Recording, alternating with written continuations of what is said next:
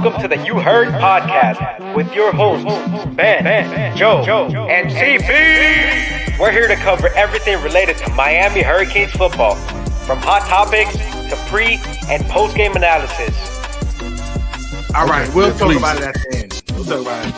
No, let's talk about that right now because you completely flipped it on me now. I hate him for knowing this, bro. This man knew the brand, dog. Okay, I don't appreciate that. I'm saying, like, I don't appreciate. What did you say? What are we talking about, son? Get into our topic. I feel Keeping it a buck. You heard?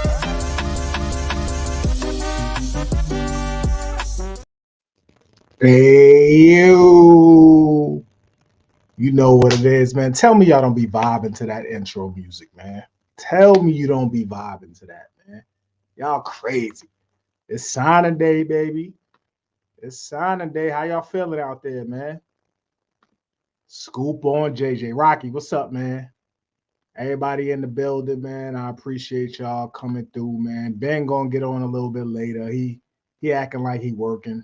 You know what I mean? CB might drop in here a little bit. And we may have a few guests popping in and out, you know. Yeah, Rocky, you know. Facts. That music just gets you vibing, right? That's that Miami vibe right there. Q, what up, man?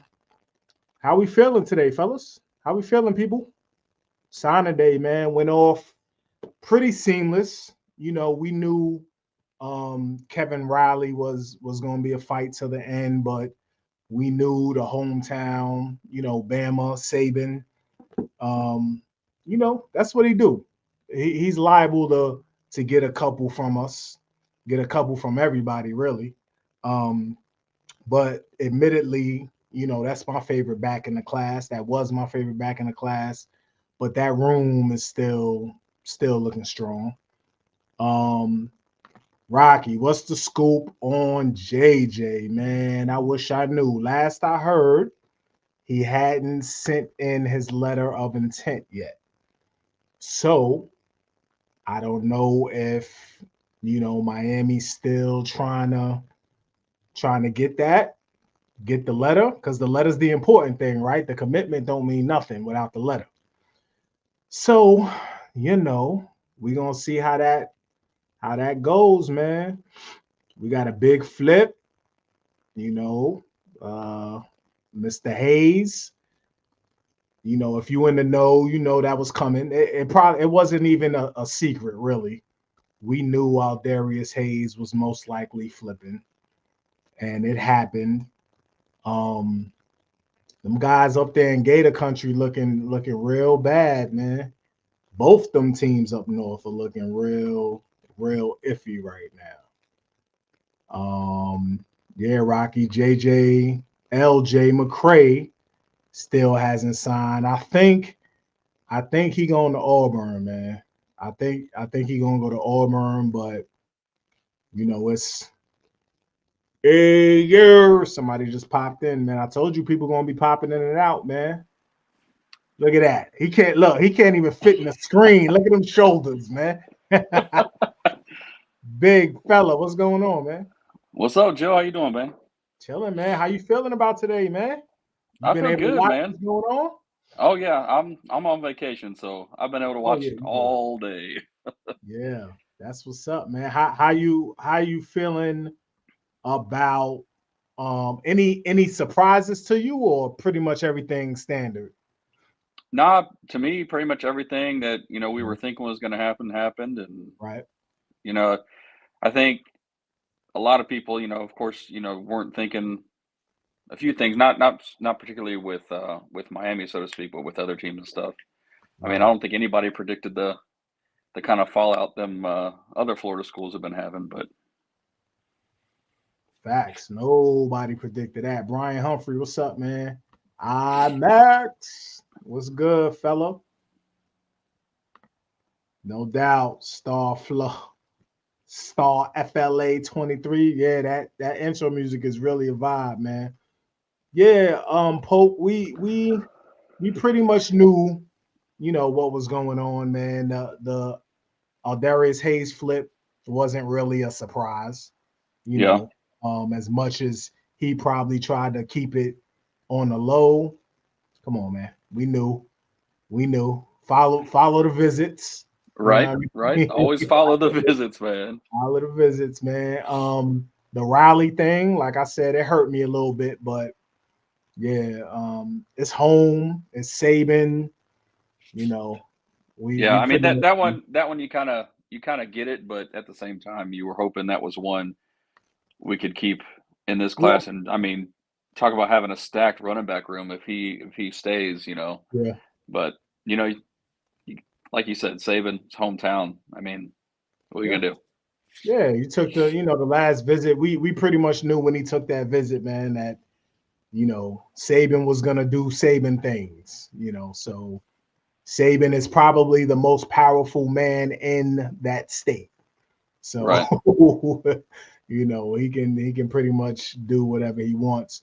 Um Polk, man, how you feeling about this JJ situation, man? Like he hasn't turned in his letter of intent as of yet.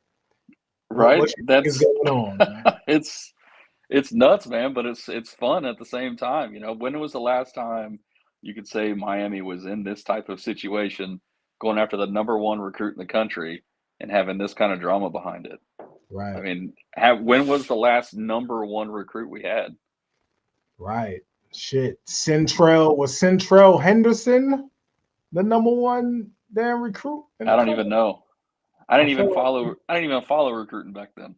like I was just a Hurricanes fan back then, man. yeah, But man. yeah, no, Yeah, it's interesting to see how this is all going to play out. I mean, yeah. is it What could be the reasons why he hasn't signed it yet?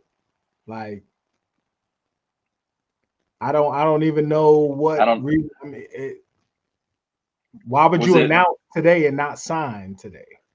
right? I mean, was it media pressure? Was it pressure from that school Family up pressure. north Yeah. in front of the cameras? I mean, wasn't quite ready to And make he that doesn't decision have yet and to said, sign. He doesn't have to sign anytime soon, right? right. Like he I mean, if he he if he could wait. misses this till February, Yeah, if he he could wait wanted till to, February if he wanted to. yeah, Yeah. yeah. So you know, It's just and Cristobal and staff isn't going to let up if this is the case. absolutely. And it looks like this is the case. It looks like it's Yeah. it's going to be a big fight, man. So that's dope. Maybe Maybe it's the QB situation. maybe he's waiting. That's what I was about to say. Maybe Maybe he's he's waiting. holding off to see. Oh, let's see if a certain Cam Ward shows up to Yeah, town, yeah. and That's then we crazy. go ahead and send that in. Yeah, it's nuts, man. It's just crazy how much recruiting's changed since you know NIL came into play. Yeah, I feel like they're gonna have to do something about it, man. They're gonna have to do something. Yeah, You know so what I I don't mean? know. I'm not that Yeah, person to figure that out, but they got to do yeah. something. That's above my pay grade, but they're gonna have to do something. Yeah. So with all the signees that we had, man, who's your favorite? Who's your favorite on offense? Who's your favorite on defense? Offense, we got some. I mean, we got some playmakers, but I got to go with Nye. The kid is Icon. just electric when you watch film and what he's able to do once he gets the ball in his hands. He's just wow. On defense, I think there's a couple, but I'm gonna go with Zaquan. He's just Okay. a beast in the secondary, and I think he's gonna be the next big safety Miami has back there that's gonna step up and solidify that room. But my sleeper is definitely Cole McConaughey. That kid's a Cool. menace. Okay. Yeah, coming Yeah, off the edge, another Alabama guy. Player of the year in Alabama, in actually. at right, Defensive player right. of the year, you know what I mean? And that's crazy seeing that, Cam Pruitt is in Alabama. He plays defense. Yeah, Or from Alabama, excuse me. He plays defense. Um, so you talked about Nye Carr, man. 5'10, 5'11. right. Did you jump up? Okay. 5'10, 5'11. Benny in the chat. What's up? What's up, family? Get my guy on, man. Hey, Hey, what the deal, champ? He acting like he working, man. He ain't working, man. He ain't working. He probably at Walmart looking at TVs and wood and shit or something. Yeah, man.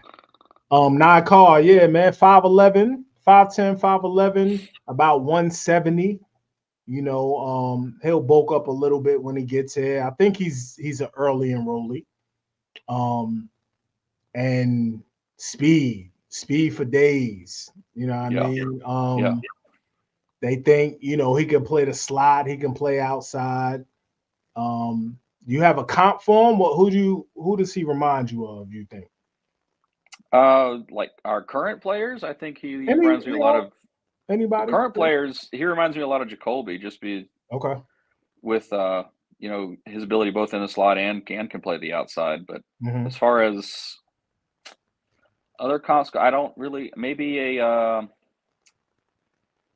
not quite Odell, but who was the other cat from LSU with Odell that year that played for the Dolphins? His name, I'm drawing a blank. Waddle? No, he played at LSU. With, he played at LSU. Odell. Who is that, man? Jarvis Landry? That's it. Okay. Jarvis Landry. Okay. There you go. There you go. Yeah, man. Listen, man, he's very Jamar Chase. He said Jamar. Is it Jamar Chase? No, it was Landry. Okay, it was Landry. Okay. Yeah, okay. yeah, Landry. Rocky was saying Jamar Chase.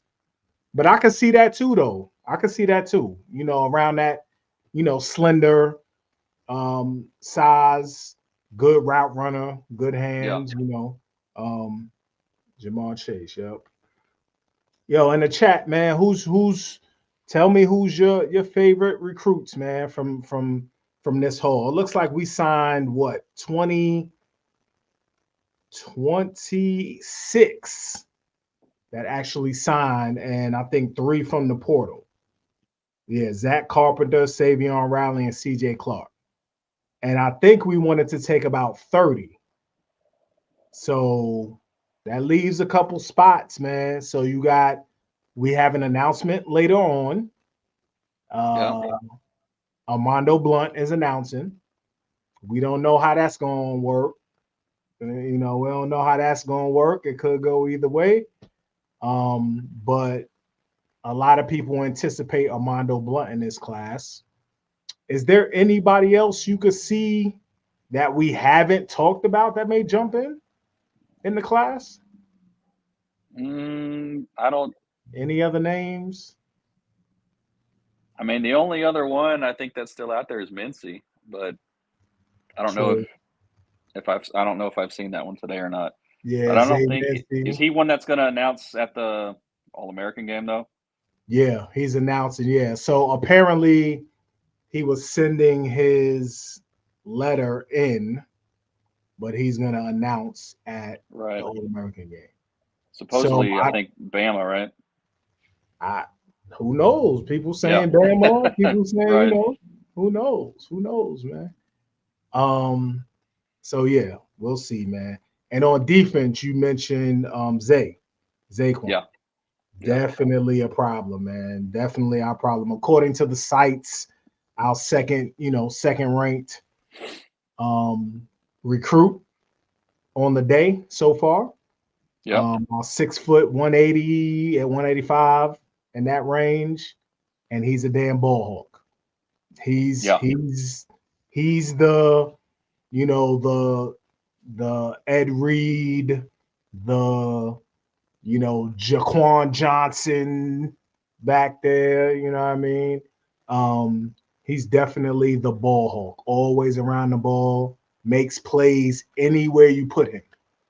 Yep. You can put him at the high safety, strong safety. You can put him in a slot. You can blitz him, you know, whatever. He's going to make plays. On special teams, he's going to make plays, man. So is a transfer. Rocky, who you talking about, man? Who's the most underrated, underappreciated recruit? Who you talking about, Rocky? Spit it out. Steven Rodriguez says, is Travis Benjamin a good comp for Carr? I think they're a little different. I think Travis Benjamin was fast. He had that long speed though. Like he had a long stride. He had that long speed. I think Carr is a little bit more sudden to me. Like he gets to top speed quicker, but Travis Benjamin was definitely a speedster. So Rocky says Zach Carpenter is the most underrated recruit, man. What you think about that, Pope? You think Zach Carpenter is underappreciated? I think from a general standpoint, I can see that just because it's a center. He's a center, right? Aren't They're going to get always excited about a underappreciated. center. But I think once because he's got significant size on what we just had from Matt Lee. Yeah. I think Carpenter's 6'5", right around 3 bills, whereas I think Lee was in the 6'2", 6'3" range, pushing 295. But I think once people see him in action, I think they're going to draw a lot of comps as far as his play style is going to be a lot like Matt Lee. And now, as far as if he brings that same type of leadership, I think that's still yet to be determined. But I think with the experience he's had and where he's played in the competitions he's played against, I think people are going to start to realize how much of a problem he's going to be and how much of a jump he's going to take playing with the rest of this O-line. Definitely, man. The experience factor for me is definitely vital, especially in the conference he was in the Big Ten. So you played all the big games, man. You played against Ohio State. You played against Michigan. You played against Penn State. Yeah. So yeah, you played all the big games. You have experience, man, and he's big. You don't see centers at 6'5". That's when I saw like that, a I was like, 6'5" are we catcher. sure he's a center? Yeah, that's like, what I mean? That's like a 6'5" catcher in baseball, man. You don't see him like that. So like Mike Piazza back there. Right. You know what I mean? Just big for no reason, But if we're looking at like I saw, and I admit I haven't really watched film on him like I wanted to. But I think I saw like PFF grade, he graded out worse in run blocking than in pass protection. Yeah, not by much, but yeah, I remember seeing that too. Yeah, and he better tighten that up because we gonna run the ball, buddy. You know what I mean? We gonna run the ball. So I think between Mirabal and Cristobal, they can get that worked out. Oh yeah. Carr. That's a good comp. Yeah. That's a good one. Roscoe Parrish, yeah. Roscoe, I see that. And I could also see that though, but Hurricane Sporter, Jeff Thomas was crazy. Like his wiggle was really crazy. I haven't seen that out of Carr yet. But Jeff Thomas, man, I wish. I wish that shit. I wish Jeff Thomas. We left so much on the table with him. Man. Jeff Thomas was crazy, man. I wish he was here today.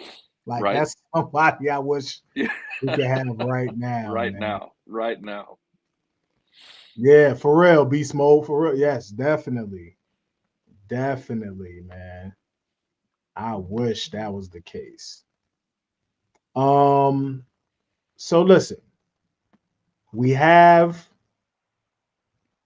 the D-line, right?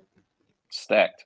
Early in the year, yeah. Somebody said we were gonna have one of the best D-line, recruiting days, one of the best D-linemen recruiting days in a long time. And it seems to have come to fruition. If that flip happens tonight, man, it's looking kind of crazy back there, man. Scary. Yeah, man. So at the tackles alone, right? Justin Scott, number one. He's a 5-star. He's the number 3 D tackle in the class. Yep. And that varies. He can go from 3 to 1, depending. Yeah, once they're that close at the top, it's like, almost interchangeable. Right. 6'4", 310. Athletic from the shot. So he ain't scared of nothing. You know what I No. mean? No. Then we go up to Leon County. You know, there's another beast that's about 20 minutes from that campus up there, Artavius Jones, and we hold on to him, which is fantastic because he's my favorite D tackle in the class. 6'3", 280 now. They got him ranked number 30 at his position. I don't see how that's crazy to me. You know, I can only believe that that's because he doesn't have that much experience, but he's going to be crazy at the Yeah. D-tackle. Then at end, well, we bring in CJ Clark in the portal, right? So that's another beast right there. 6'3", about 300 pounds, 305, was playing out of position at NC State to me. He was playing nose in the 30 front. You know what I mean? He definitely needs to be 3 tech, something like that. No, we haven't, Chi-Town. We haven't talked about Smith yet. Not really. Not really. How do you like that D tackle group, man? The freshmen, including the guys we already have there. Look, we haven't seen Collins, Achiampong yet. Right. Jamil Burrows is still around. You know what I mean? He hasn't been officially right. let go. You know what I mean? Right. So he's still Right. around if he gets Okay. his shit together. Horton, still got Horton in the building. Still got Anthony Campbell in the building. How you feel about too, right? Oh, Moten. Yeah, definitely. Still got Moten. Yeah. How you feeling about the D tackle position, man? Feeling a lot better than I did. That's for sure. Because it was getting a little thin there, and it was getting a little bit like, well, they got to do something, whether it's going to be heavy on the portal or what. But I think with things have turned around, and it's shaping up very nicely. I'm pretty excited about this D line, that the way it's with the recruits coming in and the guys we're getting from the portal. It's going to be nice. Man, I think we're seeing what happened with the O line from last cycle, and then what transpired this year, and now we're just seeing it on the other side of the ball. Yeah, that's what Coach Cristobal said, right? D line recruiting is about to match what O line recruiting matched last year, right? And he's not playing. You know what I mean? What's up with Patrick Payton? Listen, I would love to have Patrick Payton on the squad. I would love it, but I don't think that's happening. But I haven't heard anything else from him either. I don't know. I got a feeling that he withdraws and stays. Yeah. That Joshua Farmer news too, man. I would love to have him too. He's a beast, but I don't know how he'll fit and all that. Yeah. Right. Okay, at end. The end. You mentioned them. Cole McConaughey. We got Mr. Lightfoot out the Chicago area as well. A problem. Booker Pickett. Elias Rudolph made it in. Yep. There was some question there, but he's in there. He's in there. Who else? We didn't mention Dalen Russell. He's probably going to move inside. Yeah. I can see that. Yeah, definitely. Player of the year. I think he was player of the year like 2 years in a row. Player of the year last year in Dade County. Okay. So a problem. And then so that the DN class with Lightfoot, I was hoping we could pull something out with Dylan Stewart. I was hoping, Ah, that would have been man. icing on the cake, cherry on Listen, top. listen, that was my guy right there. But talk about Yeah, Cole McConaughey, man. Why do you think he's gonna be a beast for us? he is a ball magnet. Mm, Anywhere the ball is on the field, he's going to find it, and he's gonna hit you and let you know he's there too. So I can see him playing not just off the edge, but I see him. I don't know if you've watched the Dolphins at all this year, but Van Ginkel, the way yep. they play him, that's almost him. if Yeah, if I were to give him a comp, it would be yeah, Van Ginkel from the Finns because yeah. I mean, attacks the ball. He's all over the field, can get sideline to sideline. He's almost that hybrid that they've been going to now with that stand up rush end plus Mhm. playing back, as a backer too. So Yeah. yeah, I think he's just going to be exciting to watch once Gidry gets his hands on him and he gets in there. I think he's going to be exciting. Yo, Gidry has to be real blissful right now, man. Like Right? he Just he hasn't had these toys ever. yeah. You know what I mean? And what he did with last year's defense, which wasn't bad. I mean, very good. The depth wasn't there quite yet, but what he did with those guys, we have to replace James and we have to replace Cam. Cam. My bad, I'm bugging. I forget Cam. We have to replace those two, man. But listen, he has some toys, man. Like I posted that we're moving to the just being able to rush four, just having to rush four, and we can Right. sit back and play coverage, man. And we're getting into that realm pretty good, man. Pretty soon. Yeah, I mean just look at the size of the backers we're getting now and the Yeah, speed that comes along with it. yeah, I think gone are the days of the 5'10", 5'11", you know, 215, 220 guys. yeah, Now we're seeing 6'3", 6'4", 230 plus, yeah, but with that speed. yeah. You And got when you're a quarterback and you're sitting back there, man, and you have to find those tight windows because you have backers with long ass arms, in coverage. You got safeties with long ass arms, Dylan Day, Jaden Harris is long as shit, Isaiah Thomas, those big safeties, man. You have to try to fit balls into those tight windows, and that's hard, man.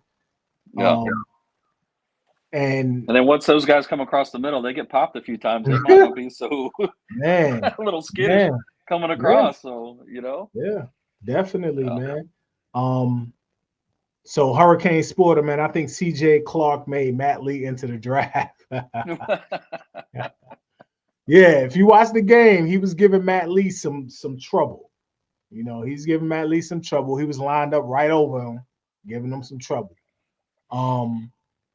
But he did outplay Lee and outgame and shit. Yeah, he did his thing. Like they all did their thing, actually. You know what I mean? Ben, Rocky, McConaughey could be Chicolo if he stays good with the weight. Yeah, Chicolo before they added Before the yeah. Chick-fil-A weight on him. Yeah, man. He was a beast. Like we all saw him in high school. We all saw him at the All-Star games or whatever. He got busy, man. He was flying around. Yeah. Yeah. I see that. Um McConaughey looks a little bit quicker to me, but Chicolo, yeah, they had the same type of motor. David Stone committed and he signed, I believe. Yeah, Rocky, he signed. Florida just lost another one. Who is that? Isaiah Williams. Yeah, the receiver. He Texas A&M. A&M. Yep. Yeah, yep. Damn, boy. Woo, woo. I don't feel bad. No, not even a little bit. Beast mode. Hopefully, Miami Hurricanes Lance Gidry can rush full instead of blitzing, keep linebacker. I think so. But you know what? I think that's in Guidry's DNA, man. I think he just likes to blitz. You know what I mean? So I think regardless if we can get to the quarterback with 4, I think he's gonna send somebody. You know what I mean? Every time. He's Yeah. a blitzing dude, man. And I'm not mad at it.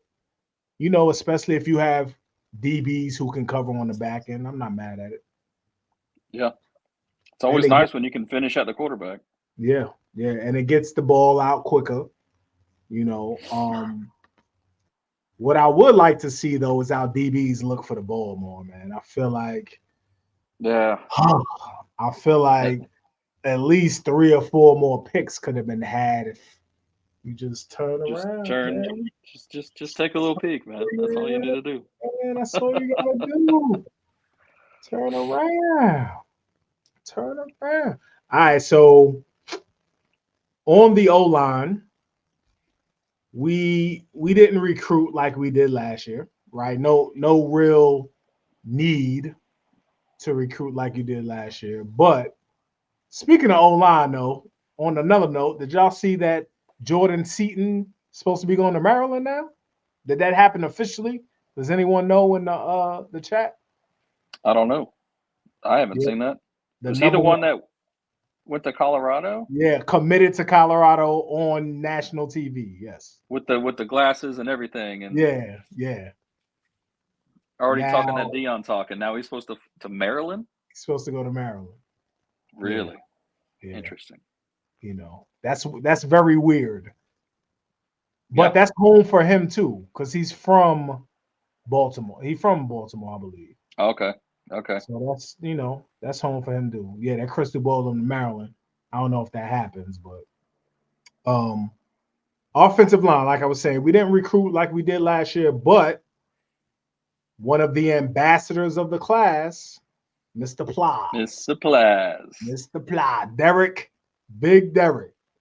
We got him in the fold. We got Markel Bell, the huge JUCO, Huge. 6'8" and a 6'8". half, 340.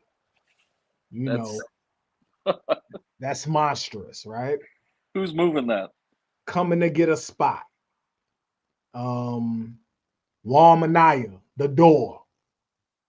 6'6", 6'7", about 230, 240. Yep.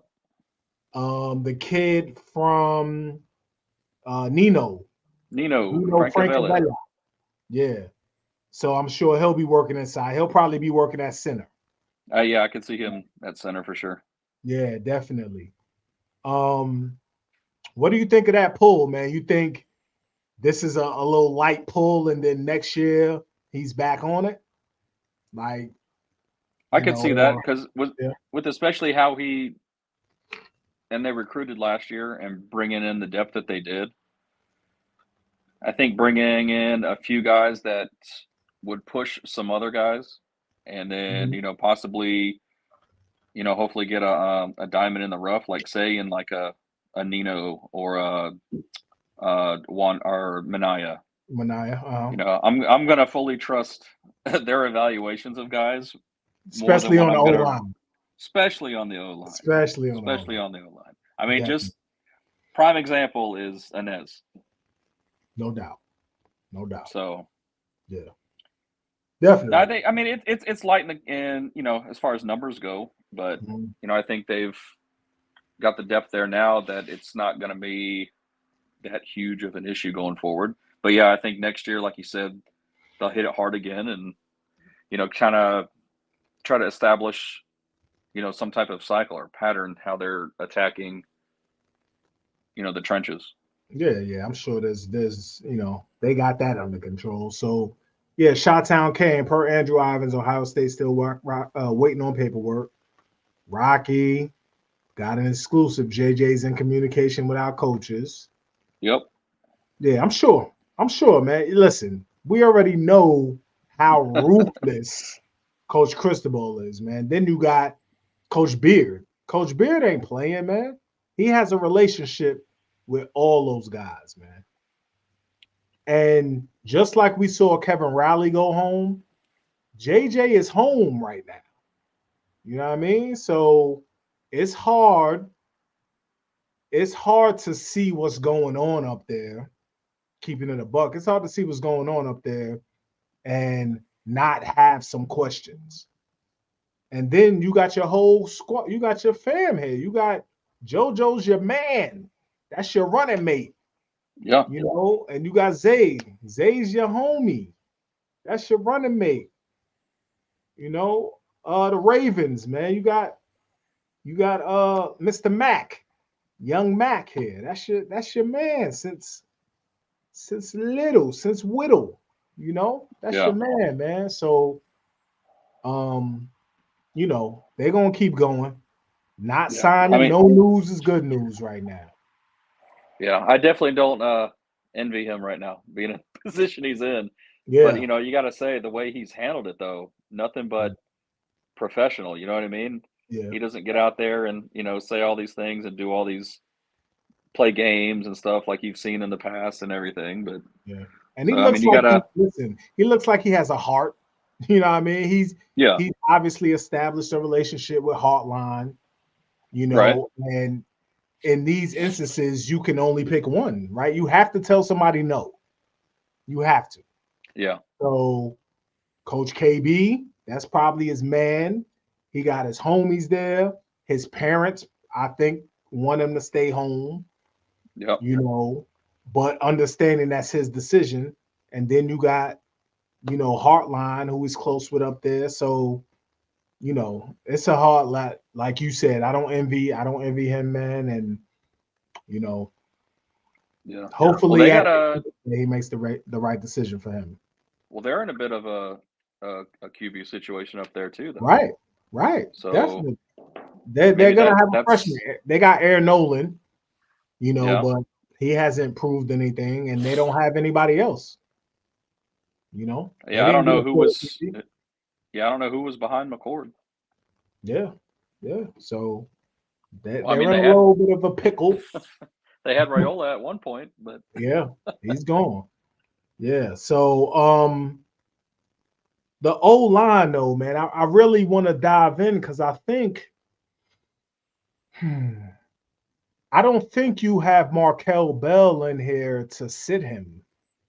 I Like don't. he's a JUCO guy, Right. right? So he's not playing. He didn't come to play games or the red shirt or whatever. So I really feel like um Jalen Rivers is gonna bump inside, man. Like I really I think that's gonna happen. yeah. I think for just his career going forward, I think that would be best for him. I'm sure he's hearing from you know NFL that hey, you're Yeah. going to be an inside guy. We need to see what you can do there. Right, right. Definitely, man. I think that's his future. So I mean, I guess we could see a Zach Carpenter at center, Jalen Rivers at left guard, Inez Cooper at right guard, and then Markel Bell and um Noah outside, man. Yeah. I think, you know, I that's don't the know who else. Yeah, I don't know who else would be I a mean, left tackle. you have I mean, Matt McCoy, you got McCoy, you have Pancake coming off a ACL though. ACL, Yeah. and will we ever see Zion again? Right. I think Zion, I don't know, you know, I think that's probably a done deal. And then you got the young boy. You got Tommy Kinsler inside, I think. Yeah. Um, you got what's the other young boys? I forgot, but forgot their names. But yeah, man, I think Jalen Rivers definitely bumps inside, man, and just building the depth because they all cross train, right? Yeah. So Yeah. just Rocky said JUCOs don't come to Miami to sit. yeah, definitely not, definitely not. We No. know that, Rocky. They shouldn't. Yeah, man. Definitely not Rocky. Or anywhere for that matter, right? Any school. Yeah. That's the point. Right? You did your time. Yeah, Antonio Tripp. Thank you, Canes Nation. I appreciate you. There, yeah, okay. Antonio I knew Tripp, we were man. missing one. Yeah, and there's that's babyface Tripp, man. He looks like a baby. Yeah.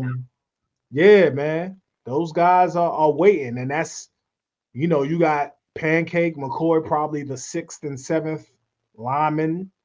McCoy was coming in, lead blocking last year. Yeah. So he's definitely in the mix. And the Aussie, right? Oh man, Frankie Tenelau. 10 allowed. Okay, yeah. Frankie, man. Yeah, man. Yeah, you see it, Ben. Ben asking, yeah, we awake now? Yeah. Yeah. Wake me Wide up in awake. December, man. We up. We up now, man. We up. Oh, yeah. We Sleepy up, Joe man. no mo. Yeah, man. There was a bet, if we would have got one of Ellis Robinson, I think JJ, or Dylan Stewart, I was gonna eat some charcoal cherries, man, with CB. I was gonna eat some of them deadly maraschino cherries, man. Well, keep them on ice because we don't know what's going on with JJ yet. So Yeah, I might have to dead that bet. That was only active for today. oh, okay. All right. That was only active for today. Yeah. All right, so the running back room. Stacked. We lost Kevin Riley, which I'm sad about. Yeah. But we got Mr. Lau, Jordan Lau. We got Hellcat. Oh, Lord have mercy. Hellcat and CJ. Just oh, come on, Yeah. That's nasty. man. All right, IMAX. Let's fill IMAX in, guys. So IMAX, JJ committed at his ceremony, but apparently has not sent his letter of intent into Ohio State as of now. So, of course, no one in this room knows what's going on for real. But the thought is that Miami's still working him, still trying to get him to sign with us. He doesn't have to send a letter of intent in until February. He can hold out until then. So, he had to commit to somebody. The ceremony was already set up. He was already dressed. He already had his family there. He had to commit to somebody, man. So the letter of intent is what we really, really need. Ben, come on, son. Listen, man. Come I know on. you're in the middle of nowhere.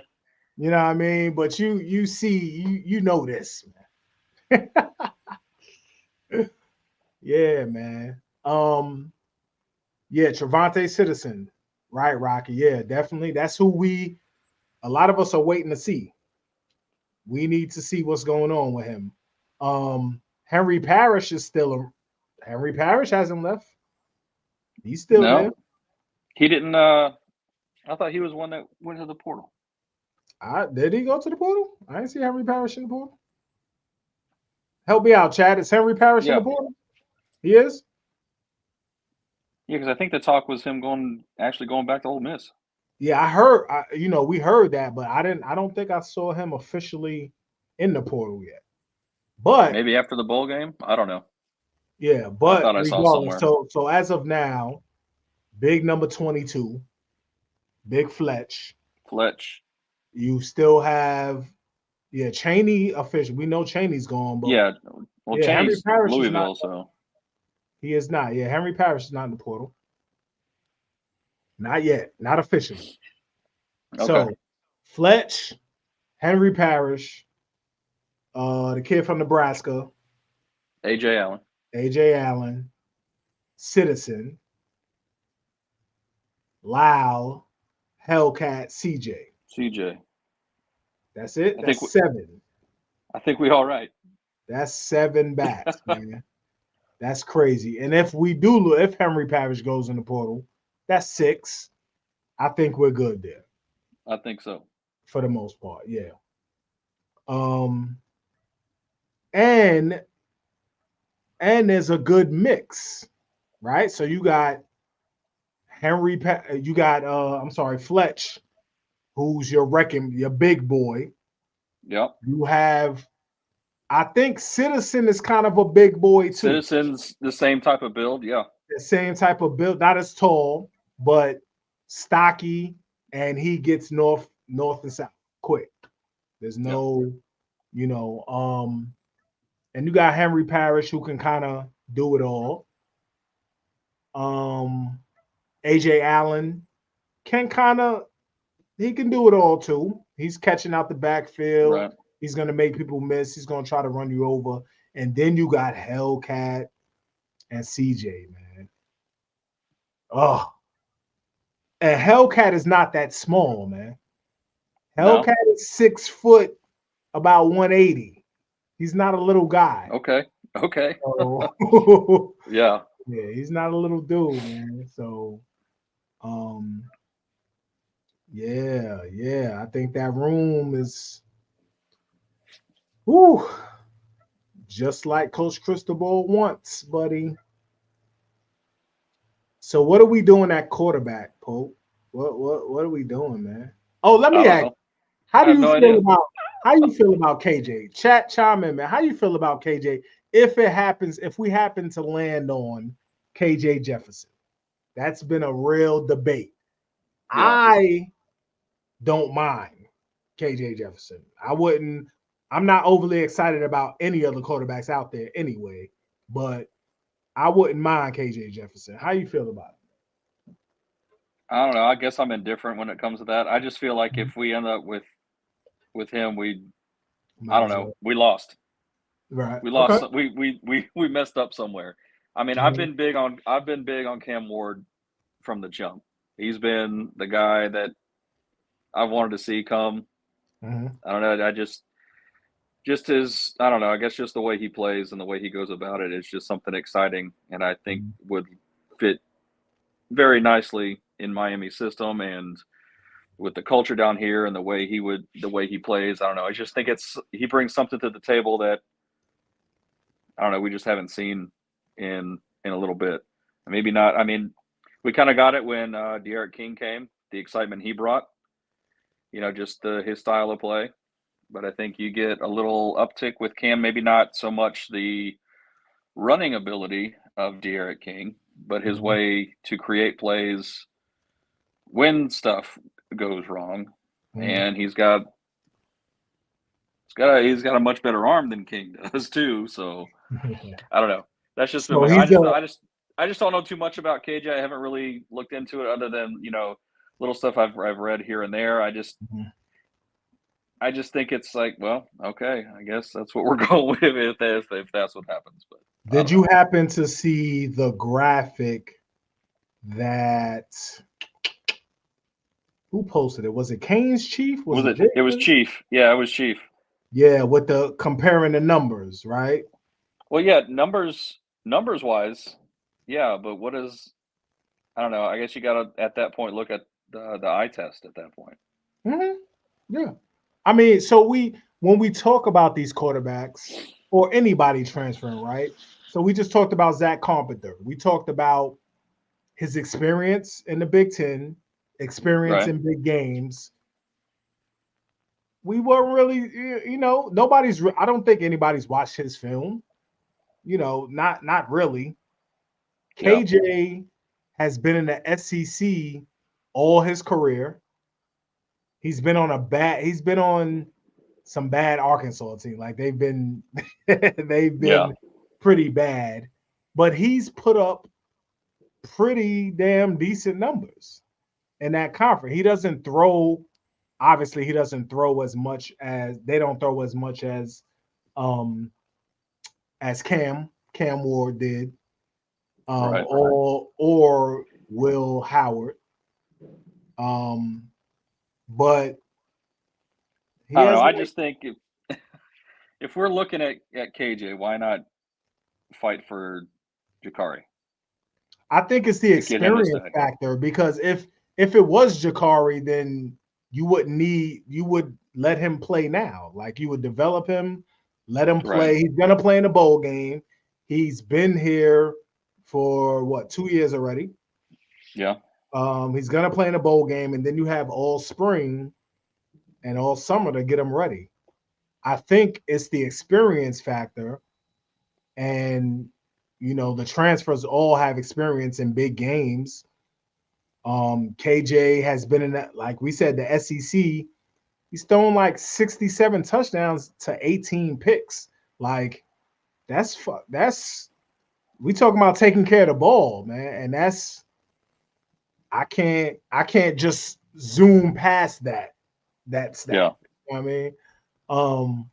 But I understand it would be Cam Ward would be the sexy, exciting pick, like De'Ara King was.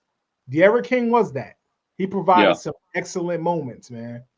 And he laid it all out there. He laid it all on the line. If Cam Ward has half of that heart, you know what I mean, and grit and gumption, you know what I mean, I'll be good with it. Because he's definitely a better he's a more talented passer. Definitely. Yeah. But I mean, when it comes down to it, the quarterback that comes is a quarterback that comes, and I'm going to be on board 100%. Yeah. It's not going to me bitching and moaning about it. It's not going to change anything anyway. So I mean, just roll with it. I mean, ball out, man. Yeah. I feel the same way. I think whoever we get, I just hope the quarterback room gets fixed. Like we can't have this type of issue every year, man. No. So when you get whoever you're gonna get, what happens next year? Like, is Judd gonna be the guy? Is Emery gonna be the guy? Is Jakari gonna stay? And is he gonna be the guy? Like, right. You gotta do something, man. You gotta make these decisions. And we gotta do something because Jakari doesn't want to go. Like, right. Jakari loves Miami, man. He don't want to go. So no, man. Where you on vacation at, man? You looking smooth back. I'm at the house right now. I'm just off. Oh, you just off? Okay. Yeah. No, I'm out on the back porch. Wife's in the office still working, so I had to come out here, use my phone. That's what's up, man. I was gonna come down to Florida, man. Florida, y'all disappointed me, man. The weather was supposed to help me out, man, but it's been great the last few days. Yeah, but it's not like I think last year we went down there, man, and it was like 83 the week I was down to 80 all week, 80 and sunny, man, and we were on the beach chilling. This year it's not gonna be that. Nah. Yeah, man. I see a lot of rain. I see a lot of, low 70s. That's not helping, man. I'm upset. It was 47 this morning. Oh, where I'm at. Oh, nah. Then it got up to about, I don't know, 68, 69. So yeah. All right. So the linebackers, man. The LBs. We got a linebacker, man. We got Alabama. We got Pruitt. Pruitt, yes, sir. Pruitt. We got our Flip. We got our Hayes. Flip. Mr. Aldarius Hayes, man. Yeah. And that's the haul at linebacker, and that's a damn good haul right there, considering what we had last year. So out of the two, Cam Pruitt and Aldarius Hayes, have you gotten a chance to watch either of them? I have not. I mean, I saw a few little clips here and there of Hayes, and he looks like he could be nasty. I think he's in the same mold as those other young backers like we brought in from last year. We got like Pulliam and Malik, Pulliam, we and got them Bobby guys, Washington, we got Malik Bryant, and we got Popo. and Popo. Yeah, Yeah, Popo. So Darius Hayes is 6'4", 6'4", about 215. So I see him more of an edge. I think I see him coming off the edge. yeah, He, more of an outside he guy, kind of like Malik is. yeah. Yeah. I've watched him a couple of times, man. I like the way he comes downfield and he hits, man. He looks still a little bit raw to me at linebacker. Okay. I was watching the 2025 Elijah Melendez, and Lord, that man right there, man. And he just started playing linebacker. Man, listen, he's crazy, man.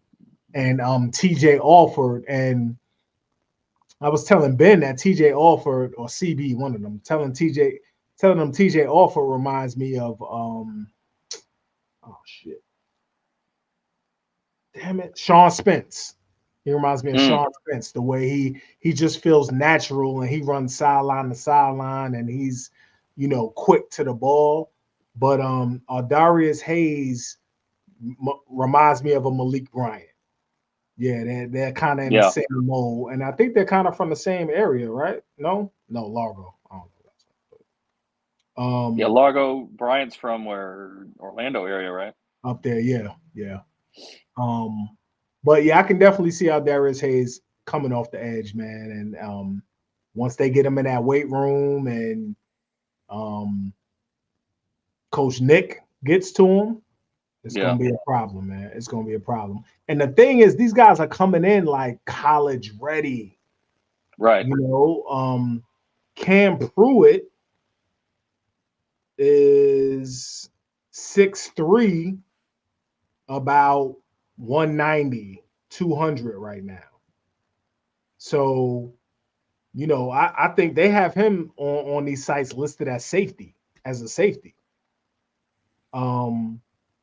So I think that he can definitely, if they want to move him into the box, he could be that outside backer. He could be that Wesley Saint, backer.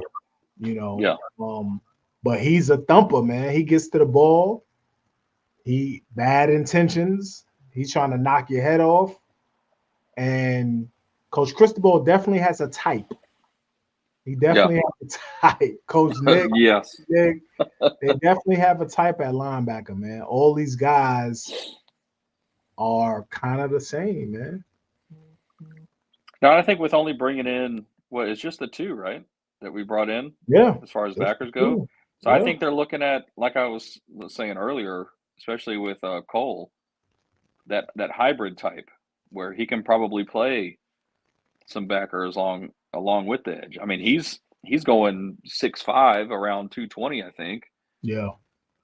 So you put him on an outside spot, he can play, down up in the box, plus, pull him back and put him in a backer spot. So I think they've also taken that into consideration too. Oh yeah, man. And Guidry's standing those ends up. Those ends are standing up. So yeah, Cole will definitely be standing up, in my opinion. It's the linebacker room is spooky right now.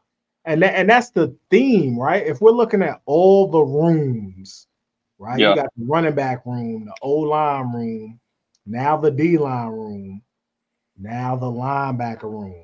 That's the fronts. You have to build from the inside out. Right. And that's what he's doing. The linebacker room, man. You got Kiko coming back. You got Wes.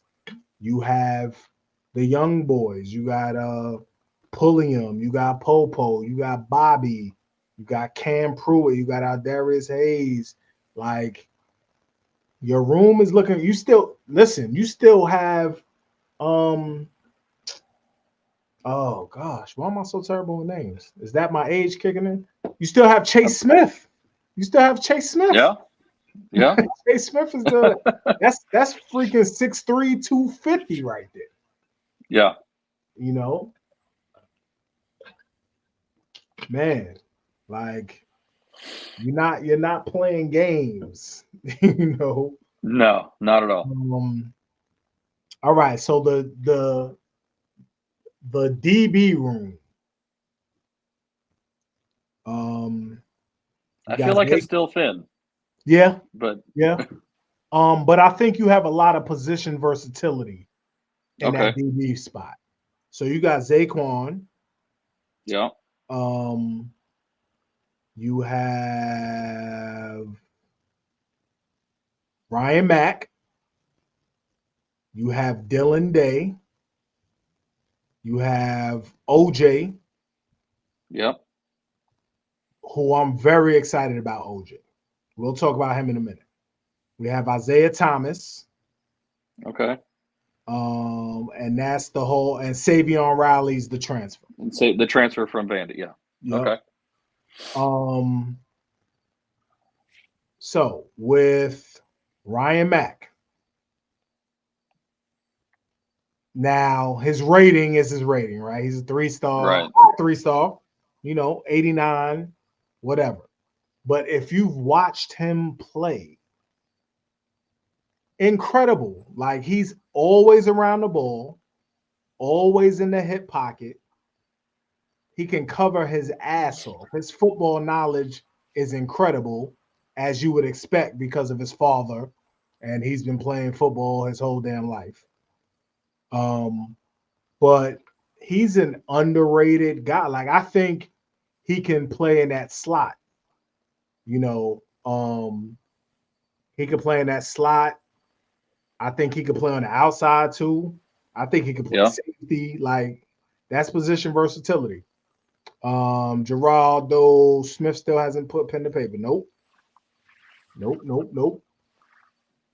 Pen has been put to paper, but hasn't been sent in. Huh? Okay. Well, we shall see. We shall see. The longer it goes on, the more, it's in the favor. Yeah, Joshua, I know. I'm not, you know what? I'm not even gonna dig because I'm tired, man. I don't wanna. The announcement took something out of me. Yep. We got this going. Same. Yeah. So I don't know, man. I'm just anyway, Ryan Mack. And then we got OJ, right? So OJ is intriguing to me. And for anybody who doesn't know, that's Romanis Frederick Jr. 6 foot by 180. I think he's 6'1", but his arms are mad long, like crazy long. Yeah, he's one of those dudes that could tie his shoes standing up. Right. And he played receiver. I think he recently got moved to cornerback, and I love that, man. I love that because playing receiver, when you move over to DB, you know what to look for, man. You can look at how a receiver's lined up. You can look at a receiver's release. You know what the offense is thinking. You can look at route combinations and quickly dissect what's going on. And I think he's going to be a real sleeper, man.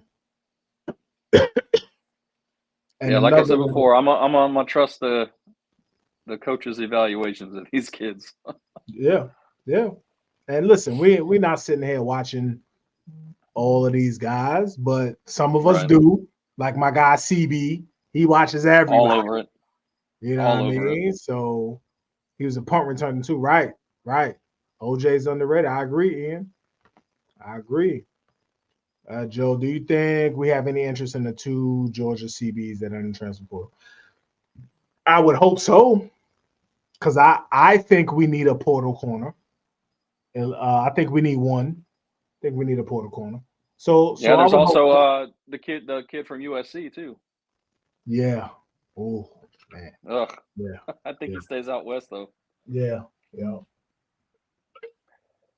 So yeah, I would think so, Joshua, man. But we got people like we haven't seen Robert Stafford. Yep. That's a he created a lot of buzz, man. He did his thing in the All American game. So we still haven't seen him. I would like to see him, at corner. We still got DP2 coming back, Darryl Porter coming back. Who was playing like the best corner in the conference last year before he got hurt. Yeah. And then you got the younger Brown on the other side. There's been some rumblings going on there, but as of now, we got the Brown. We got the younger Brown on the other side. And you still have some Judeus. Yep. You still have Judeus. You have Robert Stafford. You still have who else is in that room? I don't even know who's in that room. You still have a JUCO. Oh my gosh. Lord have mercy. I can't remember his name, but the guy from JUCO who came in last year, he used to play quarterback. And yeah. Yeah. Somebody in the chat's got to know. Yeah, I forgot his name. I can't. I'm drawing a blank too. We interviewed him and everything, and I can't remember his name. That's terrible. No, not Richardson. Not Richardson. Now I'm gonna have to look him up. Yeah. And listen.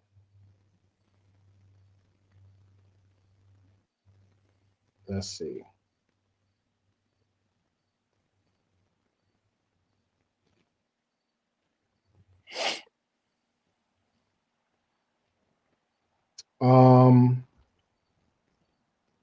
Freeney? They're saying Demetrius Freeney. Yeah, Demetrius Freeney. Big Meech. Okay. Meech.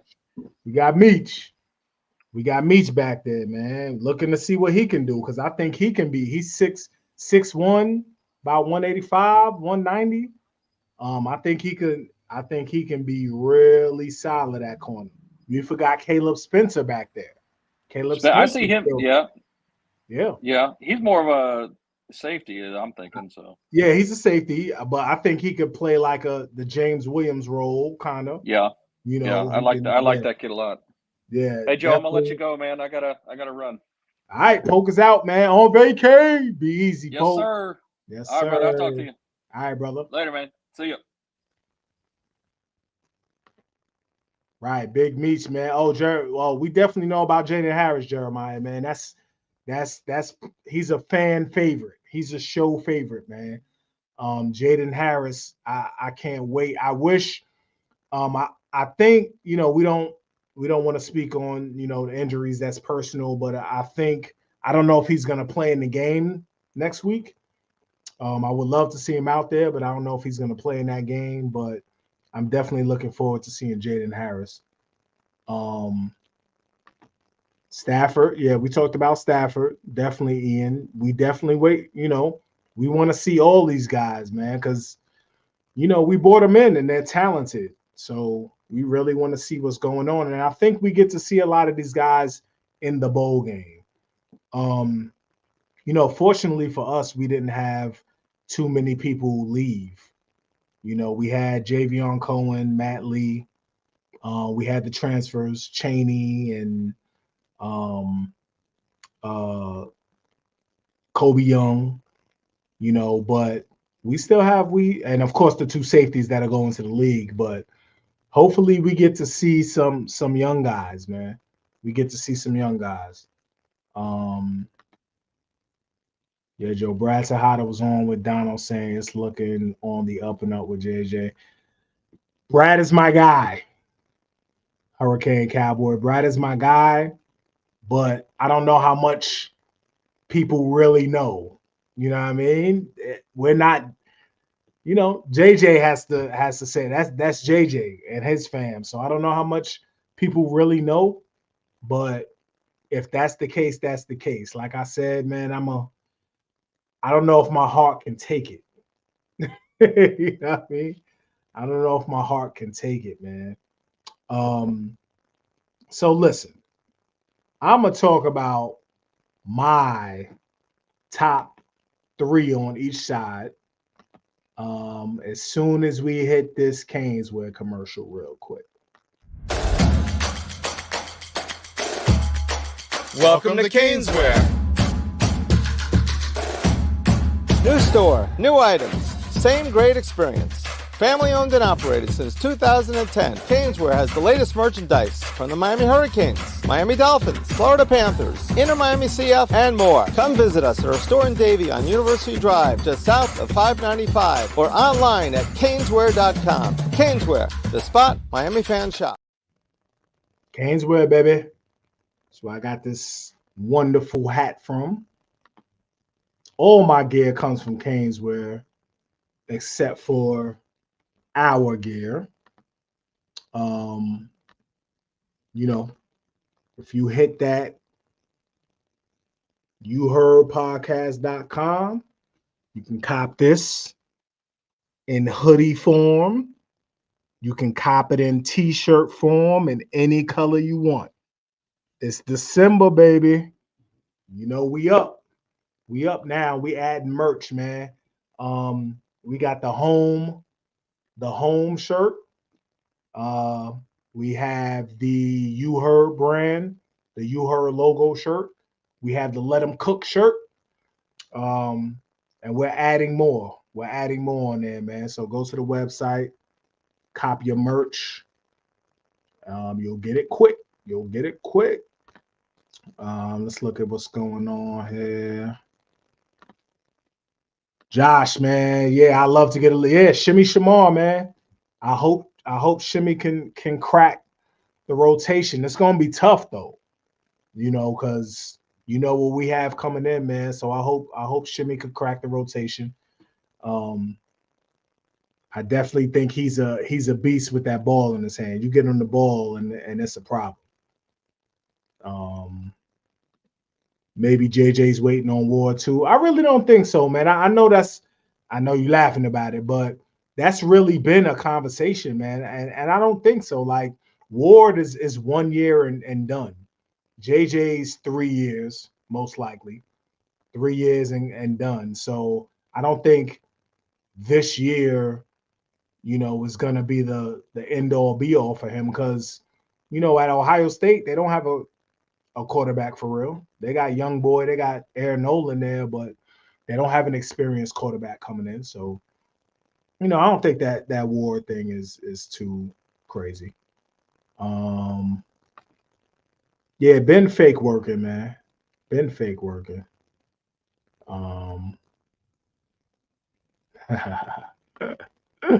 Listen, man. I hear you. I hear you, Hurricane. I hear you, brother. You know what I mean? Hopefully, he's flipping to us. That's the hope. But we shall see, man. Maybe Florida State holds on to him. Maybe not. We'll see. All right, so we had 26 signed today. My top 3 on offense, top 3 on defense. So number 1 for me is Artavius Jones. That's my number 1 guy. D tackle position of need. His film, like, that's all we have to go off of. His film jumped out at me immediately when I saw it, man. How athletic he is, how versatile he is. It's crazy. Like they line that man up at receiver. That man is catching tight end screens. You know what I mean? At 6'3", 290. He's catching tight end screens, man. He's picking the ball off. He's picking up fumbles. He's catching like They threw a fade to this man in the end zone, in the red zone. Like, what are we talking about? Um, it's crazy. It's crazy. So Artavius Jones is my number one. My number two is Zaquan Patterson. Zaquan is just, again, man, another versatile guy, and he's all over. He's gonna be the leader. Like, it seems like I'm not gonna lie, it seems like at safety we get one of them every year. Like Jaquan Johnson, man, Cam Kitchens, Ed Reed, what's the guy that's in the Rayshawn Scott? Not Rayshawn Scott. Gosh, I'm so terrible with names, B. He's in the league now. I think he plays for the Chargers. He was a beast back there, always around the ball. Like, it seems like at safety, of course, the great Sean Taylor, man, we recruit that position well every year for the most part. Yeah, Rayshawn Jenkins. My bad. Thank you. And Zaquan is no different. Zaquan is no different, man. He's a problem back there, man. So he's my number two. And then my number three is Cam Pruitt. I've always been a fan of that kid, man. I watched his film, and again, another guy who jumped off the page, man. And I think he was an underrated get, man. Cam Pruitt is a headhunter. He's always getting to the ball, and he's fast. He's fast. He can play. I think he can play safety, man. But you get him in the box, and he's taking heads off. So that's my guy, man. Honorable mention. Well, listen, everybody's my favorite, but Lightfoot at the end, man. A problem. On offense, number one on offense, JoJo. I'm gonna have to go JoJo, man. When I watch him and JJ, they're clearly the best receivers. Clearly. They both bring something different to the table. I think JoJo can do more to me. He catches the ball. He can big boy you. He'll block. His route running will tighten up. But when you're just so much better than your competition, you can be a little lazy. Not saying he's lazy, but I think you could be a little lax with how you run routes because you're getting open regardless. But JoJo is a problem, man. My number two is Hellcat, man. Hellcat, man. Hellcat is damn that nickname is very suitable for that guy, man. And his number, like, let me find this dude. Like, his numbers are ridiculous with the competition he plays and where he plays. His numbers were crazy. Like, he's crazy. I think he averaged something ridiculous like 15 yards a carry or some dumb shit like that. Look at this dude, man. Hey, listen, man. I don't appreciate it. I'm gonna jump on real quick. I'm obviously still working. This is the grind right here. I don't appreciate the disrespect. I don't appreciate it. I heard your jokes. I heard you talking shit. This dude, man. Hey, listen, man. It's messy out here in these streets, bro. Look how unprofessional this guy is, man. They're very unprofessional. Very. Just letting you know. I'm kicking in the door, man. I'm gonna be home in about 45 minutes. I know in 10, we're about to find out the Armando Blunt news. I'm gonna keep listening. Appreciate everybody in the chat. Hey, man, we got a lot to talk about because I'm going off about some things that I want to go off about. All right, man. So just hold on, man. Just hold on. Bushy I'm coming. topping it. Yeah, bushy topping it, son. It's because a lot we call way too many people my guys that can't be in that space anymore. So we're gonna talk. Yeah, we're gonna talk. I'll be back. Uh-oh.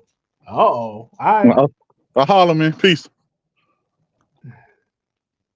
Bushy top coming, man. Somebody to piss my guy off, man. So we're about to see what's up. All right, Hurricane. Tejada was talking to the 2025 linebacker from Kissimmee this morning. They put his tape on while talking to him. And boy, let me tell you, but I'll wake you. Yeah, definitely. Definitely do that. Definitely do that. All right, I was talking about Hellcat, right? So look, Ben got the stream on. If I remove him, can he come back? Get him out of there. All right. Hellcat, man. Yes. Crazy. Crazy talent. Crazy numbers, explosive. And like I said before, he's a big dude. He's not little, man. That kid about 6 foot, 190, 180. You know what I mean? Like, that's not little. So he's my number 2. My number 3 is Elijah Lofton, man. He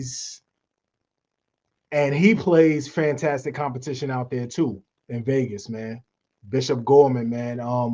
They play a national schedule.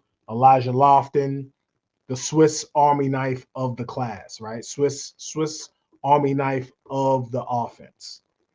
Tight end. Inline tight end. He could flex out. He could play H-back. You can flex him out wide at receiver. You could mess around and put him at Wildcat QB, man. He can run some Wildcat for you. And he remained solid the whole time, man. He didn't waver at all, man. And that tells me where he wants to be at. So Elijah Lofton, yeah, he's my top 3. He rounds out my top 3, man. Chat, give me your top recruits, man, that we signed today.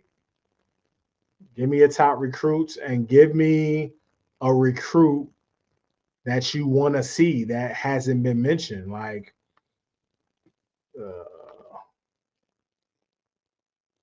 Joe, you nervous that we don't have the taller big body receiver on the roster? I think, look, yeah.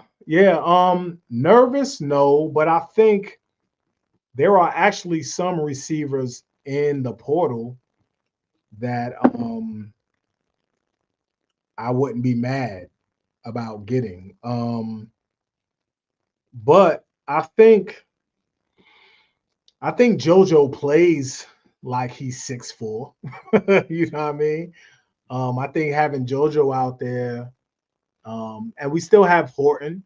We still have Isaiah Horton on the roster. So I think that Isaiah Horton will be a good look. The kid from Tulane, right, Walter, the kid from Tulane. That's who I saw that recently got in. I'm trying to figure out who's in the portal. Oh man, Evan Stewart too, man. Damn.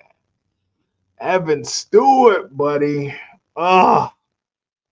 That's my guy. I know he's not a big receiver, but man, that Evan Stewart is a problem, man. But again, man, you stack all the pieces. You know, you stack them, and then you use them. Now, hold up, Hurricane. My concern is, are we going to use all these people properly? That's the concern I have. It's not, the pieces. It's not the personnel. It's, are we going to use these cats? Because the tight end room last year, injuries. I know we had injuries. My guy Elijah Arroyo was injured. Man, hurt. He should be back 100% this year. You had the young Riley Williams. You had Cam McCormick, you know. But that tight end room didn't get used for receiving. You had Jaleel Skinner, didn't get used in the passing game until the end of the year. You had Rashad Smith. He got used a little bit, but by all indicate, everybody I think he should have been used a little bit more. Kobe Young, you had your 6'4", 6'5" receiver in the building. How often did we use him in the red zone? I think every time you're in the red zone, if you have a 6'5" receiver, you have to throw a jump ball once. You have to. Like, there's no reason not to. You have to. It doesn't make sense not to. They're not doubling him. There's no bracket cover. They're not doubling him in the red zone. You got one-on-one. You have to throw it up. Have to throw it up. King of Battle, has this been official, or are you just saying he's a king right now? Has he signed already? Does anybody know if it's live? Anybody know if Armando Blunt going live? Try to share that thing.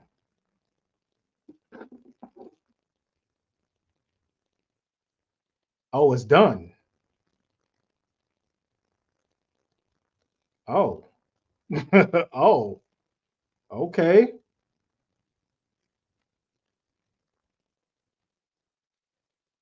Let's see. We got the graphic.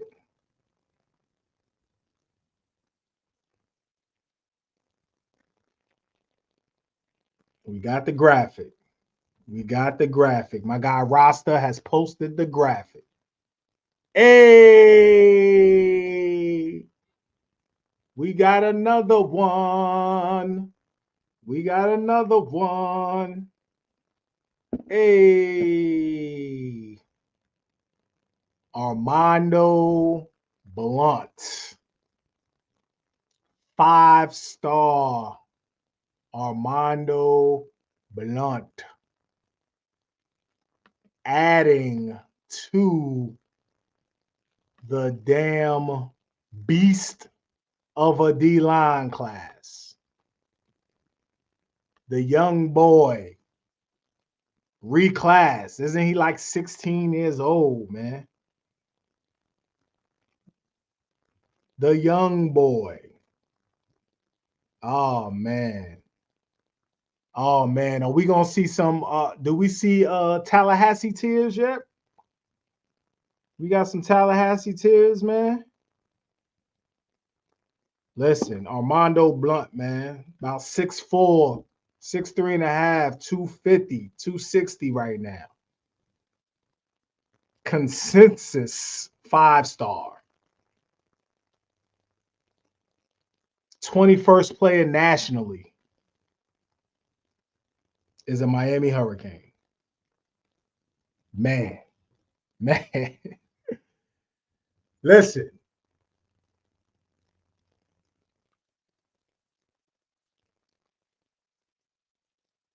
Is 9 wins the floor? Let me hear the chat, man. I want to hear from you guys. Is 9 wins the floor right now? I gotta let me know, man. Because in my opinion, 9 wins is definitely the floor right now.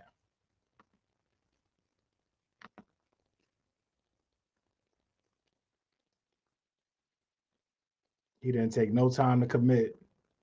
10 wins is the floor, Eric. I can see that. Looking at our schedule, playoffs for sure. So with the 12 teams, Walter, you saying playoffs for sure with 12 teams. We should definitely be in that top 12. I agree. I don't see any reason. Like, the thing was, we're a quarterback away, right? So let's say we get Cam Ward. Are we definitely in the playoffs? I think it's the floor, especially. Yeah. So let's say we don't get Cam Ward though. So let's say we end up with KJ Jefferson. Let's say we end up with KJ Jefferson. Do you guys feel the same way with KJ Jefferson? Yep. Okay.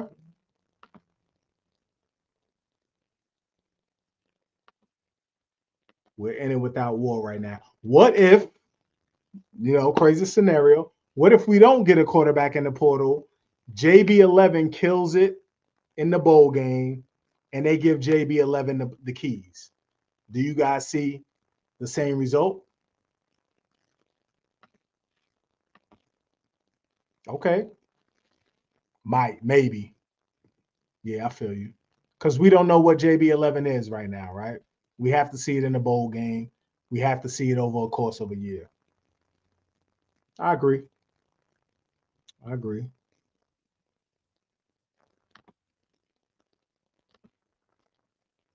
I agree, Hurricane. We got to see JB11, man. And that's the thing right here, Stunner. You know what I mean? I think we'll be straight with KJ as long as man. Yeah, man, that's the thing. Now, we're not in the building. We don't know. Coach Cristobal has his hands on the Dawson on the offense, but there was quite a difference. It was like the quarters of the season, the first 4 games, first 3 games, then you had the next 3, next 4, then you had the last 3, where the offense looked totally different in each part of the season. So is that a Coach Cristobal thing? Is Coach Cristobal putting his hands in the pot? How do we know?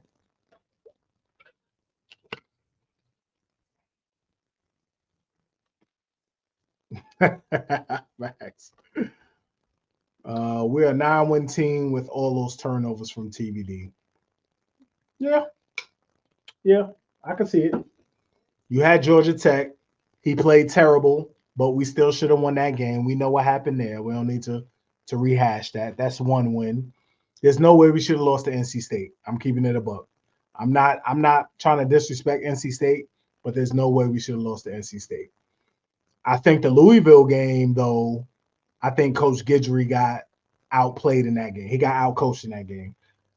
That was one of TVD's best games, and we scored upper 30s. We shouldn't have lost that game at all. We shouldn't have lost that game. No way we scored 30-plus points with the defense that should lose.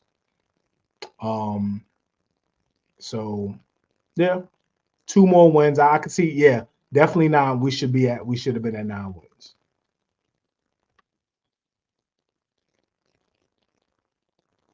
Yeah, I'm thinking with a decent QB like Ward, the floor is probably 10, 11 wins looking at the schedule. Yeah, no doubt. No doubt, Hurricane. I agree. TVD couldn't run the offense, everything, unless everything was on time. He couldn't read and improvise well enough. Yeah. He's at Wisconsin now, so,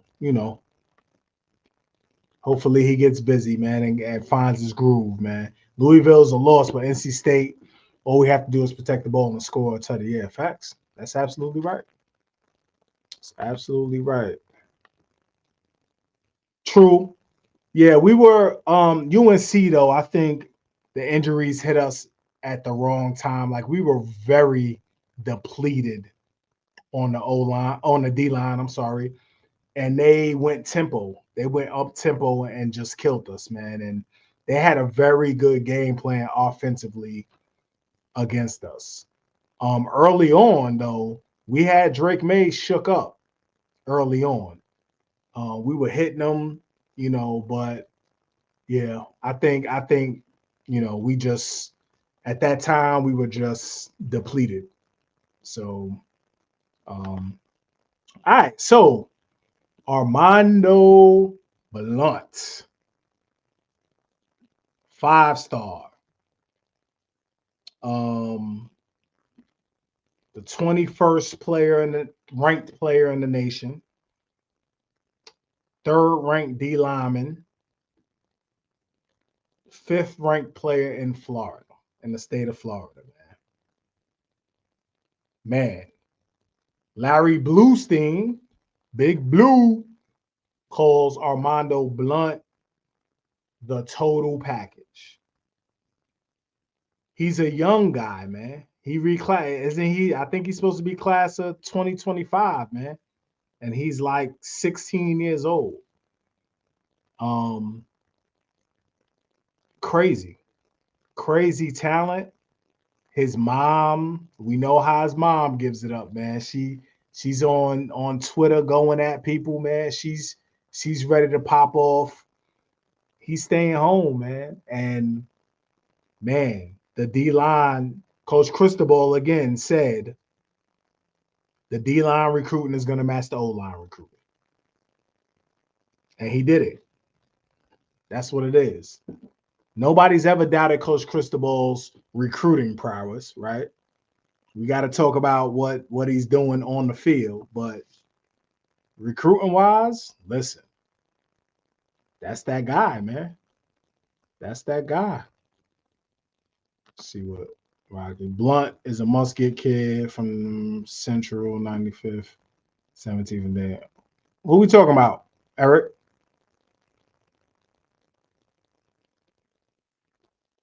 Who we talking about, Eric?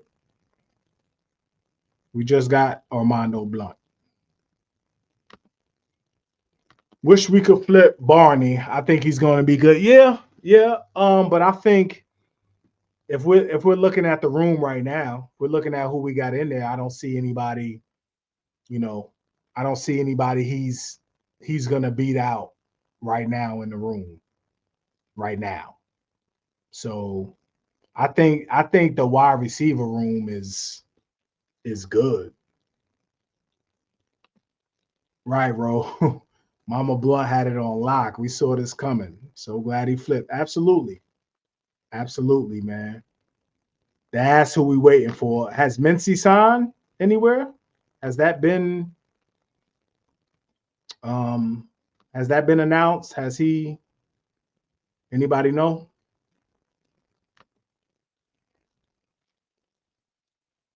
JJ still on the board, huh?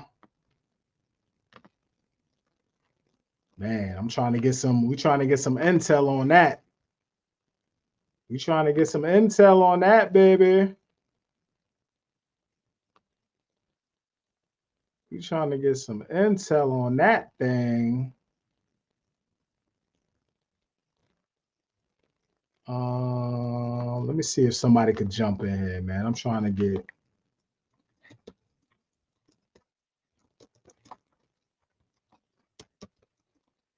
Give me a minute. I'm trying to get somebody to jump in so we could talk real quick, man. Listen, man, I appreciate you guys in here, man, and got 140 in the building. Thank you very much, man. Matthew Owen, who's my favorite recruit, man? I just gave my top three, man, but on defense, Artavius Jones, man. That's my guy. I love his upside. I love his athleticism. I love his size. I love the fact that he hasn't played much football, so he can be molded. And you got Coach Joe and you got Gold Jacket, Coach Taylor, to mold him, man. So I love his upside on defense, on offense.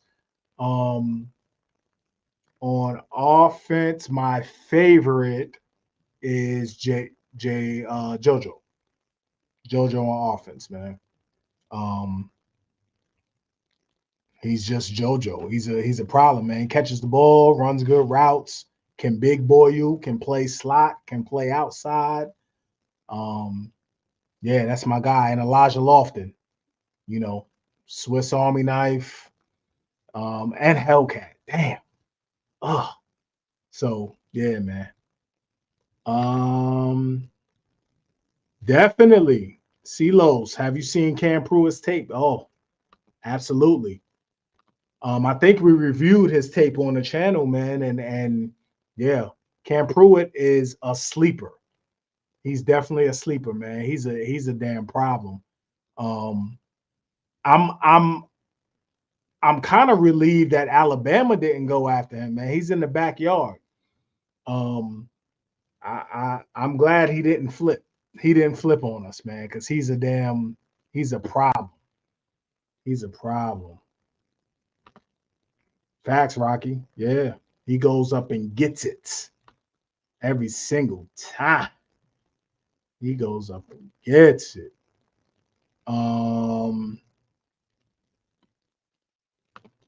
Mincy is signing today, but not right. Okay, yeah, we knew that. So the school he goes to already knows, I'm assuming, and he's gonna announce it. So we won't know about Mincy until January. We won't know anything. We'll hear some rumblings. Everybody will say, what they feel is what it is, but we won't know for sure about Mincy until early January. Yeah. Listen, I'm not getting excited, man. Y'all don't listen. I'm not getting excited, man. I want to go to sleep and wake up to the news, man. I don't even want to listen.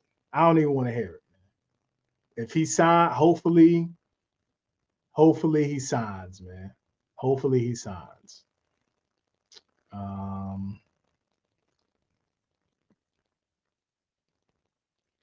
Riot Alliance, Wrestling Alliance. Armando played for us here in Sunrise, Florida. I'm so proud.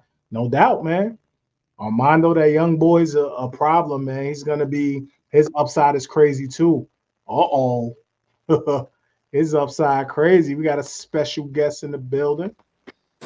Hey, working man. How we doing? Yeah. How we doing? Where you at? You on campus or something? No, I'm outside Armando Blood's commitment right now. Oh, Yeah.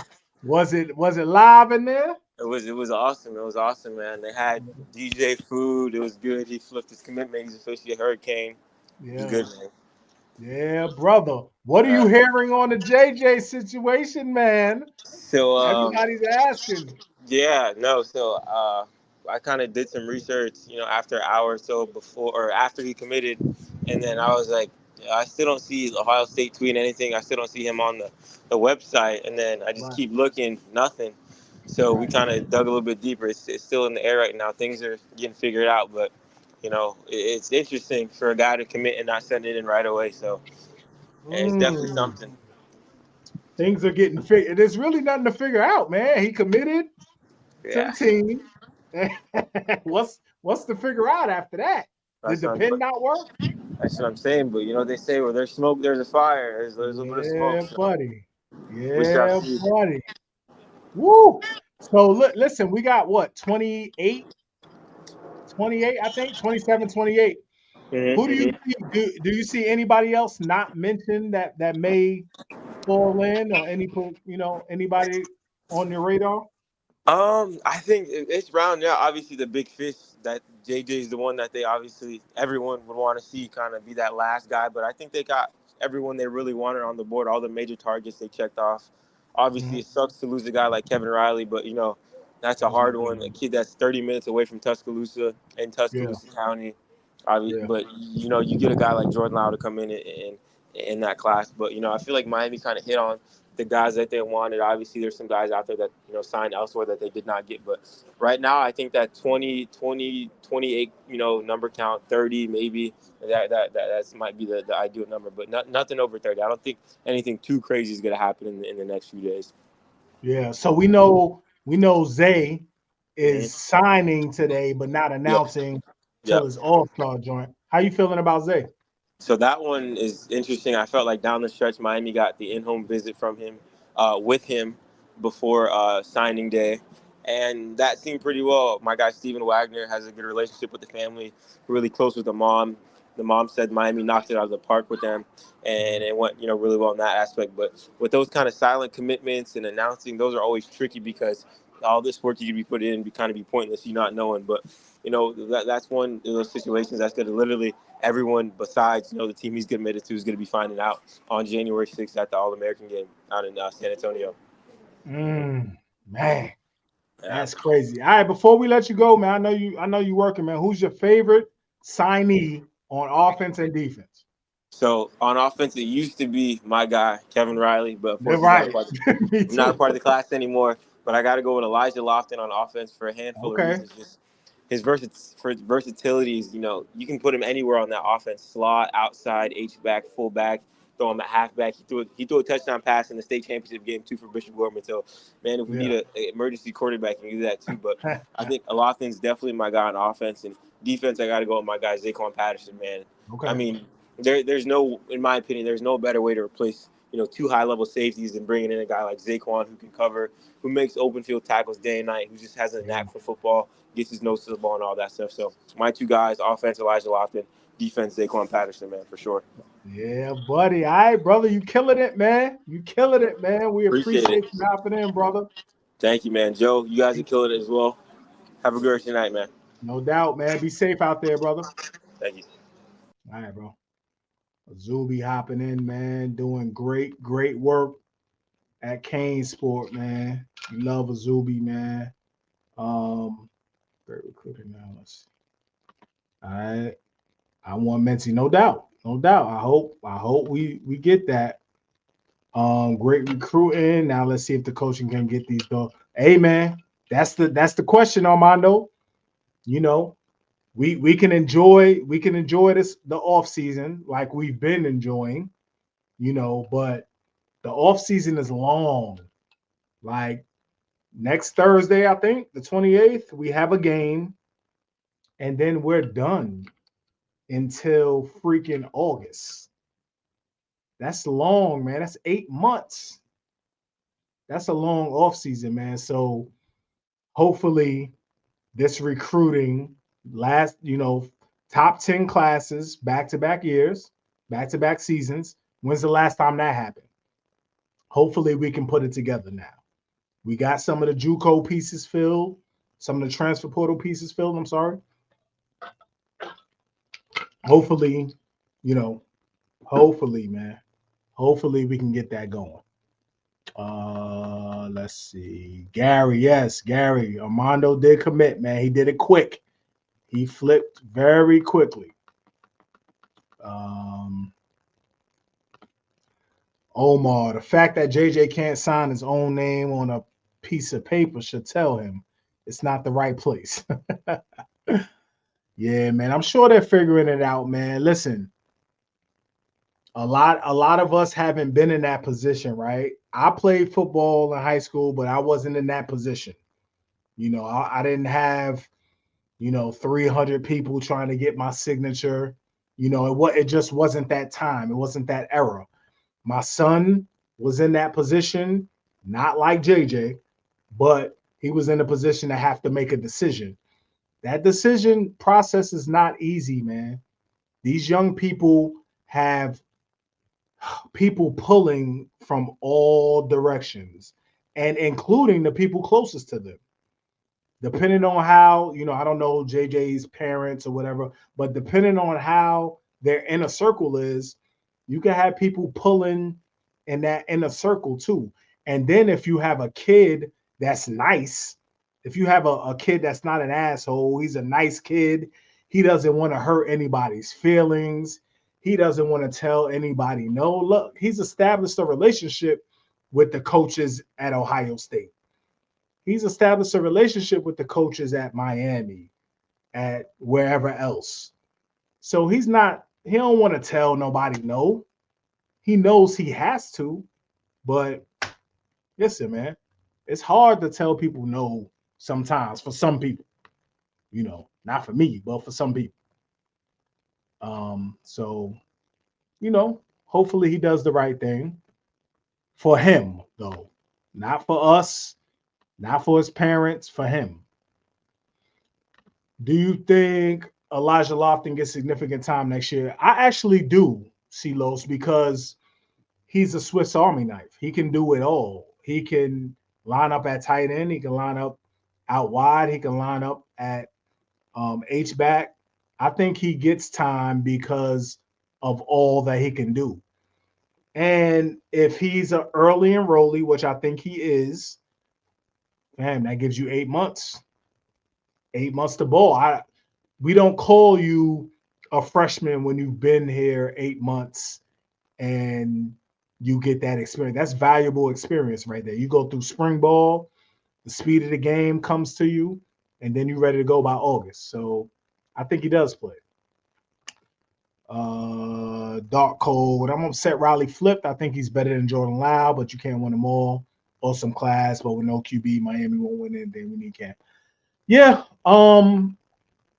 Yeah, I think that room, man. Kevin Riley was my favorite recruit on the offensive side, man. But I think that room can withstand the loss. The room is deep. The room is deep, man. So I'm not really worried about that. Yeah, we need a QB. We need a QB. Hopefully we get somebody in here soon. Let's see. I'm running down the list before we get to the bowl game. We're gonna talk bowl game in a minute.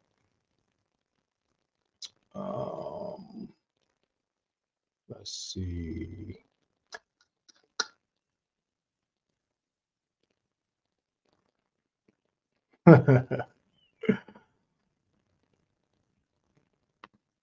Every team Lofton played against, he had at least 2 touchdowns plus Chaminade. Right, no doubt. Elijah Lofton is a football player. Like, he's a football player. So I'm not big into the, I see that we moved up class-wise. I'm not big into that, but it's dope to see, top 3. That's huge. And listen, Miami's top 3, if we finish top 3, top 5, that just adds more pressure to the coaching staff, right? You have to do something with that. Imagine us I think last year we finished 7th or something like that. Imagine us finishing 7th, and then let's say we finish 3rd this year. And then in 2024, we only win 8 games. 7-8 games. Like, you talk about the outcry, you know what I mean? You talk about the public perception, that's going to be crazy. So that puts more pressure on the coaching staff, man. They got to get it together. They got to get it together, baby. C3 and me, 3 lifelong friends of JJ signed that letters today to play with Miami. They are weighing on him. Yeah, I can see that, man. I can see that. Because listen, when it's actually time to leave the nest, that's when it's hard. Like, it really comes into reality. Like, damn, I'm about to go all the way to Columbus, Ohio. Like, who coming to see me play? Like, sure, you're playing at Ohio State, so you have 100,000 plus in the building, but they're not your peoples. Like, they're not your peoples, man. As soon as you turn on them, it's a wrap. Like, they're going to talk bad about you. They're going to talk shit about your family. They're going to talk about, they're going to talk about how hood Miami is, the Miami people. Like, they're going to turn on you, man. So I understand his hesitancy. I understand that. Especially when you're loyal to home and your people, when you're a family man. Nassau, I know it's super hard for JJ to walk away from your homeboys that you've been playing with them for all those years. And yeah, definitely. Definitely, Nassau. That's facts. All right.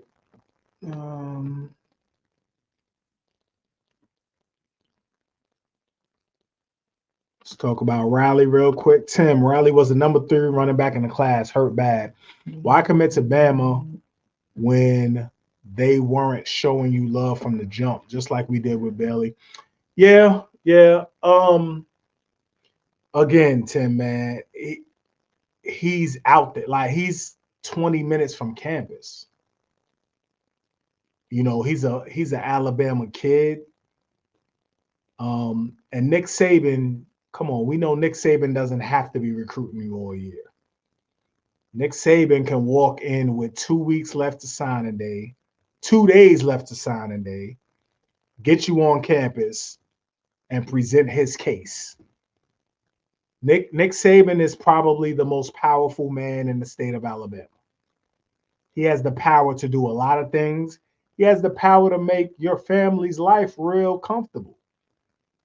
So although when it went public that he was going on a trip, I kind of knew, like we all kind of knew, like, yeah, it's most likely a wrap.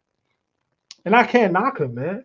Like I really can't knock the kid. Even if CJ, and I understand the other side of it too, right? So if I'm an athlete and I've been wanting an offer from the University of Miami and they wait, they telling me we need to see you play, we need to see your senior year, we need to see blah blah blah blah. And school B offered me 2 years ago. They showed me, they told me, yo, we believe in you. We see the potential in you now. We're gonna offer you now. And I've been committed to them. I'm probably gonna stick with them. They saw something in me early. They didn't offer me late. And CJ could look at it like, they just offer me because they want my man. So I understand it both ways.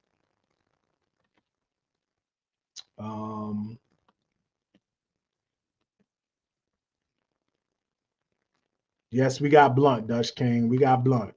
Blunt has committed. He is a king.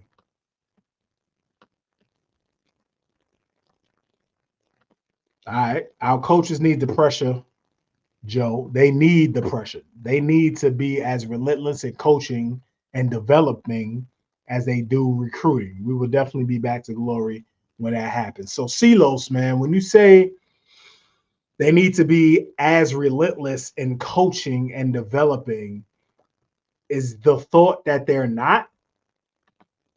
Like, you think Coach Cristobal emphasizes and works harder on the recruiting trail than he works in the preparation and the development? I can't really see that. Like with Coach Cristobal doesn't strike me as a guy that takes any days off, regardless. And I don't think he would take that from anybody on the staff. I think he treats in season just like the off season, in my opinion. Of course, the results aren't there yet, right? But you get the bodies in, you get the talent in, you build the depth, and then the results should come. Like we all agree that this season, 2024, 9 wins is the floor. Anthony, any updates on Jeremiah Smith already signed his national letter of intent with Florida State? Or is he still unsigned, Joe? Yeah, nah. By all accounts, as of now, let me look down the timeline. It doesn't look like he's signed anything. So he committed at the ceremony, but he hasn't signed his letter of intent yet. So I'm sure Miami's working. I'm sure probably Florida State is working. I'm sure every team is working, but I'm sure Miami is working. The culture that has always led to success at Miami has been the players taking the reins of the team. Player-led competition, player-led discipline, player-led, etc. This is what Mario is bringing. No doubt. You have to have those dogs. You have to have that Cam Kitchens, that James Williams. You have to have those dogs that lead. So it's an effort. It's really, football's the ultimate team sport, man. And the effort has to be the players and the coaches. They have to be on the same page. And yes, you have to have the players because players vibe with other players. You know what I mean? The respect factor from player to player. At times, the coaches can be looked at as hassling or nagging. But when you have your peer, your player, your quarterback, your left tackle screaming on you, barking on you, your safety, it hits a little bit different. Hits a little bit different. All right, so let's talk about the bet money. Bet money ain't gonna dock it, no doubt. No doubt. No doubt. Let's get into this ad one more time and we'll be right back. Welcome to Caneswear. New store, new items, same great experience. Family owned and operated since 2010, Caneswear has the latest merchandise from the Miami Hurricanes, Miami Dolphins, Florida Panthers, Inter Miami CF, and more. Come visit us at our store in Davie on University Drive, just south of 595, or online at caneswear.com. Caneswear, the spot Miami fans shop. Yes, yes. Caneswear's the spot, baby. Caneswear's the spot, man. Listen, we don't know yet. We waiting. Tony with the chopper. We waiting, man. Uh-oh. Jeremiah signed.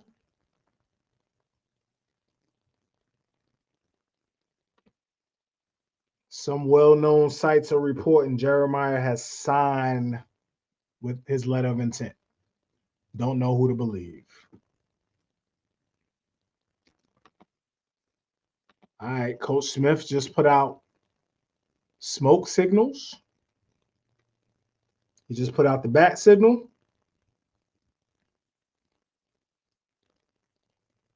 ESPN reported what? That he signed?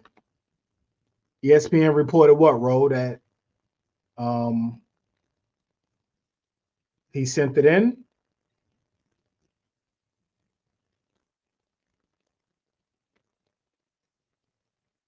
What's going on, man? I'm trying to look.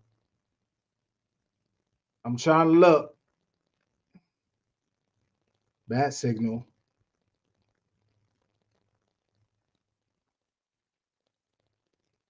That Jeremiah signed his letter of intent. To who though, Ro? With Ohio State. Okay. Okay. He's saying ESPN you saying ESPN ESPN reported that? All right. So the bat signal's up, according to everybody.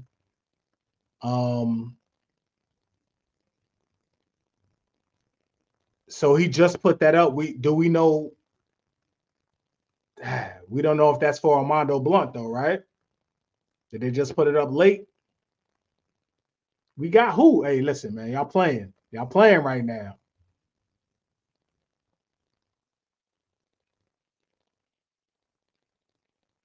Oh man, I'm losing my mind. I'm losing. Yo, listen, man. Get out of here, man. L, what's going on, man? Oh my gosh. Oh, Hellcat. Yeah, we know we got Hellcat. Oh my gosh. 29 seconds ago. Oh my gosh. Hold on, man. Let me.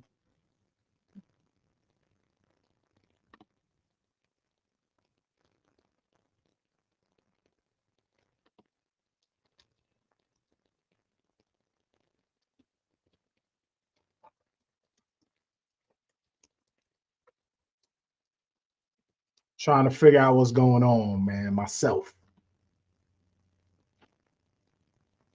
Not believing in it. Right.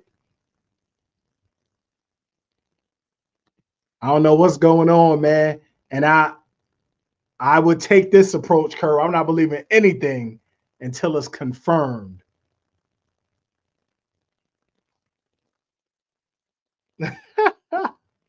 Somebody gotta let me know what's going on, man. Somebody gotta let me know.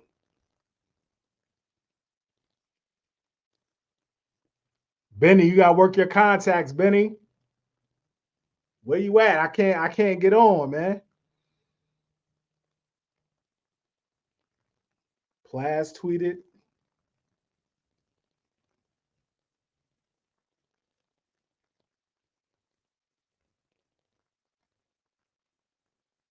Oh my gosh. This is crazy, man.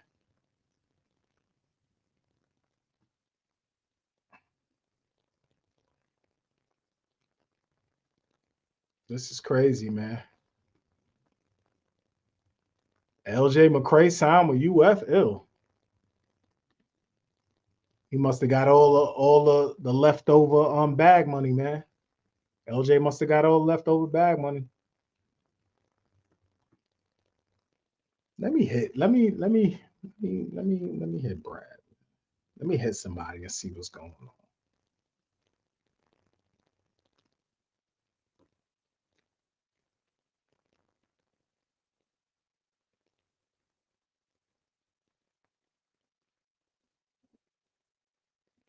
Yeah, Mincy's not announcing until January, and he really want to keep that on the low. So I don't think they will put out the bat signals for that.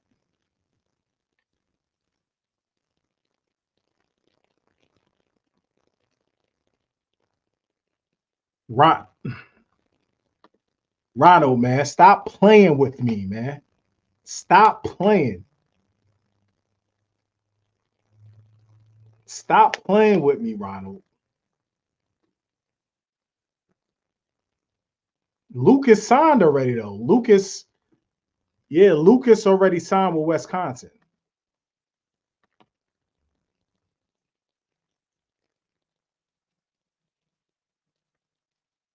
Lucas already signed with Wisconsin, so it's not. I don't think it's Lucas.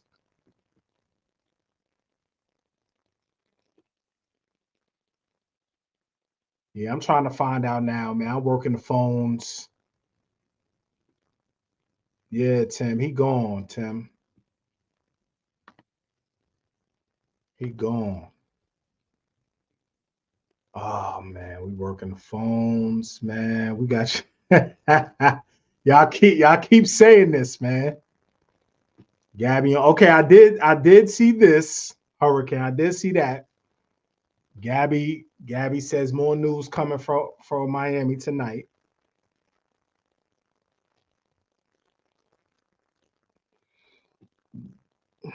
Oh man. This is wild, people. This is wild. This is sign of day madness. Night. We talking about Jeremiah Smith, night. That's JJ. Talking about Jeremiah. So apparently he committed to Ohio State earlier, but didn't sign his letter of intent earlier. So, he can sign with anybody, but he hasn't signed with Ohio State.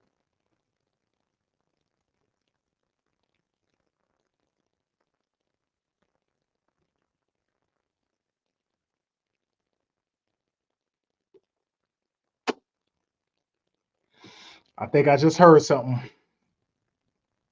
Oh man. Oh man. Ah. All right. I need to verify something. I need to verify.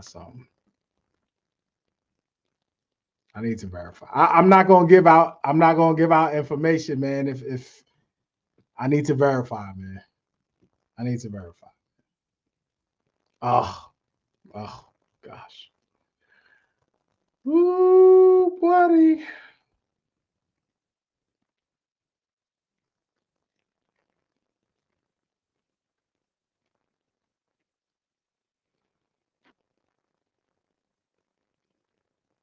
Mm.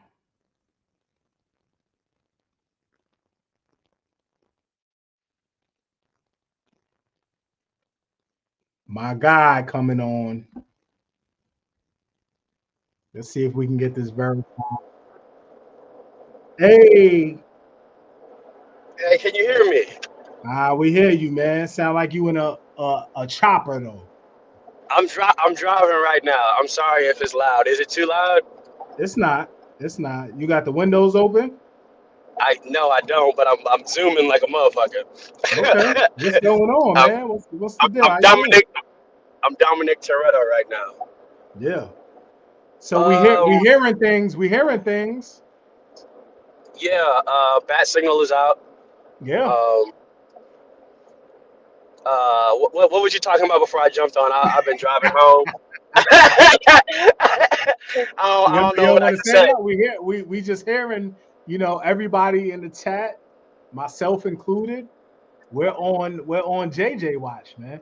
And what's crazy, the amount of people in here is 247. That's crazy. Crazy. All right, so that I don't know about. I'm gonna be honest with you. That I don't know about because there's conflicting reports. I saw earlier that he finally did send in his LOI, but then I saw that he hasn't. Yeah, I'm it's not been sure. confirmed that he has not. Okay, so I think we're okay. Fuck. What can I say?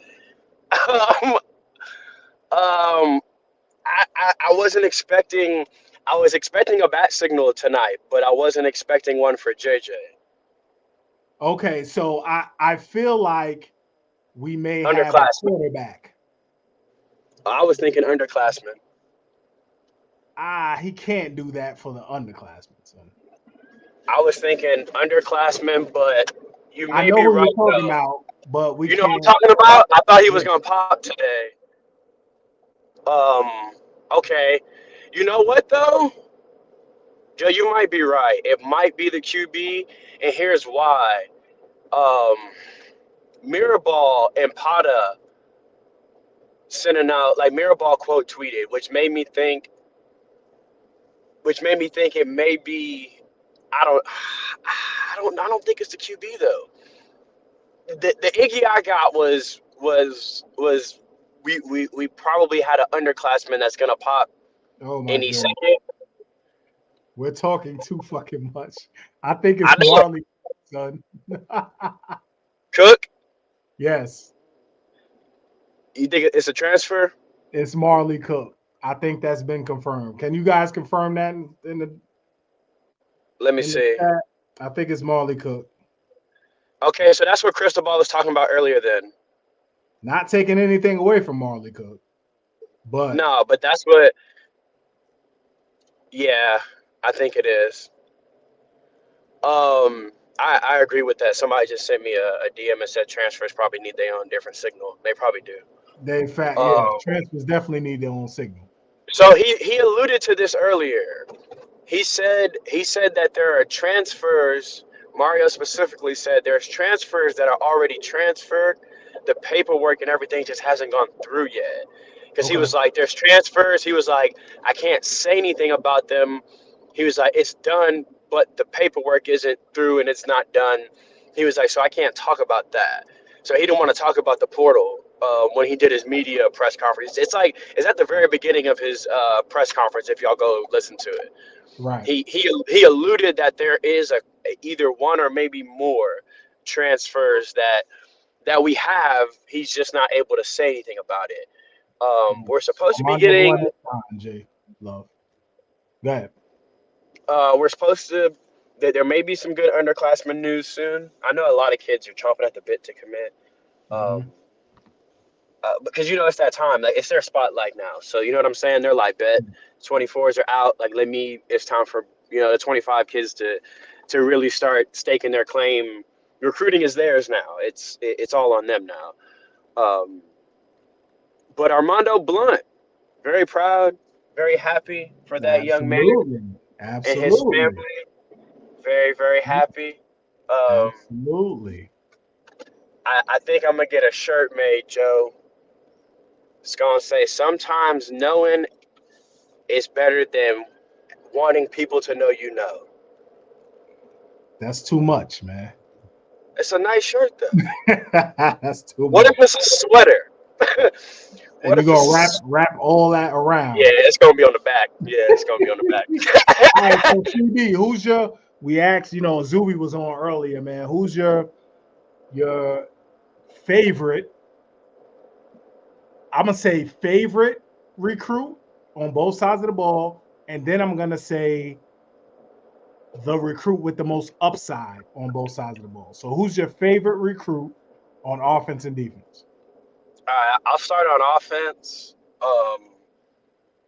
My favorite offensive recruit, and I got to keep it a buck because I probably lost it the most when he committed, so I got to go with him. Okay. Josiah JoJo Trader, man, I've been saying JoJo's a 5-star. I don't care what rivals say or that they took one of the stars away.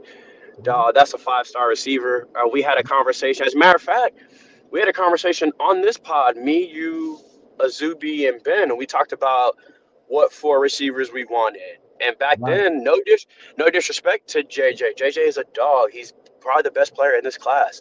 I just never thought we were landing JJ. Right. So for me, my wide receiver 1 in this class was always JoJo. Right. So for me, JoJo on defense, because I'm going to use him in the other category instead of this one.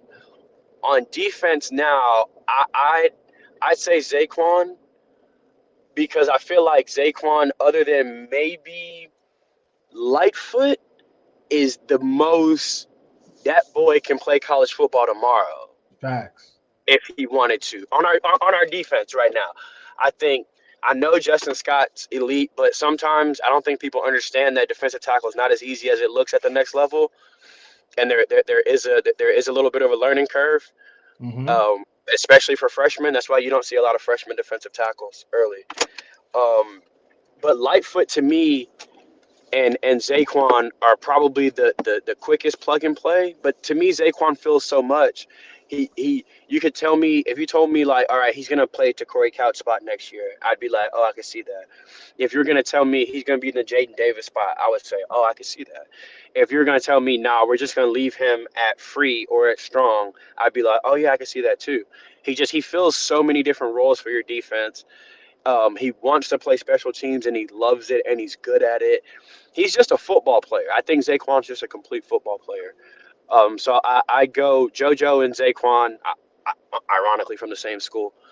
And then for the biggest upside, I'm gonna start on defense. Dylan Day.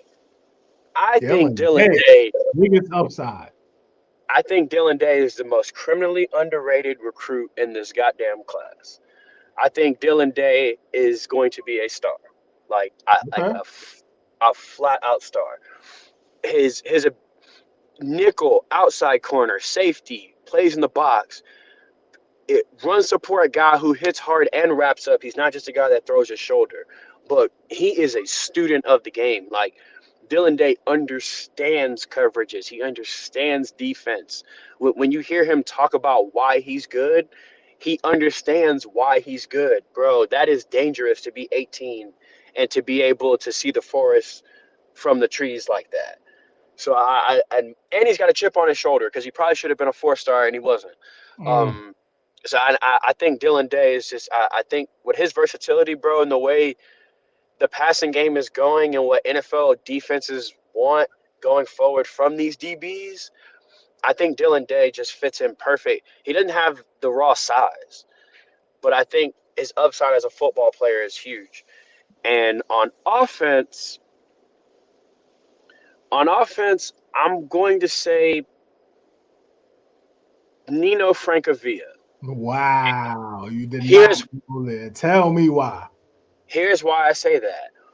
Because didn't come from a big school, just started playing center, was actually signed to Harvard to play defensive tackle. He plays center because he enjoys the strategic part of football. That is what drew him to center, is chess, is he enjoys the chess part of, if this guy blocks down, I need to tell my guard to do this. He enjoys breaking down football to like the most minute detail. And I think when you have a center like that, that's that Jason Kelsey mold. That's that I may not be bigger, stronger, faster, but I'll know better. I'll understand how to overcome not being bigger, stronger, faster. And I think a dude with also that kind of tenacity in the interior on the offensive line, I think Nino Francavilla has the chance to be, and you know how centers go. Like a ball in center is a 6th-round pick. It is what it is. They don't get drafted high. But I think when you look at like the totality of what we have on the offensive line this year, I think we know what we got with a lot of those dudes. I think we're gonna be very surprised with how good Nino Francavilla is and how good he's going to be. If he already loves the X's and O's of football this much, imagine once Mirabal gets his hands on it. Mhm. Yeah, and Like it's Crystal. gonna Yeah. yeah. So I think a guy like that, again, not really recruited by big schools. The only big school that wanted him was literally Miami. I think a guy like that has a chip on his shoulder, and he's learning from two of the best offensive line coaches you can learn from.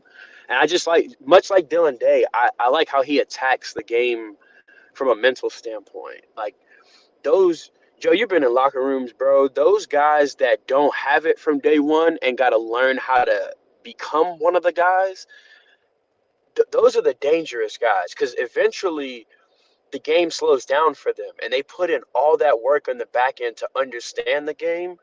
Then when it starts slowing down, it's like, damn, how'd this dude play for 12 years at running back and he ran a 4.7 coming out of college? Because he understands football. He Yup. understands it a little bit better than the guy who always ran a 4.2 and who could run past people. Because once that 4.2 dropped to a 4.4, he didn't understand how to get around you now because he always Mhm. got by. I Right. think when you got guys like Nino and Dylan Day, they've had to understand how to be better without being better. So Right. once they get More better, physically better. bro, yeah, that's just dangerous. So those two guys, because I feel like their ceiling too is just massive. Yeah. So David Lake, just a quick JJ, update. David Lake just said this about 20, well, now about 2 minutes ago that JJ has not sent the letter of intent in, and Miami will not stop pressing to get him. This is a What is situation to continue to monitor. So what it's is it's going it, on there? it's gonna go well into until he signs somewhere. You know what I mean? So it's not gonna stop. So like we figured today, they had a ceremony set up. He had everybody that he had to announce somewhere. You know what I mean today. So again, he's still on the board, man. JJ's still on the board. So you Oh know, shit! Oh it's no! If I was honestly, I don't think they've announced anybody yet, Joe. not Marley Cook. Where I haven't seen that. I'm Well, on have we Twitter right seen that? Yeah, right. Have we seen Marley Cook, guys? While we talking, now. No, this shit has not been announced. I don't see a graphic for Marley Cook, guys. No, because the graphic not gonna drop for another 4 minutes. You know how Dennis Smith is. No, he already dropped his graphic, but Who? Cook? no, he already dropped the bat signal. But that graphic be coming out, quick. But nobody has said that it's Marley Cook though. Nah. People in the chat were saying that, but nobody on Twitter has confirmed that it's Marley Cook. I'm not gonna lie to you. If I'm a recruit, there's no way I'm jumping on today with what's going on. Unless I'm an underclassman, unless I'm 25, 26, right? I don't, if I was a transfer, I'd be like, bro, ain't no way you announcing me today on signing day. Nobody finna care. He Boys doesn't. just Nobody. flip. Who cares, man? He know where he going. He doesn't need. He That's true. already had his Transfers, time. yeah. Transfers don't even. A lot of times they don't even want the publicity. Yeah, for real. Just let Because me get enrolled and let's get to work. When Shamar Kirk transferred, he took pictures and never even like. Because I'd asked him for him. I was like, hey, shoot me your pictures for a thumbnail. He was like, I ain't even tell him to send them to me, bro. Because he didn't care. He was just like, I want to play football. I don't want to take all the pictures with the uniform and do all that. A lot of them don't care to take the pictures. The staff will Mhm. make them take one for the photo, for the commit photo. But a lot of transfers they don't care for the pop and circumstance anymore. So you're right. Maybe somebody was like, "Hey, slide me in on signing day, bro, so I don't have to deal with the publicity." Yeah, facts. So how do But you, no CB? announcement yet. CB, how important do you think? On a separate note, though, Denaz White committed to Florida State. That's a good I little saw pickup for him. On a side note, how do you with JJ? How vital do you think it is, like when the time actually comes to go away? You're about to go away. You're about to go to Columbus, Ohio. Do you think like family and staying home hits a little harder when you're actually about to sign to go away? Yeah, I mean, I think so. Like, I can speak from a personal perspective. Like, I got recruited by a school in Iowa. It was Mhm. not Iowa. It was an NAIA school. I wasn't that good. Right. I was decent. Um, but I can remember like the relief because NAIA schools are expensive, and I wasn't getting a full ride, and my parents was just like, we can't afford it. And I remember when when the prep school hit me up and was like, he can come play here and Mhm. not lose a year of eligibility. You know how that works and all that. Right. I remember my parents, bro, being like, whew. And and it wasn't even the money. It was like my dad was like, he had this conversation with me. He was like, I don't think you understand you having to literally go to Iowa. Like Right. he was like, I don't think you ever like when he was talking to me, he was like, I don't think you ever computed what that really would have meant. Like you moving to Des Moines, Iowa, Smaller cook. completely away from everybody. And in that moment, I was like, you know what? I thought I had a scholarship. I never really thought about it. I just thought I'm playing ball. It could be the same for him. He said he had both hats in the bag. He said he walked Right. up He did. with both Mhm. hats in the bag, and he said, basically 3 minutes before he made his decision. Okay, it is Marley Cook. Yeah. Yep. Molly Cook. It's Yeah, we Marley. definitely need a different bat signal for that. Yeah, yeah. Hey, he a dog though. He nice. He nice with it. Yeah. I wouldn't have hit that with the normal.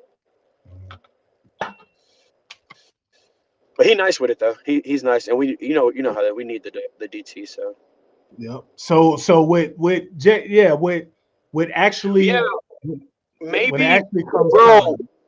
Didn't this happen with Justin Scott? This happened with Stoney. When it came time, Mhm. maybe even after he said it, bro. Mhm. Maybe after he said it, he walked back and was like, You're like, damn, what did I just "Damn, do, man? exactly, yeah, like damn." Yeah, man. Yeah, You know, man. and maybe that damn is not damn. I should have went to Miami. Maybe it's damn. I should have thought about this more. Maybe it's And still maybe, Ohio State, but maybe fam, he maybe, realizes he rushed his decision maybe he reached in the bag and picked the and grabbed the hat, wrong hat. and it was too late. It was too late. Like, damn, I already got the hat out. You know what I mean? Like, it's so many scenarios that these young men go through, man. There's so many emotions. All right. I just got a DM that says, "Don't think we're done for the night." Mm, you hear that, man? Oh my God. Yo, chill. Listen, don't do that, man. Nah. Okay. Don't. It's speculation, but here's the thing. JJ is a very humble dude, like, Yes, or a yeah. very humble young man. Like like you've heard his interviews, you've seen him talk. He don't seem like he just do stuff for clout or for attention. Like if he's having a second, excuse me, coming off of a flu, if he's having a second thought, I feel like it's genuine. Like No doubt. we had the situation last year with Homeboy, and it wasn't genuine. It was It's bullshit. I don't think this is that. I think if he is having trepidations, I think he really is probably just like, damn, I don't know. You can have one. And I'm not saying this to say he don't want to go to Ohio State. Maybe he just isn't set on his decision yet. Shit, maybe it's FSU. I can tell you what, it ain't. Is it? It sounds like it's not what he said at the time, though. Maybe, you know what I'm saying?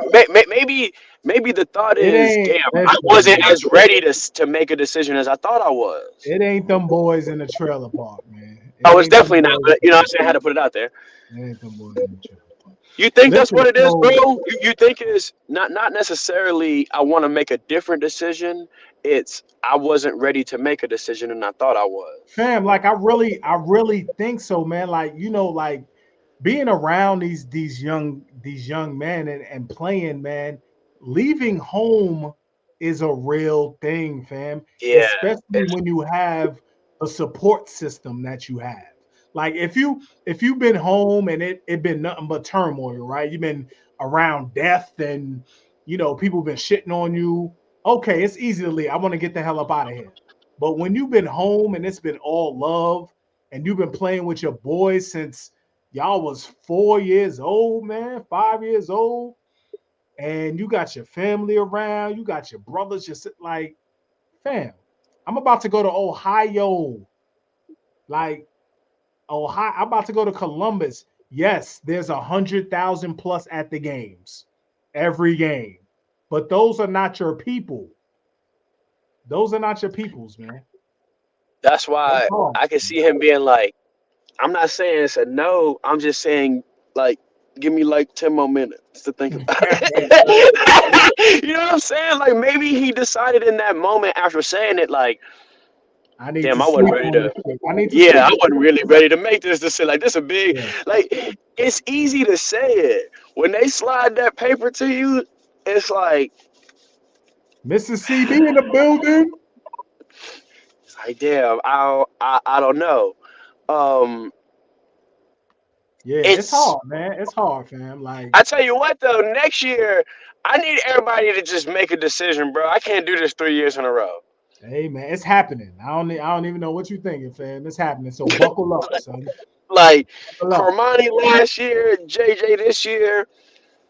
I want all Thanks, man. early enrollees. I want them all to sign at the same time, like Artavius did a day before. Yeah, and listen, JJ don't have to sign no time soon, fam. No, He don't if he have to don't do want to, he don't have nothing. to. Yeah, he don't have to sign nothing. You know what I mean? So he got time, brother. You know, fucking What's Dion may weird be is on. though he don't like publicity, Yeah, and yeah, this is drawing a lot of it. yeah. He's torn, man. He's torn.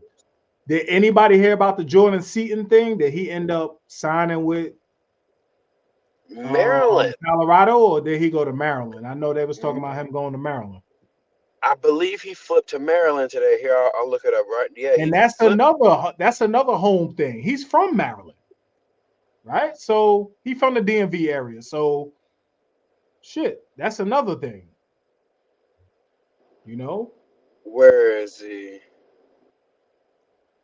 This is insane, bro. To think that.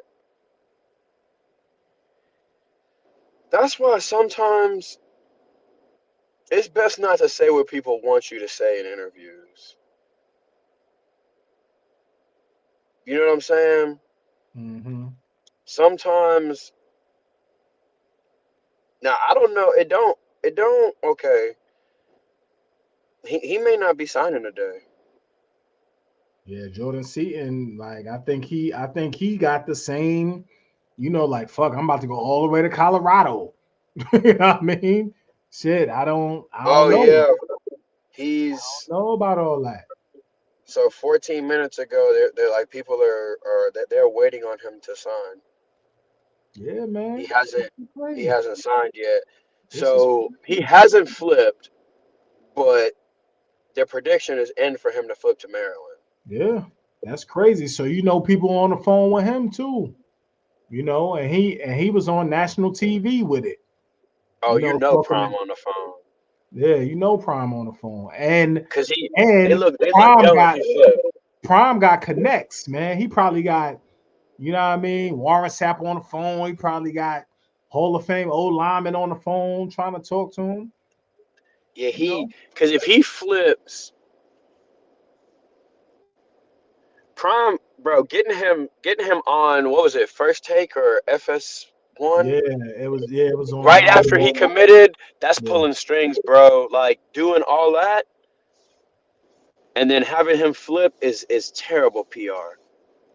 And listen, he might have, Jordan Seaton might have been the chess move. Like, yo, you gonna get me on ESPN? Yeah, Yep. that's gonna help. That's gonna help my NIL opportunities. So yeah, I'm gonna go. I'll go and say I'm rocking with you, Prime. But you know, Yeah, but we gotta watch what we say in these interviews, especially when we make it about the culture. You gotta watch what we say.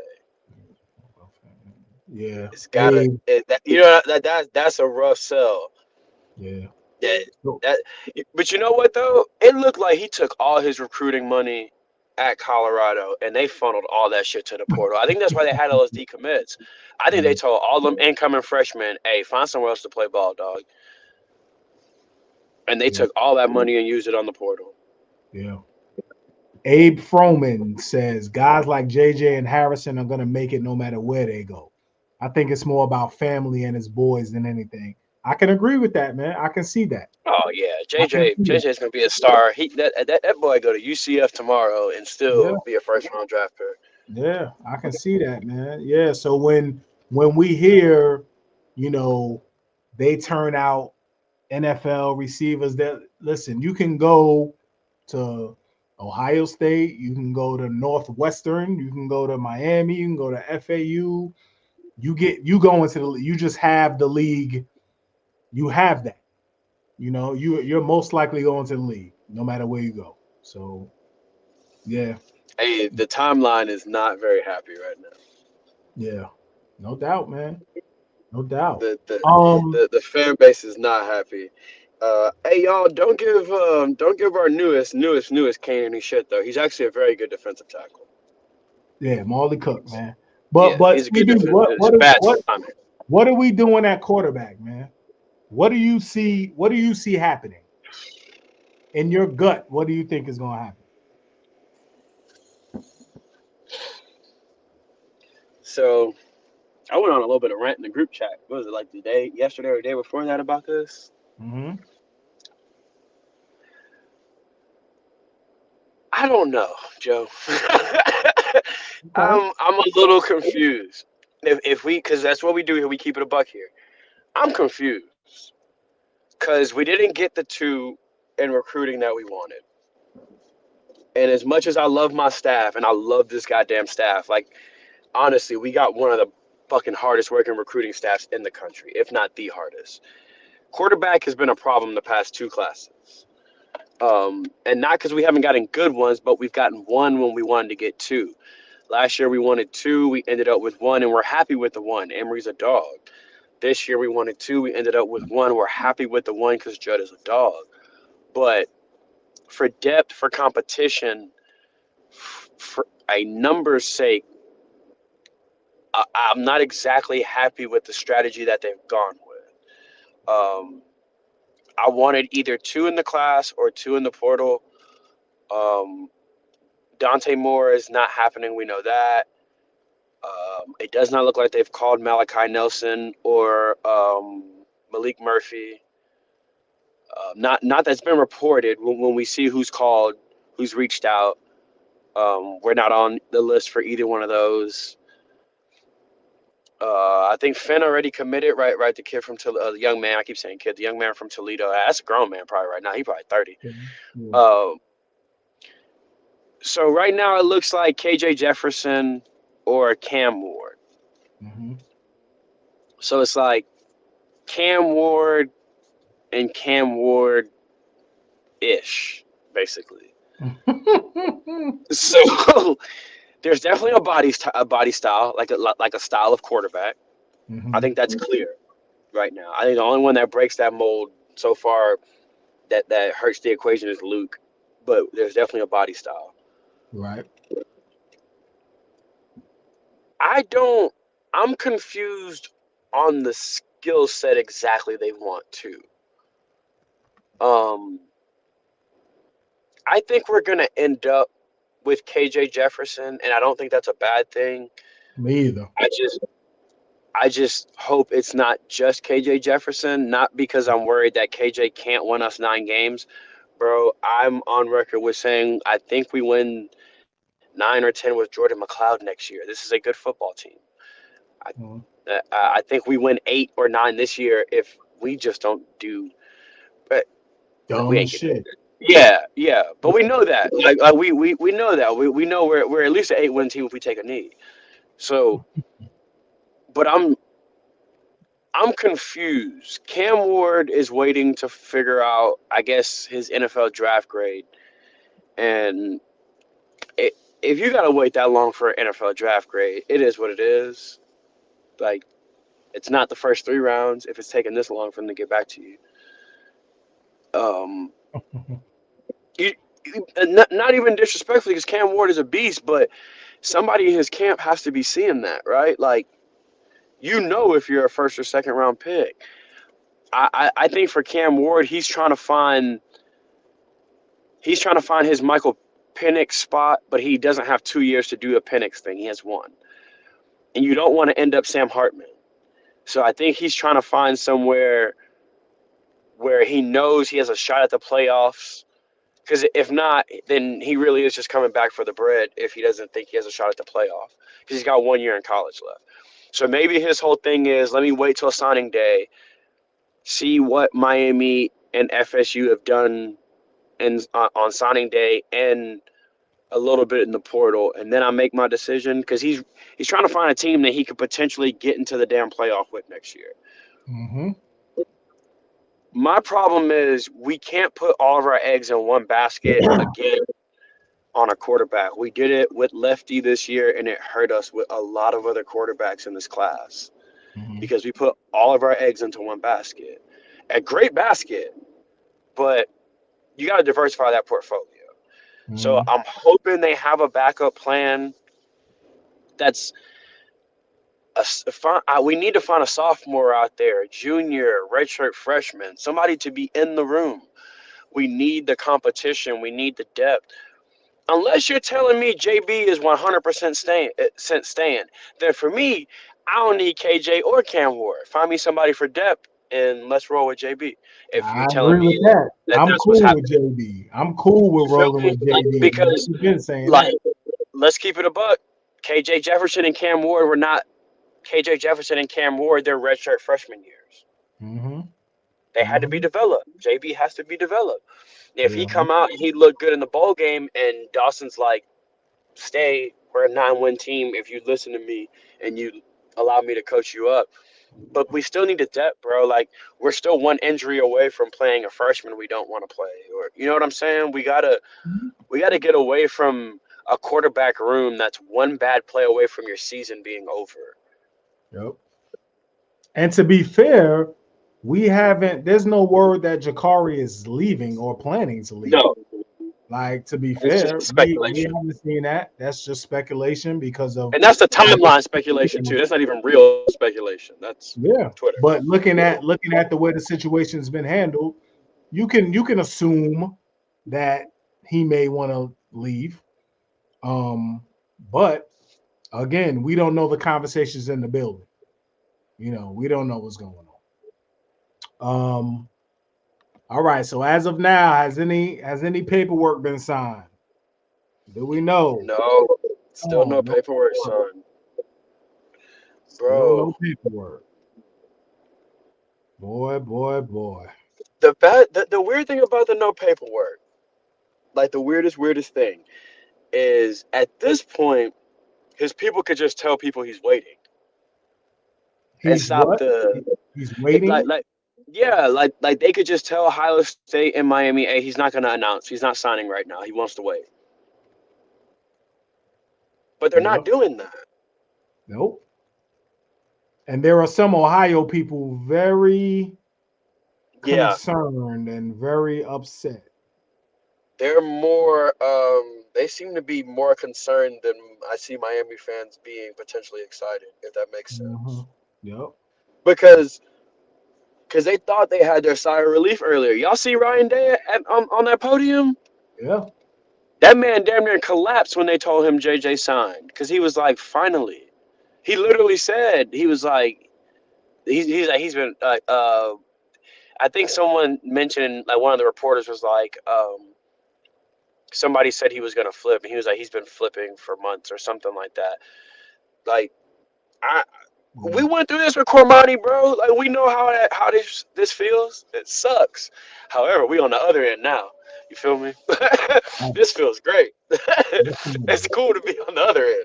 Definitely. But no, Definitely. so I just refreshed, just pulled down the latest. Manny Navarro said, okay, here we go. Manny Navarro said, all I can say is I'm hopeful we'll have an answer on Jeremiah Smith's future destination tonight, but I'm not sure if it's Ohio State or Miami, but it's got a lot of people on their toes. Best of luck to all parties involved. Ooh. Ooh. That sound. Dog, that sound like Manny knows something and he not saying it. Mm, mm. As a man who's had to write a lot of cryptic tweets, that sounds like a cryptic tweet. You want to know why? Because he didn't have to say anything, because there's no update right now. Yeah. So, so another question was, I got asked earlier, was his grades? Is his grades okay? And from all accounts, that I've never heard a thing about Jeremiah not being a smart kid. So I think we can kill that rumor. I've never heard anybody be like he's not a smart person. So Right. so Adam Lichtenstein said, he quote tweeted Manny, "It's a very interesting situation, but as y'all know, Mario and the staff aren't going to start recruiting until someone tells them to put their pencils down." Right. And like you said, to your point, you said if they wanted it to be over, they can clearly shut the shit down. They can They can be like, all yo, his listen, camp leave me alone. yeah, We're announcing. He's not announcing today. Stop right, calling. right, yeah, You remember Cormani's mom did it, because remember they sent the cake and yeah, everything, and she was like, she shut down all the rumors. She was like, he not signing today, yeah, which started other rumors, but it at least, it closes that door. yep. I don't know. I was less optimistic. I'm still probably like 2% optimistic because I don't believe it. But there's something going on. Hey, talk about you're familiar, very familiar with the other quarterback in this situation. You're very familiar with Judd Anderson. You did his film review, right? Oh, that's my guy. Talk about his growth his senior year. Talk about what we're getting in Judd Anderson that most people won't know because he's not a 5-star. So first off, what we're getting a competitor. Like, this is a young man that is a competitor. But aside from the mental growth and just growing up he had to do this year on the field, if you watch his film, he became a more polished, more smoother passer. He used to have a little bit of a wind up in his throwing motion. It's gotten tighter. His release has gotten quicker. More zip on the ball. I mean, when he was at the Elite 11 last year, that was one of the things. His accuracy was a little erratic. And what you saw once he got to Warner Robins was accuracy better. The zip, the throwing motion to me was huge because big guys like Judd, big 6'7", long arms, they tend to have just like a big wind up. And he kind of cut that down. It's more tight, it's more compact. Ball gets out faster, but the zip, bro. Some of these throws, these tight window throws that he was asked to do at Warner Robins, I don't think he had in his repertoire the year before. The What was the most impressive though is he transferred to a school, picked up a brand new offense, a powerhouse, and became their leader in their locker room. That's not easy to do.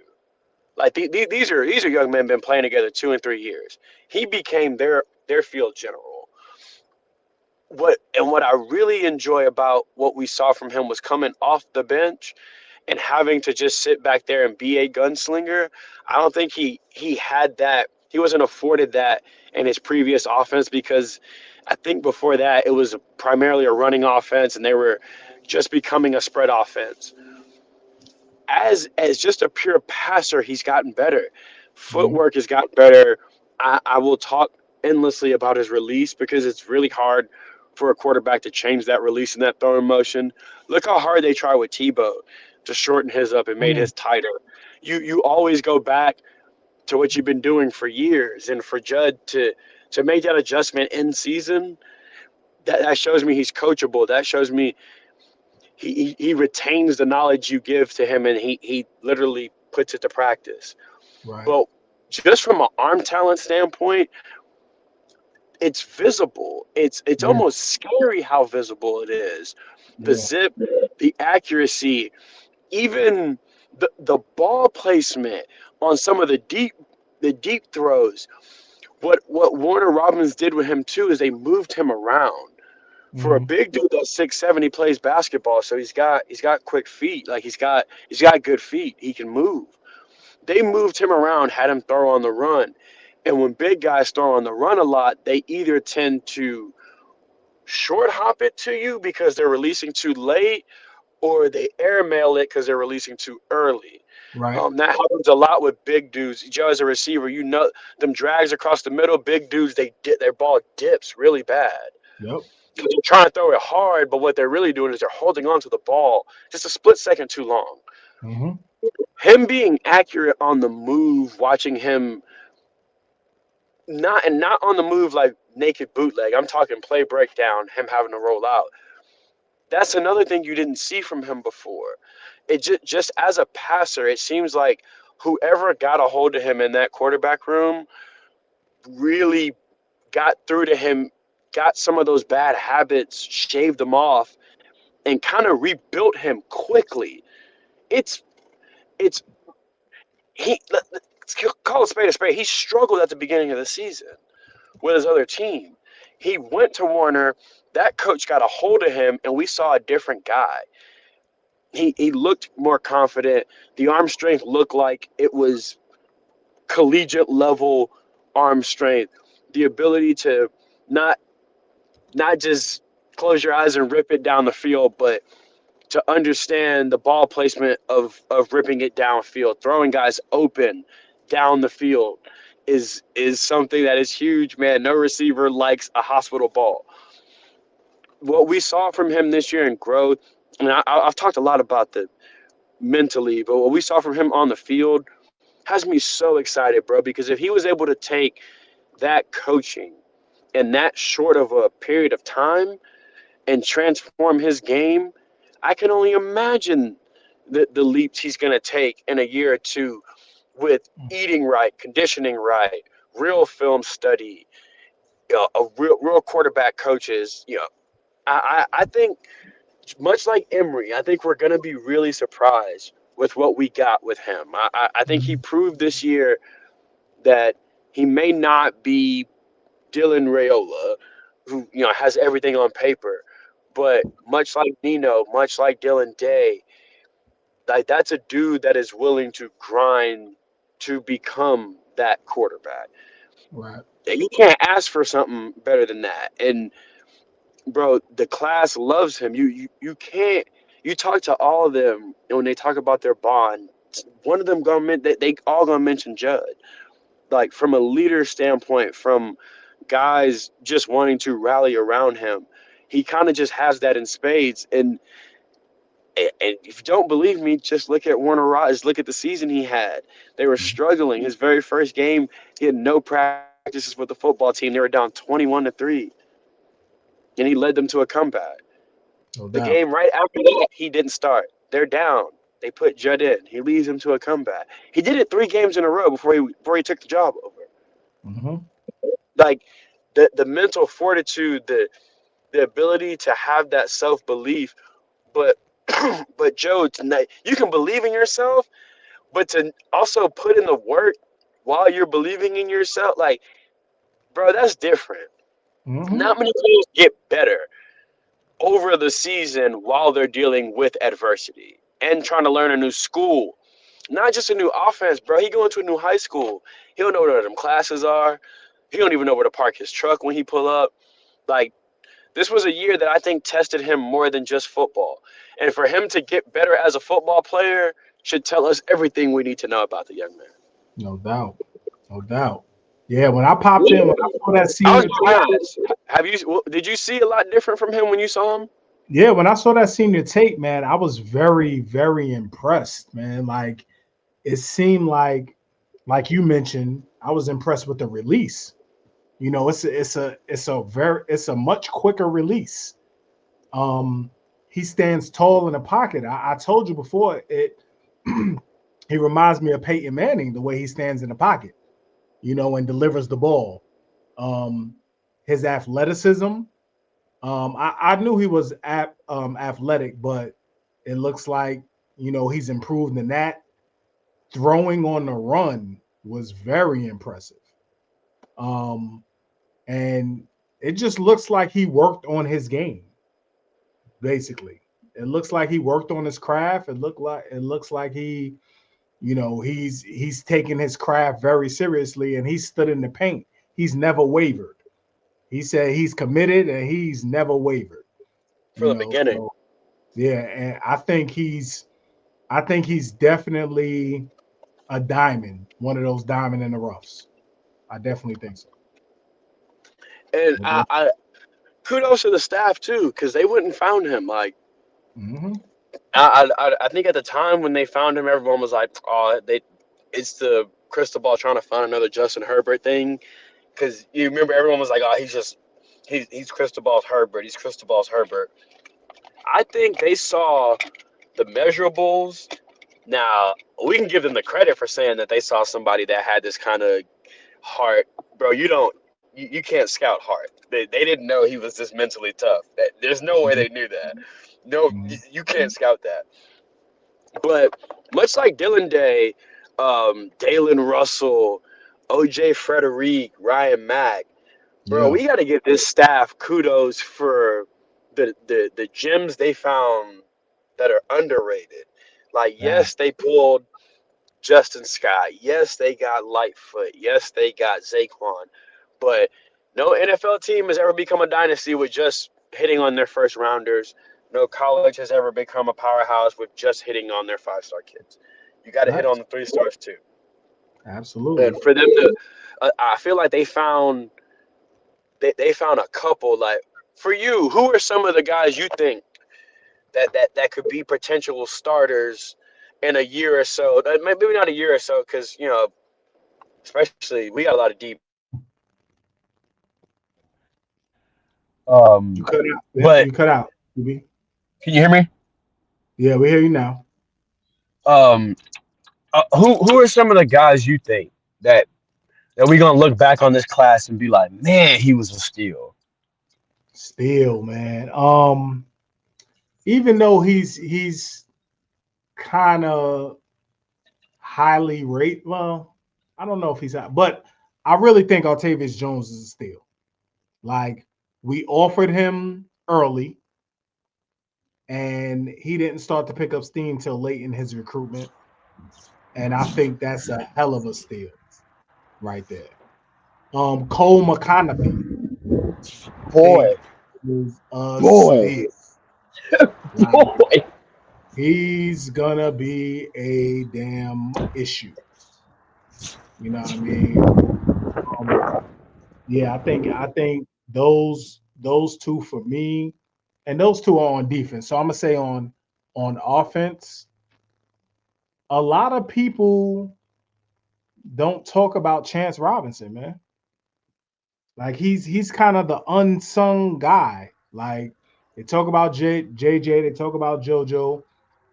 Everybody talks about Nia Carr, but nobody talks about Chance Robinson.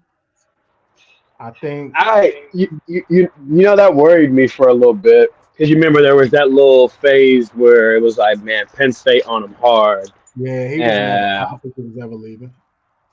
who was the other school? But you know what made me think is the way that they're negatively recruiting against us is probably saying, oh well, they got JoJo and they got their guy with so and so, and they got.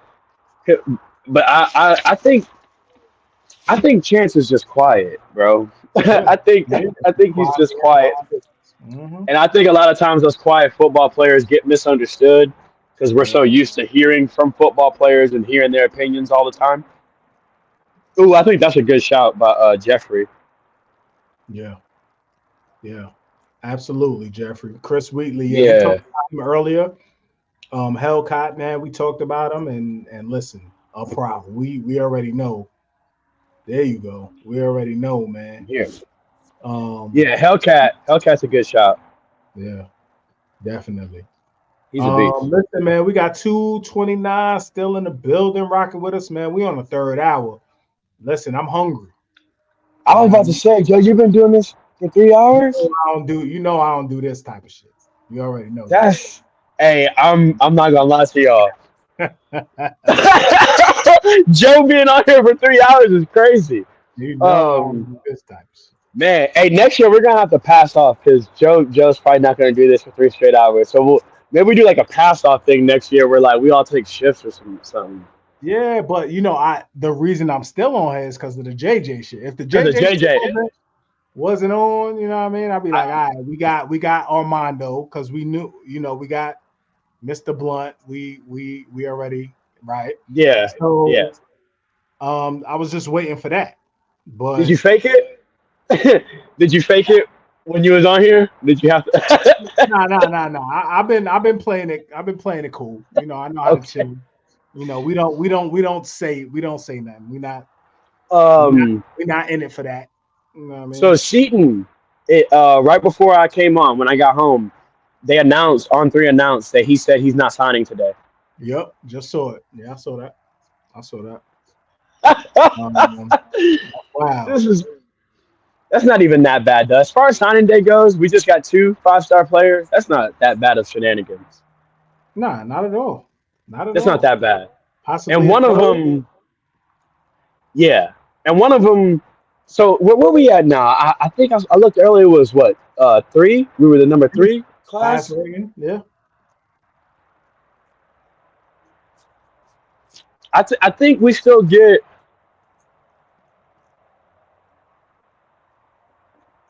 because Jay Mincy's not announced until the 6th. He's not signing to the 6th. Absolutely. And it's basically us, Florida, and Bama. Yeah, 'Cause Bama coming up. Yeah, it's yeah, hard. bro. Like Yeah. yesterday, they just pulled up Yeah. for And he Zay could do that. Mincy. He could do that. Yeah, He can do that. yeah. He just did it to Yeah. us. He can do that. So Man, I remember. I'm not gonna say the recruit's name, but I remember a recruit that was gonna be a Kane, and he's not because Saban pulled up at like the last minute. Joe was hot, and he had a point too. yeah. He had a point. Like Yeah. I understood your point that it's the thing that like I can respect CJ on CJ Bailey, Mhm. bro. You pulled up at the last minute. I know who you are, but still, bro. Like these people been on me for 2 years. Like they done eaten dinner with my parents. Like Yeah. that has to mean something. Like that That's it. has to mean something. Yeah. Yeah. And maybe that's why JJ's so conflicted, bro. Maybe his family likes both. You know what I'm saying? Maybe they broke bread with Ryan Day and Cristobal, and they're like, man, I'm sure it's Heartline more than anything. yeah. Oh, yeah, because that's his guy. Yeah, that's his guy. And JB is his guy too, though. You know what I mean? Yeah. JB, Cristobal, those are his peoples. Pato, that's his man. You got That's his Cooney, boy. that's his man. That's his, You know what I yeah, mean? that's his boy. So And his best friends all there. You feel Yeah, it's me? hard. Like It's hard. that's got to be like I don't even envy him, bro, because he don't got nobody he could talk to that's not biased. If you think about it, Yeah. If you think about it, he can't even call his homeboy. Because his homeboy done signed to one of the schools. Like he Yeah. can't. Right now, it's all on him. Yeah. Essentially, what he wants to do, and that's why if he wasn't sure, maybe he just should have been like, you know what, y'all, I'm gonna wait till the 6th. I'm gonna just wait till January 6th. It's Yeah. what, a week or so? It's not even that. Yeah. He can wait, Maybe he's man. gonna postpone He can it. wait. He can wait. I hope he waits. Figures it out, man. Hey, what if somebody over there at Chaminade wanted him to go to Miami, so they threw away the papers?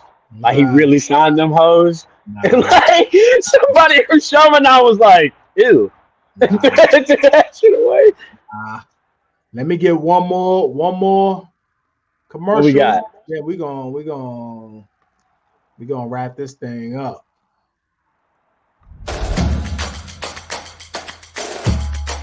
Welcome to Caneswear. New store, new items, same great experience. Family owned and operated since 2010, Caneswear has the latest merchandise from the Miami Hurricanes, Miami Dolphins, Florida Panthers, Inter Miami CF, and more. Come visit us at our store in Davie on University Drive, just south of 595, or online at caneswear.com. Caneswear, the spot Miami fans shop. Hey, Caneswear, man, holla at them. They got it all popping, and delivery is quick. You order something today, man, you'll have your joint by Saturday, probably, man. You know what I Hey, mean? I call them the Monday Wednesday people, because you order that shit Monday, it'd be there Wednesday. And Fact. for anyone that don't live in Florida, we say this all the time, but if you don't live in Florida, I live in Texas. Yep. Joe lives in Charlotte. So, Charlotte, so and we get the same delivery. Me and Joe can order something Monday. We both gonna have it in 2 to 3 days. And if you need something faster for a function, you're going to your first game.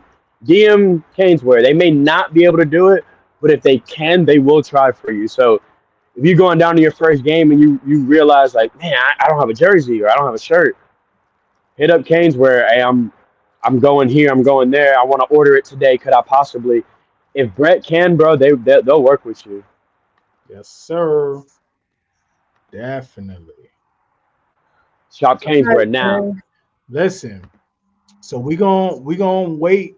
We gonna refresh until this JJ joint gets sorted out. You know what I mean? I'm not gonna be on here that long. We ain't gonna wait for that. We don't know how long it's gonna take.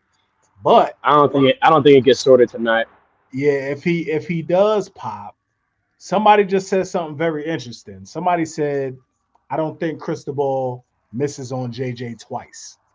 You know what I mean? So Hey, I you know, I like that. he got another chance. Yeah, he got another chance. He He spun the made block. He spun the block. Yeah. that man ran. That man called Kane's Connection and said, "Send me how much y'all got."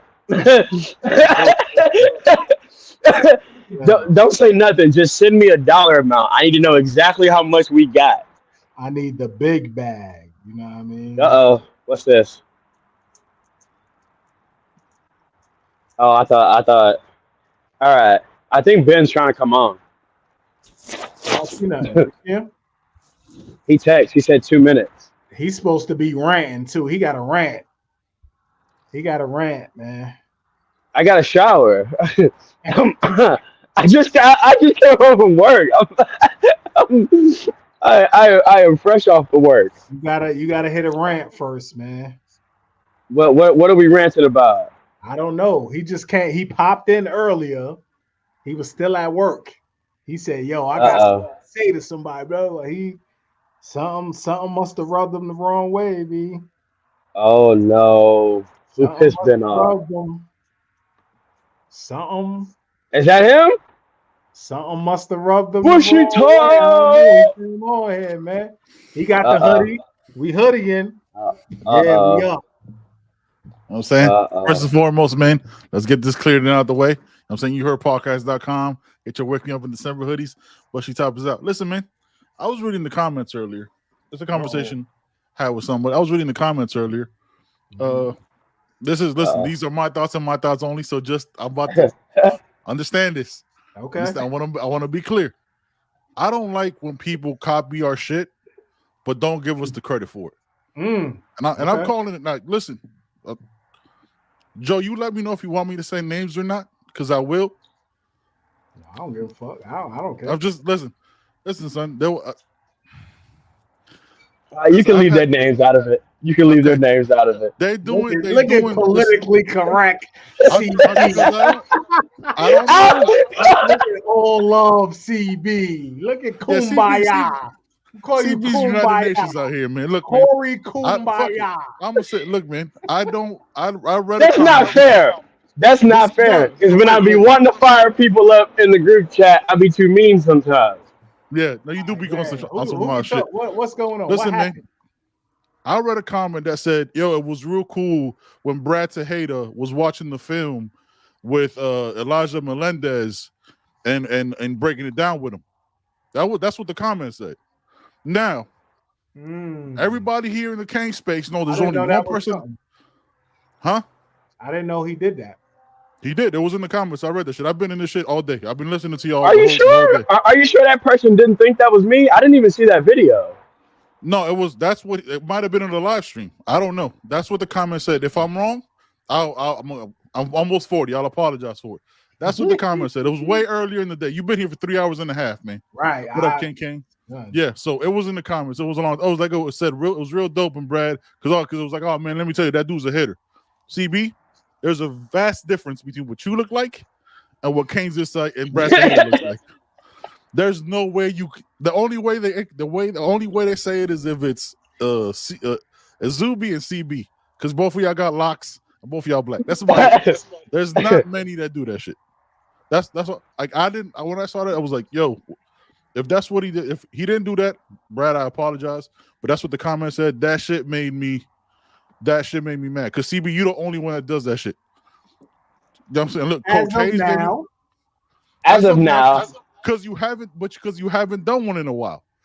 You know what I'm saying? Because you know what I'm saying, you're doing what you're going through. You know what I'm saying? We know that. We know what it is. But I saw that shit and it made me hot because I know how much you love doing that shit and how passionate you are about talking to these recruits from all over the country, not just Canes. You know what I'm saying? So, like, for him to do the film, like, everybody could do film study. We've done the shit. We you know what I'm saying? We react the way we react. But it rubbed me the wrong way, son, and I've been hot ever since. I didn't want to say it earlier because I was still at work. You know what I'm saying? I was in my professional zone. But I saw that shit. Came in hot. Yeah, son, I came out. Son, I was like, I need to take a second because I was, first of all, you know what I'm saying, need to freshen up, get right. I couldn't just come in here with y'all, my family, my brothers, and I give CB his flowers, man. I've been wanting CB to do his you know what I'm saying, his stuff and his content for a minute since we first met. Yeah. When I see somebody else trying to do that shit, even if, you know what I'm saying, I get it. But fam, cite where you got that knowledge from. You didn't come up with that shit. You know what I'm saying? You do what you do, which is whatever the fuck it is that you do over there. Don't keep trying to be the funny ones, and don't keep trying, you know what I'm saying? Stick in your lane and do what you do, man. This is what we do. We talk about dumb shit, food, you know what I'm saying? We try to grow the brand. This is what we do. You know what I'm saying? CB does what he does. Everybody has space to create. But that's unnecessary, bro. I didn't like that shit. So I'm gonna give CB, you have nothing to do with this. You didn't see it. This was way earlier in the day. I didn't. Yeah, I didn't even know this happened. Like this, I didn't even know. Yeah. They've been live all day, so they've been live all day. So I don't know what they've been doing. I'm gonna keep it a buck. I haven't watched them in forever, yo. And since the last time we had a conversation. Address that question. So, but before he addresses that, I will say this. The person that originally gave me the idea to do that was Peter. Yeah, Peter is, yeah. So I will say that. As far as the rest of it goes, I don't know, man. Y'all know how I'm too hippie-ish. You're real peaceful. I'm not. Again, this isn't like a beef thing. I'm just saying, and again, I don't have the full context of it. I haven't watched the video. I'm just saying I'm going off that comment. I'm keeping it a buck with y'all. I'm not saying that like I saw what he did and he acted like it was all his. It's like, yo, we got this idea from CB. It was real cool. First of all, when I watched the video with Elijah, I thought it was crazy that homie wasn't wearing his shirt. We talked about that. I was like, dog, yeah. When you're 16, you can just not give a fuck. All right, real quick, Chris, to answer Chris's question, No, I'm not saying another person can't watch it, but nobody has until CB did it. You know what I'm saying? Like, oh, you can watch it with whatever, but CB does it with recruits across the country that he just like he invests all this time in, and 100% of the people can do it. But when it's somebody like I've done one with Elijah. Yeah, you did it with Elijah already, right? Like if it's somebody, if it's like this doing like if you going great value with it, right? Like if you're doing the same shit but lighter, or like to do the same thing isn't. You know what I'm saying? You could break down the film and be like, yo, man, you go approach it however you want to, but to do the exact same thing when somebody else is already doing that space and they're a bigger channel, it's a bigger thing. So that's my only thing. Again, if it's I'll look at the video. I've been working, I haven't seen it. If I will come back I haven't seen it myself. After the Christmas break, and I'll come back and apologize 100% because I'm sure this will get out. But that shit just I will. Like, yo. I will say I was talking to Steph about this the other day. I eventually I knew someone would do it, like, but I figured like, okay, On 3 is gonna do this eventually, 100%. or 24/7 is gonna do it. Yeah, I figured like when one of the bigger places. See, honestly, I figured like that would be the end of me because I was like, once On 3 starts doing it, the recruits aren't gonna want to do it with me because it's On 3. They'd rather do it with them. Bigger channel, bigger stage, of course, 100%. Yeah, all that stuff. I don't know. I don't know. I think I would need more context before I could say anything, to be honest. Without the context. I'm solely replying to that comment, and it was where he where it was like, yo, this is the first time I saw him, and it was cool that he was watching the interview. I was like, wait, what?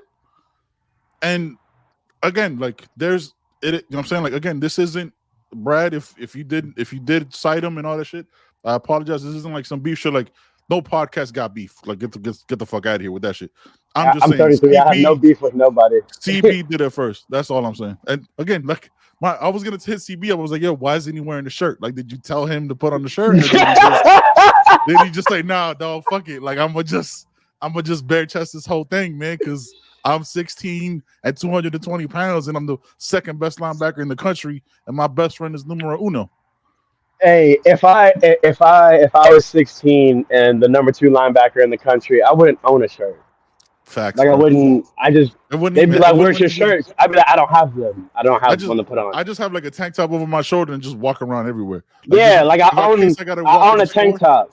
Yeah, but it's only front. Like it's not really a back to it. It's just a front that I lay on myself to make it look like I have a shirt. Look, Chris, appreciate the comment, man. No, look, this isn't. I just thought like that. I'm real protective of my friends and my family, and we'll see. Like this is his creative space, so that's what got. Again, this isn't no beef shit. Everybody was gonna do it. Like we do our reviews of football. You know what I'm saying, and we're gonna do it again for the 25 guys. We hadn't done. There's gonna be that one review like last year for Artavius that we didn't watch anymore because it was like I don't need to see nothing else. Like this, this guy's 300 pounds catching some wide receiver screens. All right, Cristobal talked about that too. Off of that shit. That was funny. Cristobal was talking about how he ran the football. JJ just made an IG post, and I don't know what happened. Something just happened in the IG post. All right, I'll be right back. Hold on. I'm checking right now. What's going on? Yeah, did he sign his letter and thing yet? No. Yo, this hoodie, Joe. What do you think about it? This hoodie's mad comfortable, ain't it? You know what I'm saying? Little advertisement for. I know you have your gripes. Yeah, I know you have, but it feels fantastic, man. Go ahead, check it out, man. YouHeardPodcast.com. There's no beef there either. Again, there was just a creative thing, and I'm real sensitive about creative shit, man, because we try to do shit for y'all. Yeah, he made a post. Hold on. What did he say? Best prospect in the entire country. It's a lot of pressure. It's a highlight video. Hey, he is low-key stunting. Hold on. I think this is a whole highlight video. He made up. Yeah, I don't. Nothing. I don't know if I would have done this. It's a nothing thing, right? He doesn't know what to do. Like I don't know if I would have done this. I caught a he lot posted of his highlights. Yeah, that's crazy. Okay. That's opening back up his recruitment. No, bro. There's not even Hold up. Nassau, hit up youheardpodcast.com, man. We got You much got for it you up right on there, the man. screen. You got it up on Got the it up. screen. You know what I'm saying? Man. Wake me up in December. Look, and me and Joe were thorough about this shit. We did not, you know what I'm saying? We did not put anything out there that we wouldn't wear ourselves. Obviously, you see it. I got a bunch of fucking samples that didn't make the cut. This is the best fabric we could find. I'm gonna keep it a buck with you. Whatever size you are, this goes up to 3XL. You can try to go a size bigger because it does run a little snug on the arms, man. But the fabric is fantastic. What up? But that's just the hoodies though, because the T I got is perfect, straight. Like the 2X fits like a 2X should. So in the hoodies, you might want to go up a size. Yep. Yeah. He posted highlights. Okay, that's cool. I thought it was something. I heard your question that you've been asking people, man. Like, and you've been asking the chat about how could you leave home, and I think it's bigger than that, right? Like, it's not just being like that one of one. Like, he's always been one of 10. You know what I'm saying? One of 8 with his teammates. You know what I'm saying? He's been one of one as like the number one recruit and all that shit. But like, you're leaving your team that you're leaving Coach Rod Mack.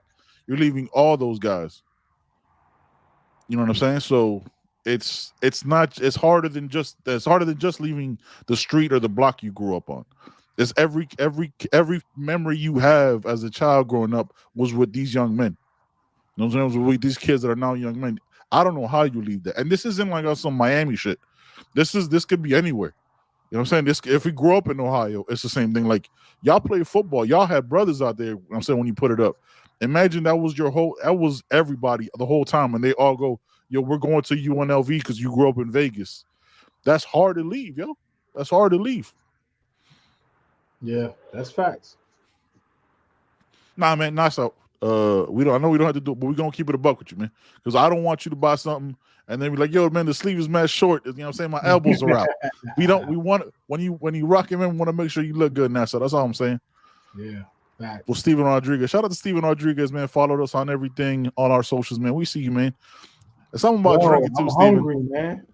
I know, son. If you want to take a break, I'll hold it down for a little bit because son, you've been here for 3.5 hours. I know.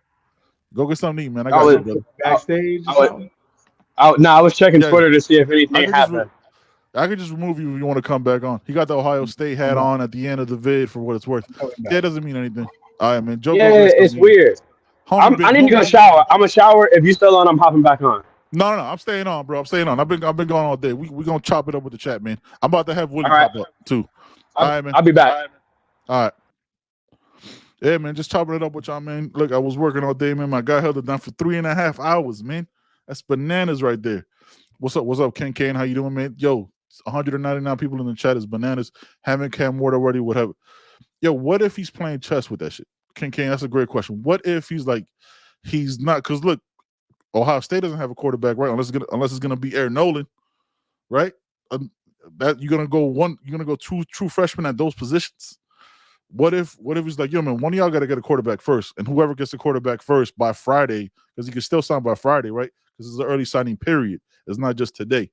So he could sign on Friday. It was like, yo, if Cam Ward graphic drops tomorrow, that happens, right? What if he's because he has that kind of weight. He has that he could put that kind of pressure. This is the number one recruit in the country. You know what I'm saying? This is who you want. This is what you do, man. So yeah, I wonder if that's what it is, man. Let's see what Palm Coast Caden's talking about. I think his parents got reality knowing he would be playing football in Ohio and not down in the streets. Yeah, I think so, man. I think we've been talking about it throughout the show, going on 3.5 hours now. I just came on, and it's hard leaving. It's not hard leaving home all the time because, you know what I'm saying, depending on how you grew up and how your situation is. But it's hard leaving everybody you grew up playing football with. Like, he grew up with JoJo. You know what I'm saying? He grew up with Ryan Mack and all the, you know what I'm saying, all the Ravens and all that stuff. Yeah, man, it will be hard, right? It's hard if you're leaving home because, as Joe said earlier, not to take his words, see, I'll be citing, you know what I'm saying, what I hear. As Joe said earlier, like, if you grew up and it was like nothing but drugs and murder and, you know what I'm saying, you were in foster care and it was just a rough upbringing, yeah, you probably want to leave and get a fresh start. But these are the you saw them grow and you built everything part of your personality is with them, right? Like how hard would that be to leave? Y'all tell me in the chat. Like you have childhood friends, like some are childhood friends that are shit. Let's keep it a buck, and some that were really hard to like to leave, or you know what I'm saying, maybe you built something, started a business or something. Yeah, King. Yeah, I think he's waiting for a QB, and this is what he could do, man. But neither of them have QBs. FSU doesn't have one either. And you're really gonna be like, yo, DJ Uagalale or whatever it is. I butchered that last name. Uagalale is out there being appealing enough for a JJ. I don't know, man. It has to be a Cam Moore situation. How y'all feel about KJ Jefferson too? We had that question asked. Want to let y'all know, man. Yeah, Rose in the building. It's all good, man. If he stays away from Ohio State, I'm happy for little dude. It's all good. Even if he stays with Ohio State, I'm happy for little dude. Yeah, I feel you, man. Look, whatever he wants to do, man, I hope he succeeds. I'm never, and we talked about it in the last one, I'm never gonna speak ill or talk crazy about any recruits or any parents, man. That's not what we do here. You know what I'm saying? That's not what we do. What we're talking about. Y'all see how hard it is for Kevin Riley to leave Bama. Yeah, that situation was crazy. A lot going on there behind the scenes. If we know it or not, you know what I'm saying, that's for the young man and his family to divulge that information at a later date. But yeah, man, it's hard to leave home. I would never fall. That's one thing I was like, it hurts to lose. Kevin Riley was my number one running back on the board for me throughout the recruiting process. But I could never fault somebody for staying home, because that's what we keep asking our local players to do right down in South Florida. I'm saying I'm in Central Florida myself. My guy Ro, man, shout out, hey man, thank you for your service, man. I know what it is. I'm about that service life too. I'm ex-military, and it's hard being away from family and friends. It is. And when you come back, it's not the same, right? It's not the same family. It's not the same town. It's not the same city. Everything changed a little different because you changed. Yeah, man. I couldn't leave my family. It's a tough decision. It's the hard. And imagine being the whole country, like everybody in college football, wanting you and pulling you 1,000 different directions and throwing the money side of it and all these things, and everybody's telling you how great you are, making you feel incredible, but you're 18 years old. Imagine that kind of pressure. I'd be wilding out at 18. I couldn't be as calm and as professional as he's been. I could understand that that letter of intent is a binding contract, at least for a year, or if they defraud on a NIL payment like Florida did. That was the beginning of the end for Florida, by the way. It wasn't just this year and their lack of wins, man. Like you showed to players that you couldn't be trusted. KJ can eat here, but he is my back burner choice. Yeah, I'm with you, King, man. I see him being a backup choice too. But we think about, you watch his highlights, that O-line was trash. He was always under pressure. He would have 8 seconds to throw. Now, what he could do with those 8 seconds or 6 seconds, I couldn't tell you because he's never had them. So we're just kind of be extrapolating statistics to what we think he might do. But the almost 70 touchdowns to 18 interceptions is not something to sneeze at, man. It's really not. And I'm always the guy that go with people who rock with you. I don't like having to beg anybody, regardless of how good Cam Ward is, and by all accounts he's been great. I like KJ. He did a lot with very little Arkansas, man, with little help. He had a gun out there too, man. He was doing his thing.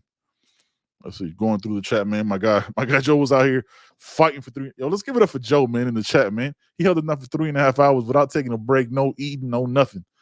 You know what I'm saying? We usually don't do these lives. Obviously, there's going to be no podcast episode on Monday because it's Christmas. You know what I'm saying? And I want y'all to enjoy it, man. Don't have to check for us. We're doing this long form here for the rest of the week. D Stone stayed home too. Yeah, exactly. Palm Coast. He went back home because he left home to go to IMG down in Bradenton, and then now he's back to Oklahoma. Miss his mom, man. I'm saying this dude's big as shit, but he's 18. I'm ex-military, but I had to go. Yeah, me too.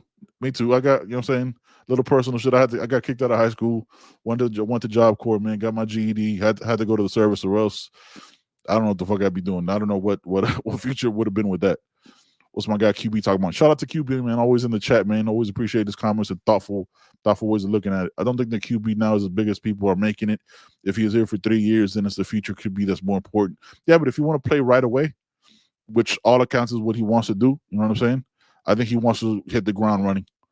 And again, like if you have a little bit of leverage, now's the time you play it. Because as soon as he gets on the team, it's not going to be as much. Like remember what Mirabal said, like all those 5 stars don't matter anymore. You're on Green Tree now. Guy Hayden Camp is in the chat, man. KJ is a dog, but his ball control is suspect. Fumbles more than I care to see. Yeah, but so does Cam.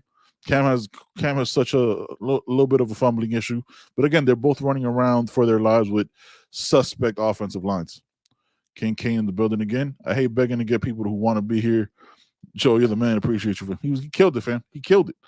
Joe held it down, man. Joe held it down. My guy L. Anderson, man. We'll be talking, man. Yo, let me know what you think about that podcast, the Y-Files. Yo, if y'all ever want to check out other shit outside of this Kane's content, check out the Y-Files, man. It's like a little bit of conspiracy theory, historical, ahistoric, like ancient aliens type shit, but it's dope and something to just clear your mind from like figuring out what an 18-year-old young man is gonna do and seeing how much we could really celebrate this top 3 class that we just pulled. Because that's the shit, right? We got a top 3 class according to 247. We're like, yo, JJ, what you doing, bro? What you doing over there, JJ? You coming, man? What you? I know you signed. I know you like kind of signed the letter, right?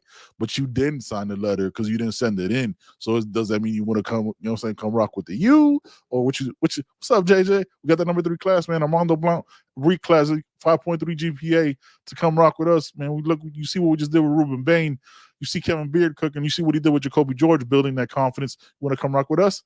Now again, number 3 class in the country, but we're like, yo, JJ was good though. You want to come hang?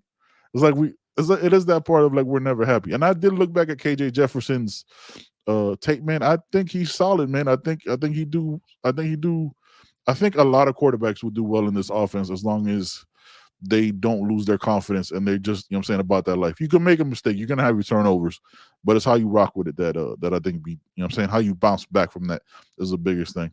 Let's see if we get somebody else up in the chat, man. Up in the pod, you know what I'm saying, to chop it up. Man, appreciate y'all so much rocking with us, man. You know what I'm saying? We don't usually do these lives. 193 people is dope. Let's see my guy, man. Yeah, man. Just send my guy the link. My guy Willie Diamond's in the building. Yeah, buddy. What we got, man? What we got? Yeah, so what y'all think? How y'all feeling about the class, man? Take the JJ stuff aside, and as we continue to hold our breath waiting for the LOI to be sent in or not sent in, it's like if you cared about like politics and voting, this is the one time that like you want that ballot done. You want that shit done. You want that count official, and you move on from it because this is crazy. Let's see what Hayden Camp talking about. JB11 and Emory aren't bad still. The guys rallied around Emory towards the end of the year. We win in the trenches just like Saban and Deion said. Yeah, we're doing that. Now, we definitely win in the trenches, man. We definitely doing our thing with the trenches for sure. That's 100% no doubt. But, yeah, look, with Emory, you know what I'm saying, they held him back for the Clemson game with 8-23. He was solid in there, but he has the moxie and the toughness 100%. But, yeah, I mean, I think you still need depth, man. You can't have just two quarterbacks and then with Judd and then a freshman. This has been an issue when we lost Jake and didn't replace him. That was the biggest thing about that. How you lose a portal, how you lose a guy to the portal but not bring one in. That's just numbers. My guy Wes in the building, man. I'm stoked about the class. DL is getting back to what it used to be back in the day. Man, it's been a minute since we've been like almost 2-3 deep at this level where there's no drop off. And you're gonna have Najee Kelly coming back from injury, Akeem Mesidor coming back from injury. You got freak shows like Jaden Wayne. Let's not forget about the guys from last year, man. Jaden Wayne's a monster. You know what I'm saying? You got to have Marquise Lightfoot coming in this year. Ruben Bain. Y'all already know about Ruben Bain, man. I don't got to say nothing about him. But it's been crazy, man. It's been crazy. So Joe asked the question earlier, man, what is your favorite recruit on offense and what is your favorite recruit on defense? Defense, unquestionably for me, is Artavius Jones. I know Justin Scott gets, you know what I'm saying, is a 5-star, but Artavius Jones Jr. tape is some of the craziest shit I've ever seen. That shit was fire, man. It was like seeing, if y'all have a chance, I haven't seen the senior tape yet, been a little crazy. It's been, this dude was catching wide receiver screens. Given the school isn't as talented as where he played, he's like 6'3", 300 plus pounds, catching wide receiver screens and making moves with it. Moving around 300 pounds ain't that easy, bro. Let me tell you, because this right here. What was my guy Steven Rodriguez talking about? Yo, Loki has a game where I can't wait to get on NCAA with this roster in July. Is that when it's coming out, man, in July? I cannot wait for that shit. Right now, I'm heavy on FIFA. It's not FIFA right now. It's I just call like FC 24. I'm heavy with football. That's what I play mostly, man, to decompress from a crazy ass day. Kenneth Brown, JJ gonna win awards and be the first ever South Dakota State, but in Miami he would become immortal. Yeah, he could win. He'd win all the awards next year, ACC again, and he'd do it with all the guys that he grew up with, right? I think that's what really is the biggest pull. I don't think it's so much leaving Miami, because guys leave Miami all the time, and it's not just losing guys to other places. You know what I'm saying? People leave Miami every day, but it's about doing the one thing he's loved all his life with the guys he's loved the longest, right? Like, these are the guys he's rocked with the whole time. It's very difficult. All right, so on the offensive side of the ball, my numero uno. I still can't believe CB said Dino Francavilla, man. That was pretty crazy. Personality-wise, man, Derek Plaz, you know what I'm saying, numero uno hit.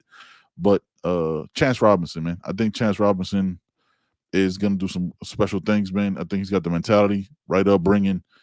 Just, you know what I'm saying, when we were doing our live at Caneswear, I really doing the, you know what I'm saying, doing the live at Caneswear. It was dope. Got to meet him. Got a guy coming in right now. Got to meet him. Got to shake his hand. Met his pops. Pops was mad scary. Big ass dude. Yeah, man. So yeah, definitely one of those guys. Definitely one of those guys, man. I'm looking forward to seeing what he's gonna do, man. Richard Brand, you know what I'm saying, for the comment. Richard Bond, my bad. Sometimes I can't read. Maybe slightly dyslexic. Really enjoyed your analysis of a great recruiting day for UM. Go Canes, and thank you again. Yeah, man, no problem. We try to do what we can, man. Joe held it down most of the day.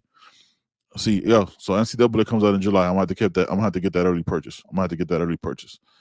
Cook and Clark was a big get. Yeah, man. Hey, what y'all think about Dylan Day? I think Dylan Day is gonna be solid. Marquise Life was gonna be solid. Marley, we settled in on that defensive tackle for good. All right, man, let's bring in my guy, man. Big Willie style, a.k.a. Willie Diamonds, a.k.a. Willie Padron, a.k.a. Will from 305 Sports. Now, what's going on, brother? How you doing, man? Good, Benny, man. What's up, man? How's it going, man? Good, bro. I literally just got home, man, jumped in the shower, jumped in. My guy Joe's been holding it down for 3.5 hours. Like, I know he needs to eat, bro, because he was just going. Yeah, he was, man. I was hopping on in and out to live, watching you guys live, as I could. And Joe was on here for a while, and I saw CB come in. It was good to see him. I know he's been under the weather, the last week, and so on. So really glad to see him hop on as well. And glad you're able to hop on as well. I know you had a busy day at work. Yeah, bro, it's been crazy.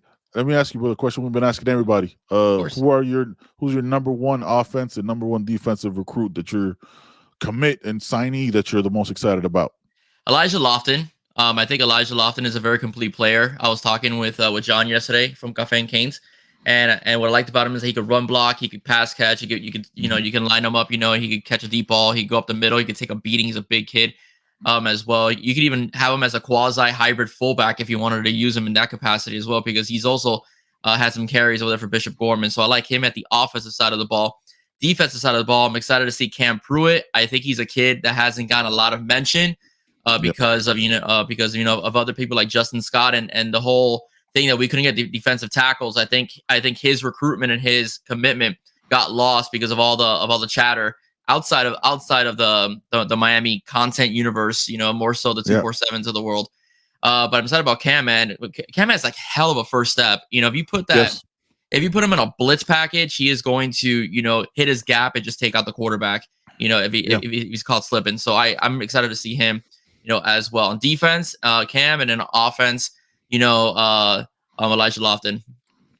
Yeah, I want you on that, bro. Cameron Bobby Pruitt is a monster. Yeah, he did get lost. He did kind of get lost, but that's funny. Like, we think he got lost. He got lost to us because we kept focusing on that's what we do here, like the next shiny thing.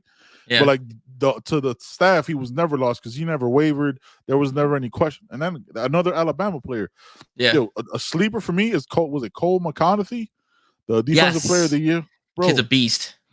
Bro, that guy hits you with you took his money and he's about to catch you with it. Yeah. Like he hits you violently, bro. He's got JJ Watt written all over him.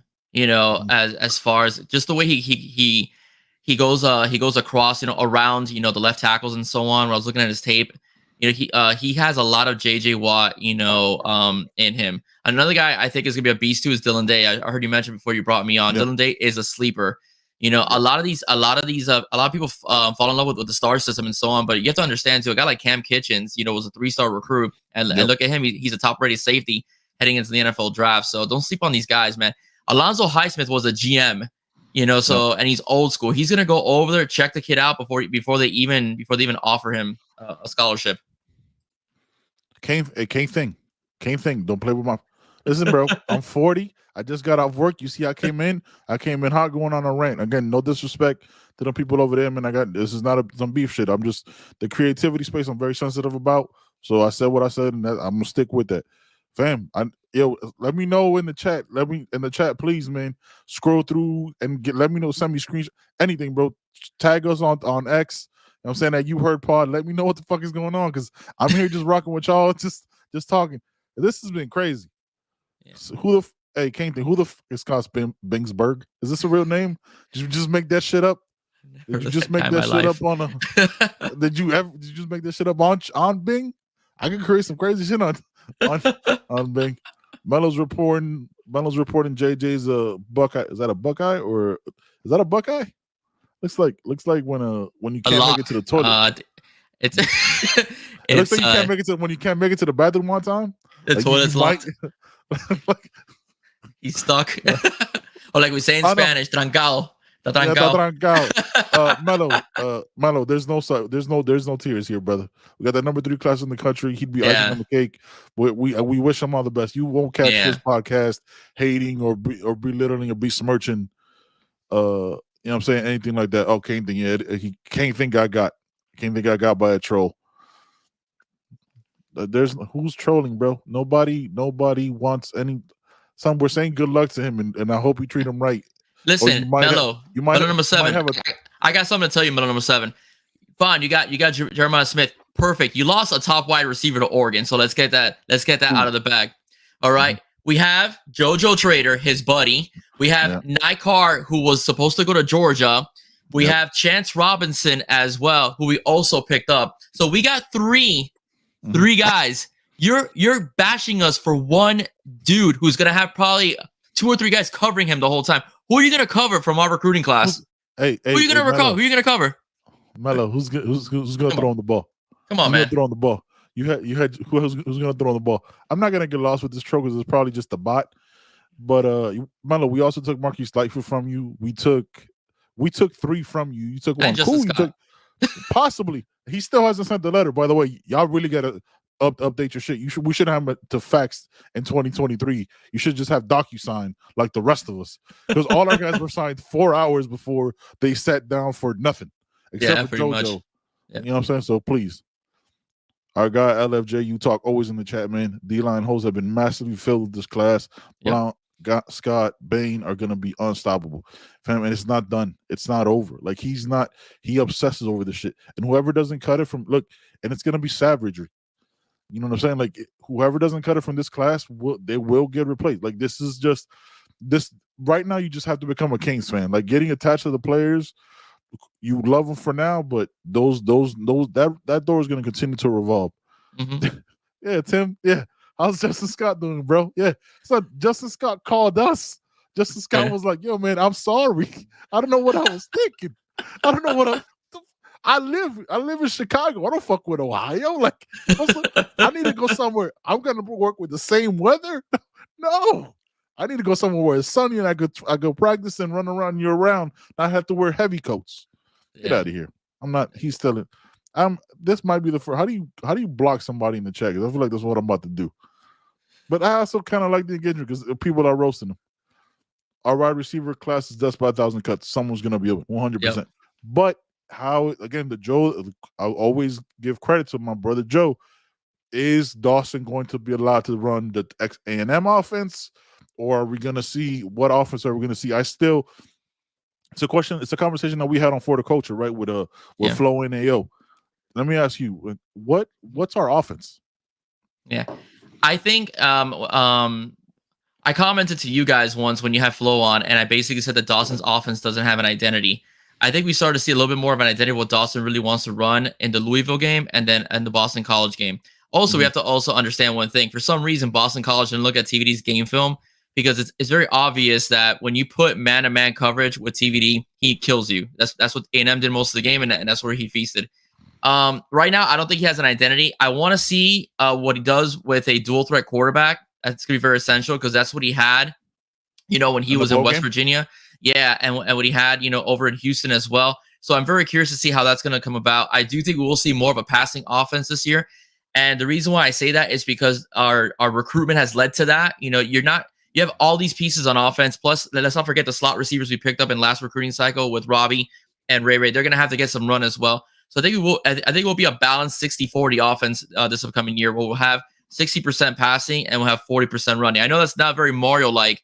I know he likes to pound the rock a little bit more, and I think it'll vary game to game, but I think we'll see more of a 60-40 balance within pass and run. My only hope, Ben, is that please, for the love of God, use the tight ends. Use the tight ends. Use the tight ends. Please, you picked up a beast. Whatever. And Elijah Lofton. And you have the guys from last year. Whatever you do, just do it consistently to where we know what it is and we can identify it. Yeah. Yeah, El Cuñado. That's that. I probably can't give him the end yet, right? That's definitely El Cuñado. 60% passing, no way. Yeah, I'm thinking more like 55-45, 52-48. I think 60. Depends on the game. If Mario in a game, I'm saying for the season, if Mario gives you 60% passing for the season, I'd be shocked. Yeah, but keep in mind though, we're in a time period where you're getting 70-30 now passing for a lot of these offenses that run a spread. So I'm saying 60-40 because if you look at the games in general, A&M stacked the box. So what do? We threw the ball a lot. They played a lot of man, but they stacked the box. They threw the ball a lot. Against Louisville, we threw the ball a lot. Against Boston College, it was a good balance, but it was a lot of passing, that we had, throughout that game as well. So I'm saying 60-40. But it's not that far-fetched. I don't think a 60%, passer rate, going between offense and between running and passing. Again, it does vary by game. If we play a team that likes to, is going to play pure zone and they're going to have, a dime defense, or drop like 8, you're going to see the run take away. But as for most of the season, I do think you're going to see a balance of 60-40 just because we have so many receivers. I'm including the ones from this year as well, which haven't hit the transfer portal, like Rashard and X as well. And then of course you're going to have to incorporate eventually Ray, Robbie, and then of course these young guys didn't come to sit on the bench either. You have to rotate these receivers. I mean, you can't just have 3 guys like you did this year. Yeah, LFJU Talk says running backs. Fletcher's the man. Citizen will make his mark. Yo, Citizen, man, I hope he comes back healthy, bro. That guy was watch his high school tape, monster. Make his mark now and Lyle in the mix. I'm not comparing yours, but this could mirror. Yeah, this has the potential to mirror that McGee. He poured his gore. We forget about James Jackson in that shit too. Like James Jackson was another 1,000-yard runner that just happened and played a couple years with the Cleveland Browns. Yeah, man. I don't have a problem with so much of the running game. I'd want to see more diversity in the running game, right? Like we didn't see like the pin and pulls. We didn't see, outside halfback counters to the outside. It was just dives and a little bit of ISOs. That's what bothered me, because show some diversity in there, and then teach your guys to have, like Fletcher missed some open holes and stuff like that. So the running game pockets were there, but the consistency from the quarterback was just. And the only consistent thing about it was the inconsistency. Right, when you had to go to a true freshman that played 1A or 2A football by Tallahassee, stuck into Tallahassee again, who got Artavius Blunt. In Tallahassee, it's not exactly ideal. Got some comments here, man. Depends on the QB we'll get. Yeah, shout out to Faith Family Football, man, always in the chat. Oh, that's true too. Yeah, absolutely, I agree. Yeah, there was a Freddie Navajas. You know what I'm saying? Not many times you get a Spanish last name right there. You gotta just read. Everybody gives us up nicknames. If it's Cam, it'll be 60%. Yeah, the waiting game, right? It seems like we're gonna wait till Christmas, which is Monday. It feels like, because that's the cutoff that he gave, that he said. So who knows if that's what it is. Yeah. Mario is the kill clock coach. Complimentary offense is what he lives by. Yeah, I mean that's kind of what he's been. The game day problems are still there for sure. That's true, but Oregon did score a lot of points. Well, he was a game day killer when he had Justin Herbert, and he had even Anthony Brown. They scored a lot of points against Ohio State. I can't remember the score. 35-28. 35-20. Okay, so 35 points is a lot of points. So yeah, he may be the game day killer, but if he has to, he will put up points. What? Yeah, and the horseshoe. It was 35. And the horseshoe, yeah. Oh yeah, definitely. Yeah. That whip right motion and just up and left the playbook. It worked every time. I know, dude. Like what? Why they stopped running motion? Period. I know. Like again, like it's not some like magical shit that I'm talking about running. It's just give me some motion, give me some different players and different looks in the slot and in the outside. Geo Kane, no brother, no. As of right now, Willie's been refreshing. I've been refreshing. There's been no official word. Again, we're live with y'all, so I'm not gonna be on here reading. You know what I mean? We'll read your comments, but try to read. But as of right now, there's been zero. Yeah, I checked a few minutes ago. 247 still has him as a hard commit, not as a signed player, and they've been up to date. They've been on real time. They up to date. Like they'll give you like the time before and everything. There's been nothing. I see nothing. Nothing. Chance Robinson changes. I'll tell you what I'm looking at right now. Chance Robinson changed his graphic to throwing up to you, his thumbnail. You know what I'm saying? I'm seeing a bunch of stuff. This is bananas, man. Also, I do agree with Joe. When you're in portal season, it can't be the same graphic as a new commit for Dennis Smith. We need something else. We need another bad signal.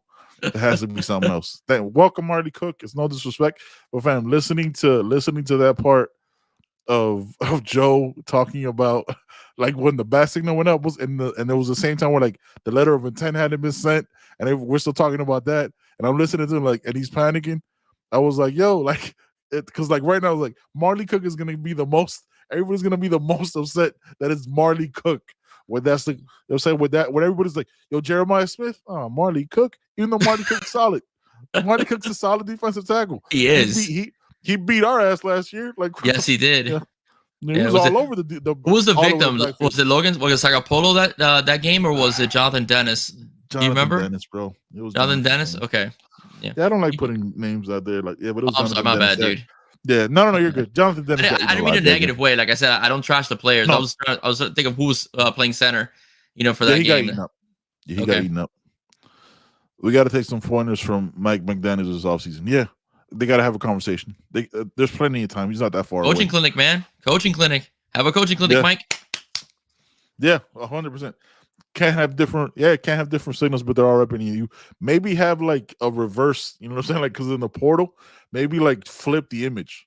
It's like it's the same image, like, oh, but it's on this side, so like it's a portal guy because it's the second time. I don't know, bro. I don't know.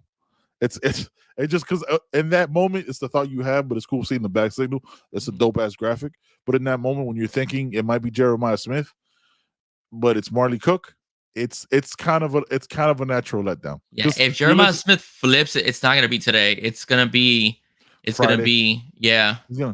I think if he does flip it, if he's waiting for who's going to be the quarterback for both teams.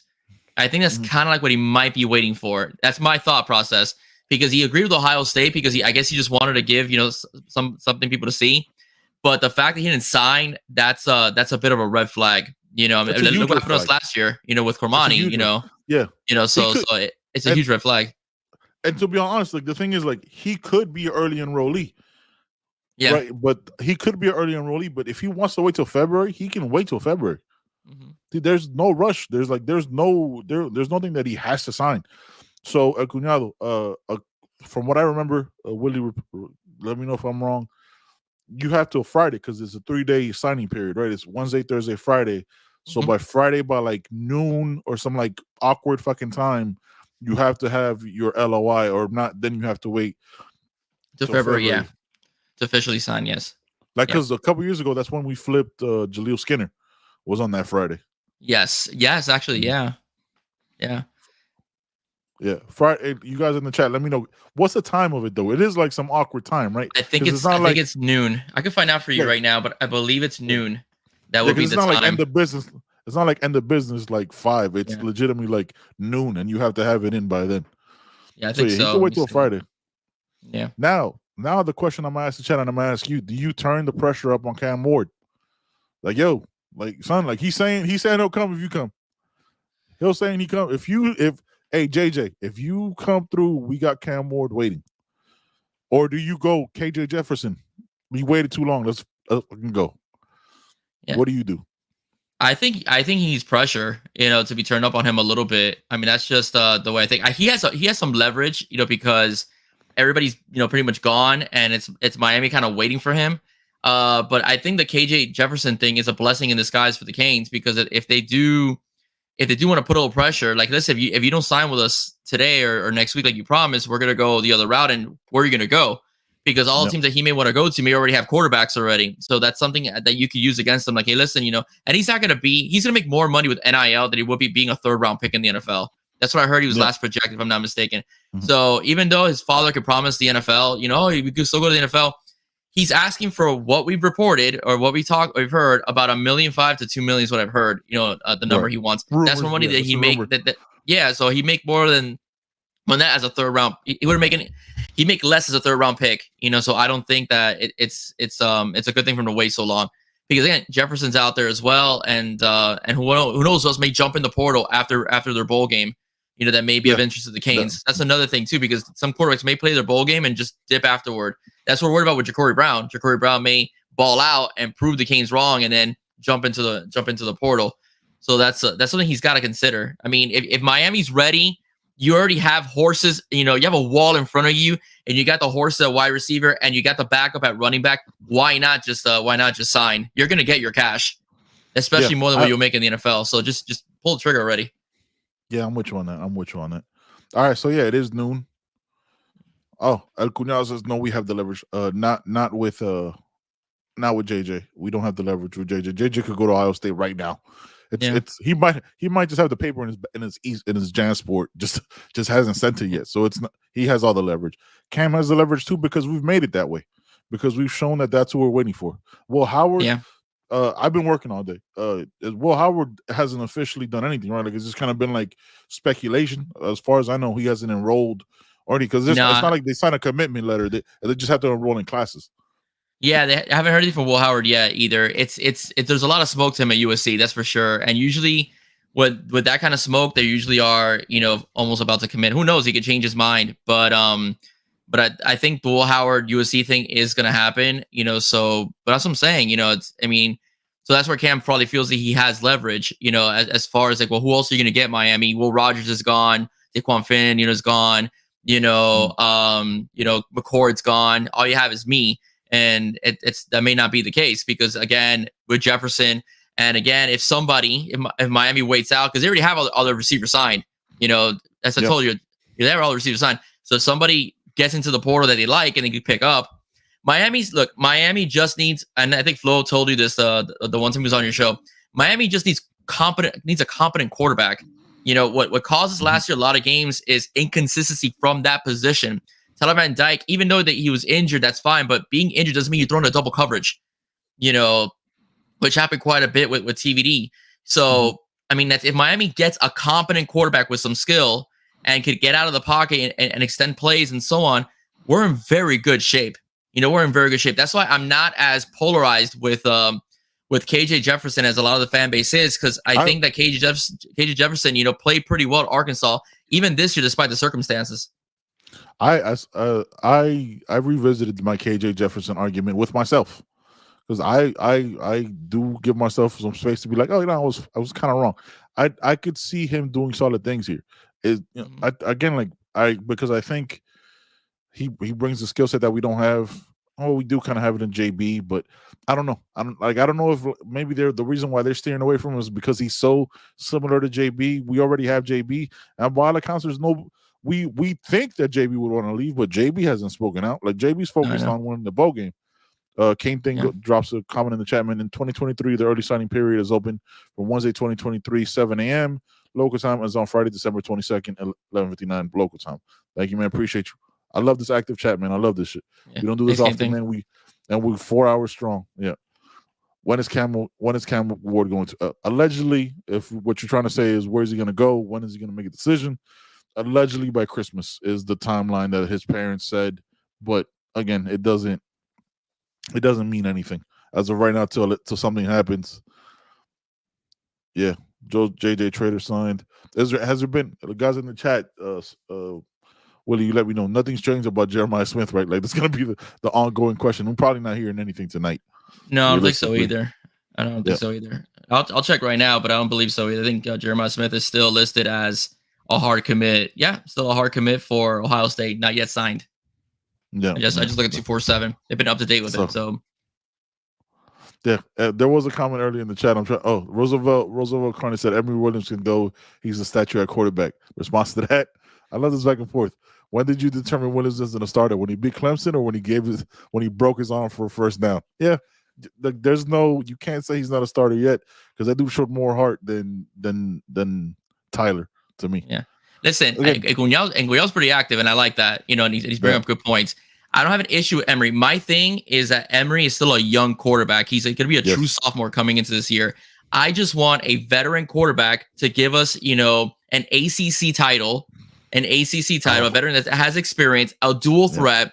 It was an ACC title, and then the following season, you bring Emery in, or you bring Jacory in, or you bring as a starting quarterback. That's just me as a Canes fan, what I want to see.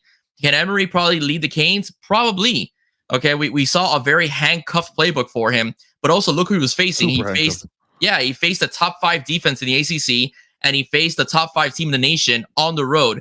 So that's why he was a bit handcuffed. We didn't see Emery in a full game against like a Bethune or a team that is lesser in competition comparable to Clemson or Florida State. That's a huge ask for a true freshman to throw them into the fire like that.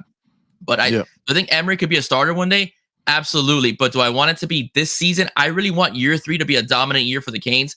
And I think bringing a guy, if they're available in the transfer portal, that can get you to that point, like a De'Ara King did, early on, and so on. That's something that I think we should take advantage of. But then you get the Judd Andersons, you get the Emery Williams, guys that have some experience already in the system, a chance to run. That's just my perspective. Okay, that's just my perspective on it. I don't want to be Oregon that's getting transfer portal quarterbacks every year, or now USC. I don't want that. At all, because what's going to happen is no one's going to want to go to your school. If God forbid one day you want a Dylan Raiola type, why would he go to your school if he knows that he's not going to start because you're going to bring in a guy every single year that's a veteran? So why? So no, I don't want that. Yeah, I want to ask. Yeah, I don't want a portal guy every year. Freddie Navejas asked, if we get Ward and he's successful, the press portal QBs will be begging him to come to you. But is that what you want? You just want one guy every year, like a 1-year guy for the next how many years? Eventually, you could win. I'm sure it could work, but like Alabama didn't want like that again. This different time, right? Like there was no portal time with Alabama. But yeah, I mean, Judd Anderson, maybe. Judd Anderson showed some solid stuff at Warner Robins when he transferred over there. He did some really solid things there for sure. But yeah, I don't know. I don't know exactly how I want it, because like I go back and thinking, because like I thought that JB would want to leave, because then you need 2 quarterbacks in the portal. So then do you go a KJ Jefferson and a Malachi Nelson, or do you know what I'm saying, like get that second star guy? But it goes all over the place for me. Well, like I know I don't want that. I don't want a portal guy. And again, I could be wrong. I could be thinking I got a really long comment on our last show that we're still thinking about it in the old way. I just don't want to portal quarterback every year. I just don't. I'm sure it could work, but like, that's a lot of gambling for me. Cause like I'd rather grow a guy with the culture. I agree. Absolutely agree. Terry Haney, hopefully we can flip JJ, but I'm happy with the guys we got. Yeah, we're good, man. Top 3 class in the country. Off of 7-5. We're 12-12 in the last 2 years, and we have a 7-3 top 7 in the top 3 class. Yeah. I mean, there's nothing. We're always looking at the next shiny thing, because it's what we are as Miami and as Florida. Like, it's, you know what I'm saying, it's what we've done. Like, when do we get the next guy? Get the next guy, because if you get the next guy, that means somebody else didn't get him. But dude, top 3 class with the guys we got is incredible. Like Cuñado drops in, might have to be because Brown could hit the portal, and if he does, then you got to address that. I don't want what happened last year again, bro. I don't want if a quarterback goes in the portal, you get a quarterback in the portal. You get 1 for 1. I don't want this lack of depth. I don't want 3 players. Period. I want 4. I want 4 quarterbacks on the roster. Period. And then so that way you could redshirt 1, and then you could burn that redshirt if you need to. So that you have 3 and 1. Yeah. Same thing. 24. Our linebacker depth is crazy. Added Darius Hayes. Fam, Darius Hayes is disgusting, bro. The Hitman Hayes, and what we might be coming with. I'm doing that thing where like I'm already talking about next year because Elijah Melendez. I'm already wanting to do that thing, bro. It's so easy to do. He's a missile. Yeah, really Bo Nix is a portal guy, and so is Michael Penix. Michael Penix was at Indiana. Yeah, but they were there too. Like they were there 2 years. They had time. It wasn't just a 1-year rental. Michael Penix was there last year, and Bo Nix was there last year. So it's a little bit different there. Cam Moore is a 1 and done. KJ Jefferson is a 1 and done. I think KJ Jefferson's like 5th or 6th year in college football. You notice QBs we're bringing in all have 1 state titles. We want gamers. Yeah, We want that winning culture, man. Like, look, Ruben Bain said it. All he's used to is winning. He hates losing, and you see, and he plays like that. He plays every down like he hates fucking losing everything. Like, I don't want to compete with that guy in anything. I don't want to play dominoes with him. I don't want to play spades. I don't want to play Connect Four. He looks like he hates losing in every day. Yeah, despite the criticism that the other fan bases are giving us that we're just paying our players, the guys want to be here. Like, all those guys, they want to be here. The Ruben Baines want to be here. Popo Aguirre wants to be here. The Bryants, they want to be Canes. It's not just like, oh, give my bag and I'm gonna sit on the bench. You know, they want to be here. I was telling John yesterday that Popo, for example, you know, I've interviewed him before. You know, one thing he didn't like about the old regime is that he felt that the work ethic just wasn't there. You know, as far as, you know, as practice goes, and he almost went to Alabama because of it. So he likes the rigor that Mario brings to practice, and a lot of the players do as well, because it's to mold the champion and so on. So they want to be here. So despite, even if they're getting a nice paycheck from the Canes Collective, they do want to be, and that's very important, because you want to make sure that whomever comes here, yes, they're getting paid, but they're very prideful in terms of they don't want to lose. Listen, I as tough as it was, I was it's a breath of fresh air to see Don Chaney Jr. and Matt Lee crying after the Georgia Tech game. Because years ago, that wouldn't have happened. They would have been celebrating. They would have been just chilling in the locker room. They were really, really torn because of that loss, because they knew they had that game. So that's what you want out of your players. You want guys that they'll lay it out on the line, you know, just to get a victory, you know, so on. So that's one of the that's my take on it. You know, as far as the culture in the locker room that's currently being built by the team Cristobal. Yeah. I guess Coach Hayes is getting ready to start on YouTube, and you know he's about to do like 6 hours on this bad boy. We've been on here for four and some change. No, get your QB of the future, but he may need a year or two until he's ready, kind of like Oregon. Yeah, but look at Oregon had a 5-star QB just hit the portal because they got another transfer. Like, he didn't even get the 5-star, and so did USC. USC's got a 5-star quarterback in Malachi Nelson. And that's what I don't want. I don't want my 5-star guys leaving maybe they're not ready. But to not even giving them a chance, then you're gonna show future 5-star quarterbacks that's what you're gonna do. You're gonna replace them. The thing about the QB position is that transfers are generally presumptive starters. Depth charts tend to have started taking shape in spring. Bronco Levy falls to third in the rotation. Yeah, you could always leave in spring because there's another portal for sure. That's true. Yo, Coach Hayes, yo, Rockies, you know what I'm saying? Letting everybody know Coach Hayes is about to start. That's our guy, man. Shout out to Coach Hayes, nothing but love and support for him, man. Go catch Coach Hayes, K thing, man. We appreciate you rocking with us, man. And ain't stopping you, brother. All right, man. Take it easy, K thing. Curveball in the building. I know he's about to have some wild shit to say. I do want to play this. That's what he does. That's literally what his name's Curveball. He just comes in here with some wild shit. I do want to play this from Twitter that Canes Chief posted. 1 second. Let me see if I could do it. I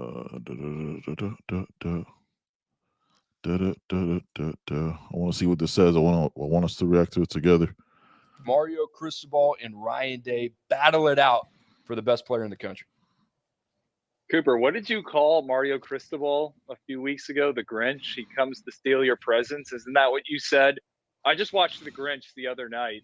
Now I have some context. I had never seen the movie before. I thought Florida State had the best chance of flipping Jeremiah Smith.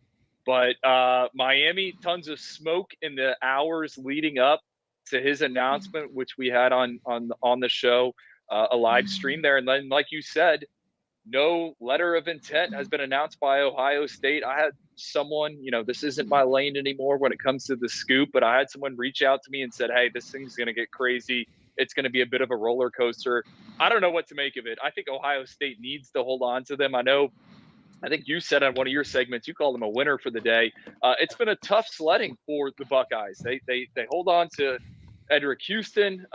They lose Jeremiah McClinton to Oregon. It's been an interesting go of things. And to me, they got to get Jeremiah Smith. On the flip side, Miami, they haven't signed the number one ranked player from the state of Florida since 2002, Cooper. So a lot at stake here.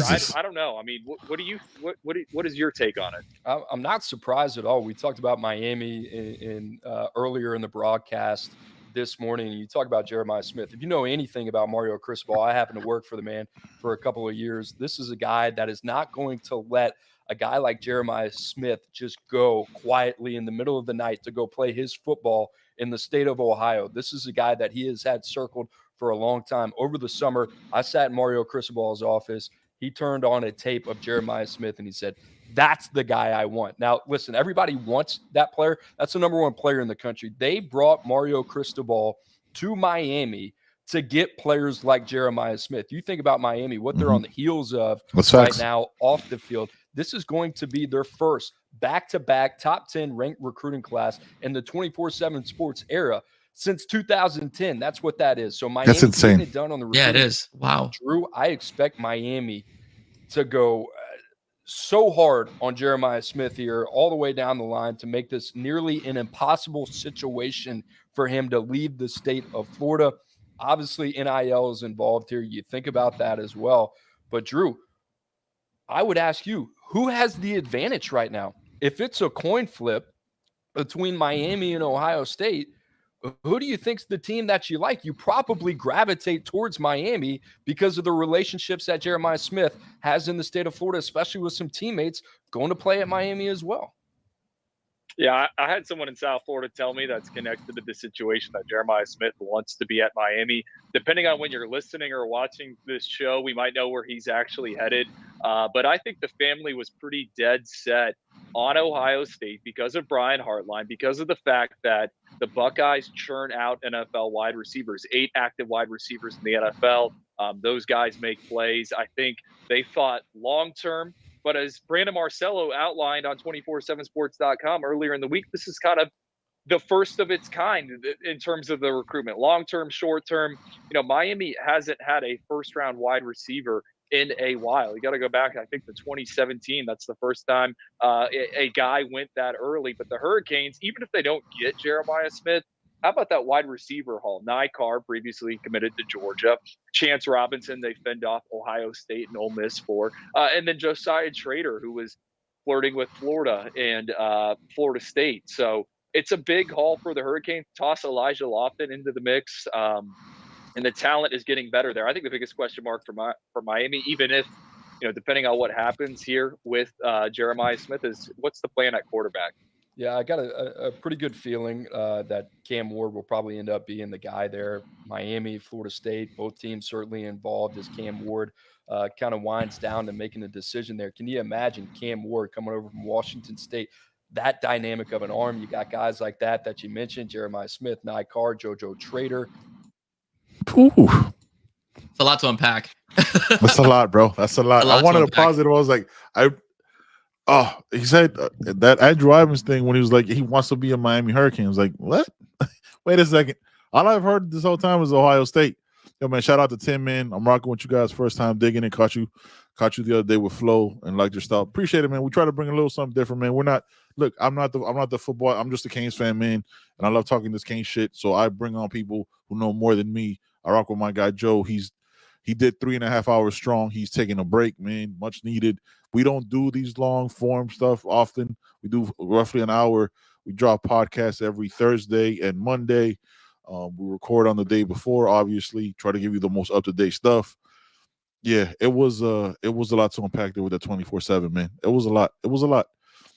And it was honestly a whole lot of nothing because they don't know either. So it's everything we've said. You know what I mean? Like, he wants, they're gonna wait, bro. You got till Friday at noon, so you push that shit.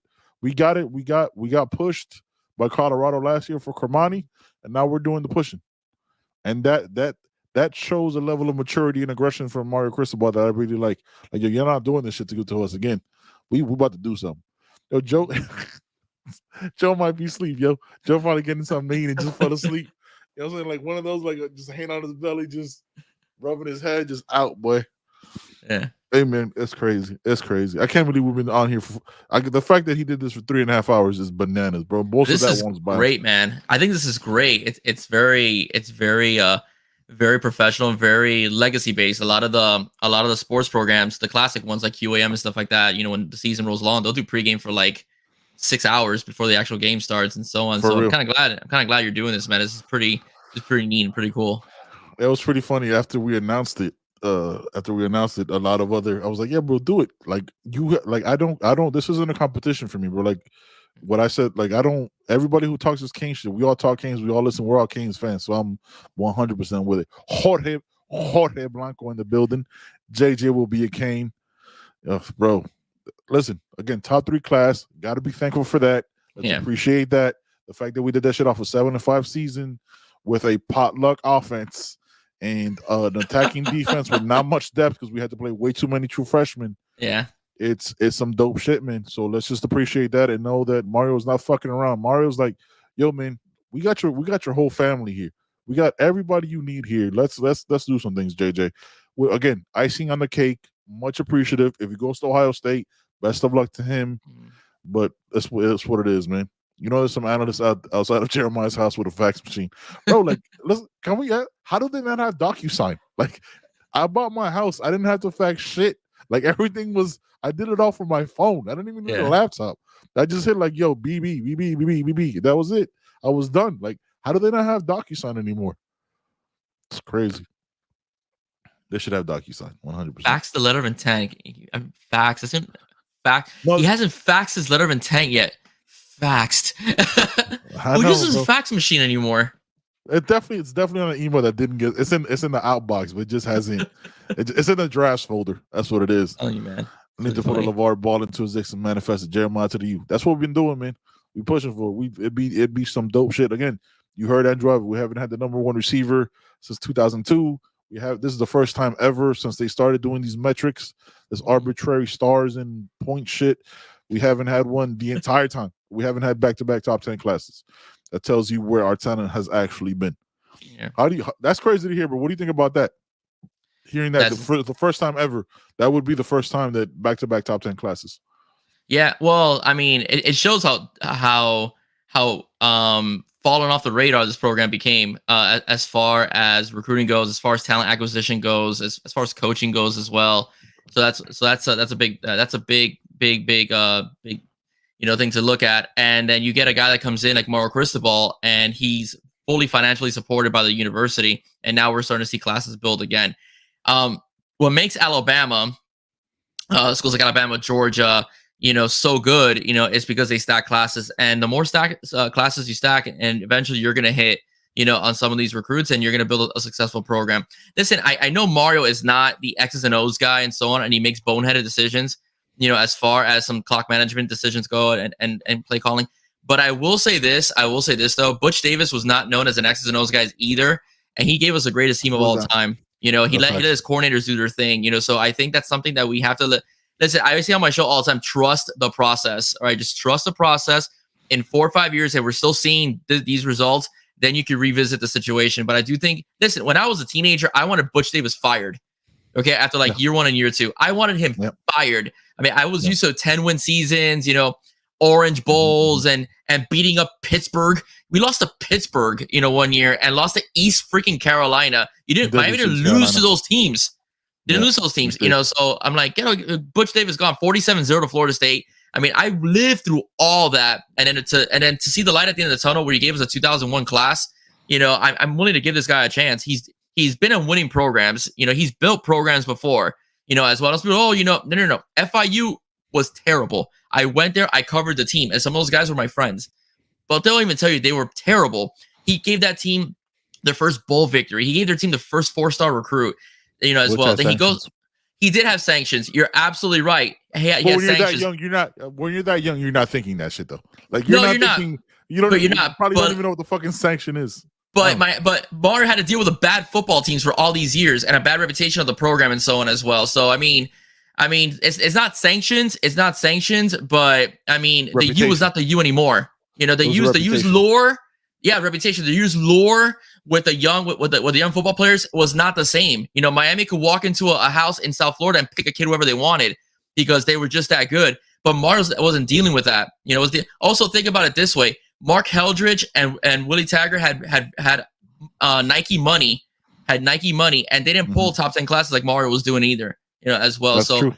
Let's think about that. Money. Yeah, the same money. And by the way, they do pay NIL, right? One of my sources told me that, Oregon is there. It's a cash cow with Nike. You know, what do you need? Of Okay, course. we'll pay it. That's how Phil Knight. That's how Phil Knight operates. You know, whatever you need, a new facility, boom, right then and there. This player costs how much? Boom, right then and there. You know, it's Oregon's will pay anything, and you know, these other coaches had the opportunity. Mario took advantage of it, and built, you know, some top 10 classes as well. So I mean, it is what it is, man. You know, just give the guy a chance. Acuñado's killing it, bro. He just needs to unplug the headset on game day. Somebody maybe should give him like a fake headset. You know, like it's just not plugged in or charged. Like, yo, man, go work with that. Jorge Blanco. I agree with Acuñado. Yeah, the QB for Louisiana just hit the portal. Anyone know anything about him? Let's see what. You know what? I might pull that up on YouTube and let's watch some shit. Okay. Let's see what. Let's see what he got. Acuñado's on a roll, dude. Yeah, Cunha's been killing it. That shit was so funny. Writing on the who's committing on Christmas. JJ deadline is Friday, so Ward most likely will know something by tomorrow or Friday. Yeah, for everything that has been reported, we don't do breaking news. We don't do any of that shit. We read everything you guys read. Mm-hmm. We react to it. If it's your first time on the channel, like a couple people, you know what I'm saying? Like we don't do that. We just react to it. We don't do breaking news, even if we know things, because once we started doing this, people do want to tell us stuff. We will never break that shit. That's not who we are. That's not how we roll. Will never be in anybody's DMs asking for information. I ask people that I've built relationships with, and I ask them if they kind of hear something, but that's just because I'm curious, not because I want to break it on the show. That's not what it is. Running the walk. He's supposed to be committing by Christmas, taking the week in a couple of days with Cam Ward, taking a couple of days to figure out what's going on. Yeah, Colorado has 6 incoming recruits. 6. What the fuck? Deion's cooking, bro. Deion's gonna Deion. Deion's a hell of a marketer, a hell of doing great things with Colorado. Will never say anything bad about Deion. He was one of my favorite players growing up, man. You know what I'm saying? Everybody, all of us did the dance. Let's not fucking act like we didn't when we could dance. It was a long time ago. So yeah, it's definitely good for him. I wore the bandana. Start looking curveball. Yeah, the bandana all day, bro. Well, I couldn't. I had a big head. I still do. Not many bandanas. I would have to put 2 together. It's not fun. Get Mario an iPad with a video highlighting a great deal and the online going at it, and he'll be too distracted to bother the coaches. Curveball, you stupid curveball. All right, let me pull up this quarterback. If you got anything to say, just talk about it because I'm about to pull this up on YouTube. And I don't know anything about the guy, to be honest with you. So me neither, bro. Me neither. It's news to me. Zion Chris, is that what it is? I'm pulling up on YouTube right now because I know nothing about him. Zion Chris. Look at his numbers while you do that. Yeah. Look at his numbers with ESPN. Hey man, KJ Osborne went to Buffalo and he was our best receiver. So that's true. And I'm not sleeping on anybody. No, he's a baller. Let's see. Yeah, he is. I'm not sleeping on anybody. Let's see if there's not much. Big day against UAB. Mid-season top plays. So, Chris. I guess they only have highlights for one game. I don't know. Lightning strikes as Chris. Louisiana beat UAB. They only have UAB highlights. Zion Chris, yeah. Yeah, they don't have nothing on him on ESPN. Not much. Weird. Not much at all. I'm literally, this is like live. I see the only thing I see is a 40-second clip of his game. And this is from like local news. So it's not even, because it's ULL. I think it's like, is it University of Louisiana Lafayette? I think it's ULL. So I don't even think it's, yeah. Standing statistics. I'll find out for you right now. Yeah, bro. It's like even hard to find. Oh, okay. Anything. Zion Chris, okay. Passing yards, not much, man. Passing yards, only 1,200 yards passing for the season. Is this first year? I'll tell you right now. He is listed as he's a freshman. Oh, okay. Yeah, 11 touchdowns, 5 picks for the season. A QBR rating of 69.4. So, a little too green for me, in my opinion. Yeah, that's not much. You move on from that. You don't want a young guy. Yeah, he's a little too green. Yeah, they want a veteran. Yeah, we got a veteran. You got to win now, bro. 2024, you can't fuck around. You can't fuck around in 2024. Mm-hmm. Yeah, let me see here. Jorge Blanco just looking at him, say nope, very unimpressive numbers. Definitely not at the level. Hayes Fawcett just posted a Jimmy Butler pick. What does that mean, Tim? Are we getting Jimmy Butler to play quarterback? By the way, somebody said in the in the comments from the Flow show, the for the culture, that KJ Jefferson will be the Jimmy like a Jimmy Butler quarterback. And I'm okay with that, bro. Like you know what I'm saying? Like he's just gonna win, gonna make the plays, nothing He gonna be too grinds, crazy. basically. Yeah, Yeah, he he's grinds. gonna grind you. That's what it means He's by gonna that. He grind you the grinds. fuck. And he's a He's gonna leader. grind He'll you the call you fuck out. Mhm. He also call you out as well. That's probably what it means. Yeah, but how hard can somebody who's a portal guy call you out when you? I don't like that. Those dynamics are weird to me. Like I don't know how that works. You know what I'm saying? Like you were just at somewhere else. Now you're coming here. Like again, I've never been in the locker room to that level, so I couldn't tell you.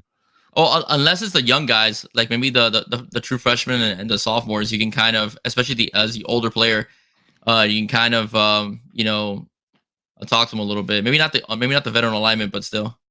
No, that's true. Deion's recruits are portal players. He has to win quick. He needs to win quick to go on to his next step. I don't even think they're playing him. My only concern about Deion as a coach in a Power 5 team and is that he doesn't believe in building teams inside out. He believes in outside in. So he'd rather have edge rushers and good defensive backs. You know, he said that I don't know if it was on a show in an interview. So that's you need guys that could clog holes, on the defensive tackle position. I mean, I'd rather build a team inside out than outside in. He said that once, in an interview. That's my only concern because that you become too much of a finesse team. Yeah, I would go with 2 portal QBs. Again, I would only go with 2 portal QBs if JB11 leaves. JB11 stays one. You give me one guy, and then you let JB11 know that he has a real chance next year, and then because he could always leave in the portal. That that could be at any time during whenever. So that's what I'm saying. Like, that's business now. So yeah, who knows when that's gonna happen? It's crazy, bro. It's crazy. This shit is fun. We got the number 3 class in the country, and we're like, hey JJ, did JJ send that email yet? The you know whole what's time. interesting, Benny, is that they had us dead for defensive tackles all throughout summer and all throughout the beginning of fall. And now Miami has the number 1 defensive tackle class in the country from what I've looked at. They went from like only getting ends and striking out on all the 5 stars and 4 stars, as far as D tackles go. And now as a line in general, defensive line, Miami has the top D line in the country, which also includes the tackle position. It is unbelievable how this guy turned around. And it's true, like December, it's flip season, man. November, December are like if there's anything you get, from this December and last December too, is fuck July, bro. Yeah. You have July, you bring in all the kids, all the young men in July, and you start building the relationships. What you're doing from before that to get them there to begin with. So you do that and you keep grinding and you keep grinding and you keep grinding. You don't win in July, the recruiting, right? You win in December 20th or the whatever the fuck it is, however they do, because it might change every year. The third Wednesday of December. So next year it'll be the 21st or the 19th. You do that again. And so let's not worry on social media about who we didn't get or where they committed to. Justin Scott committed to Ohio State and then called us because he wanted to come here. Like that's one of the best defensive linemen, if not defensive lineman, defensive tackle in the country. And he called us because he wanted to play here. Like we have to start realizing and appreciating that and not freaking out of every time somebody throws up a graphic. Darius Hayes was committed to fucking Florida forever. Yeah. And we knew weeks ago because every time he shut down his recruitment, he's like, I'm going to go take a trip down to Miami. Yeah. Real quick. I'm going to go see what's going on. Like those are the things you have to look at. Yes, we got flipped on Kevin Riley and the Kavion Broussard and a couple other guys left, like a Vincent Shavers. But those are conversations that were had. Those were known things. And you move on and you live and you learn. You're not going to get everybody. You're going to get flipped and you're going to do some flipping. The fact that we're pushing for the number 1 guy tells you how far we've come. Because he wouldn't be, again, he got all his friends. So you're making it incredibly difficult for him to say no. Yeah. Yeah. Also think about it this way. We were 5-7 and 7-5, and we're still 12 and 12. Yeah, we're 12 and 12 in his first 2 years. And we're in the seat of the table with Georgia, Ohio State, and Alabama. We're sitting at the same table. Our hats are still there, and that's impressive. That's impressive as well. It has to turn into wins though. Because definitely. This shirt, third year, man. Just as this shirt serves Wake Me Up in December, this is the December we're talking about. It very quickly becomes Wake Me Up in September. It is a crucial year for that coaching staff. It is a very for him in general, but that third year, for him specifically. Yeah. No, yeah. No, for him, yeah. But it's a third year him in general as the head coach, third year he needs that Norvell jump. He needs a 10-win season. 9 or 10 wins, 10 wins. Because I said it, on paper, the schedule is very favorable to you.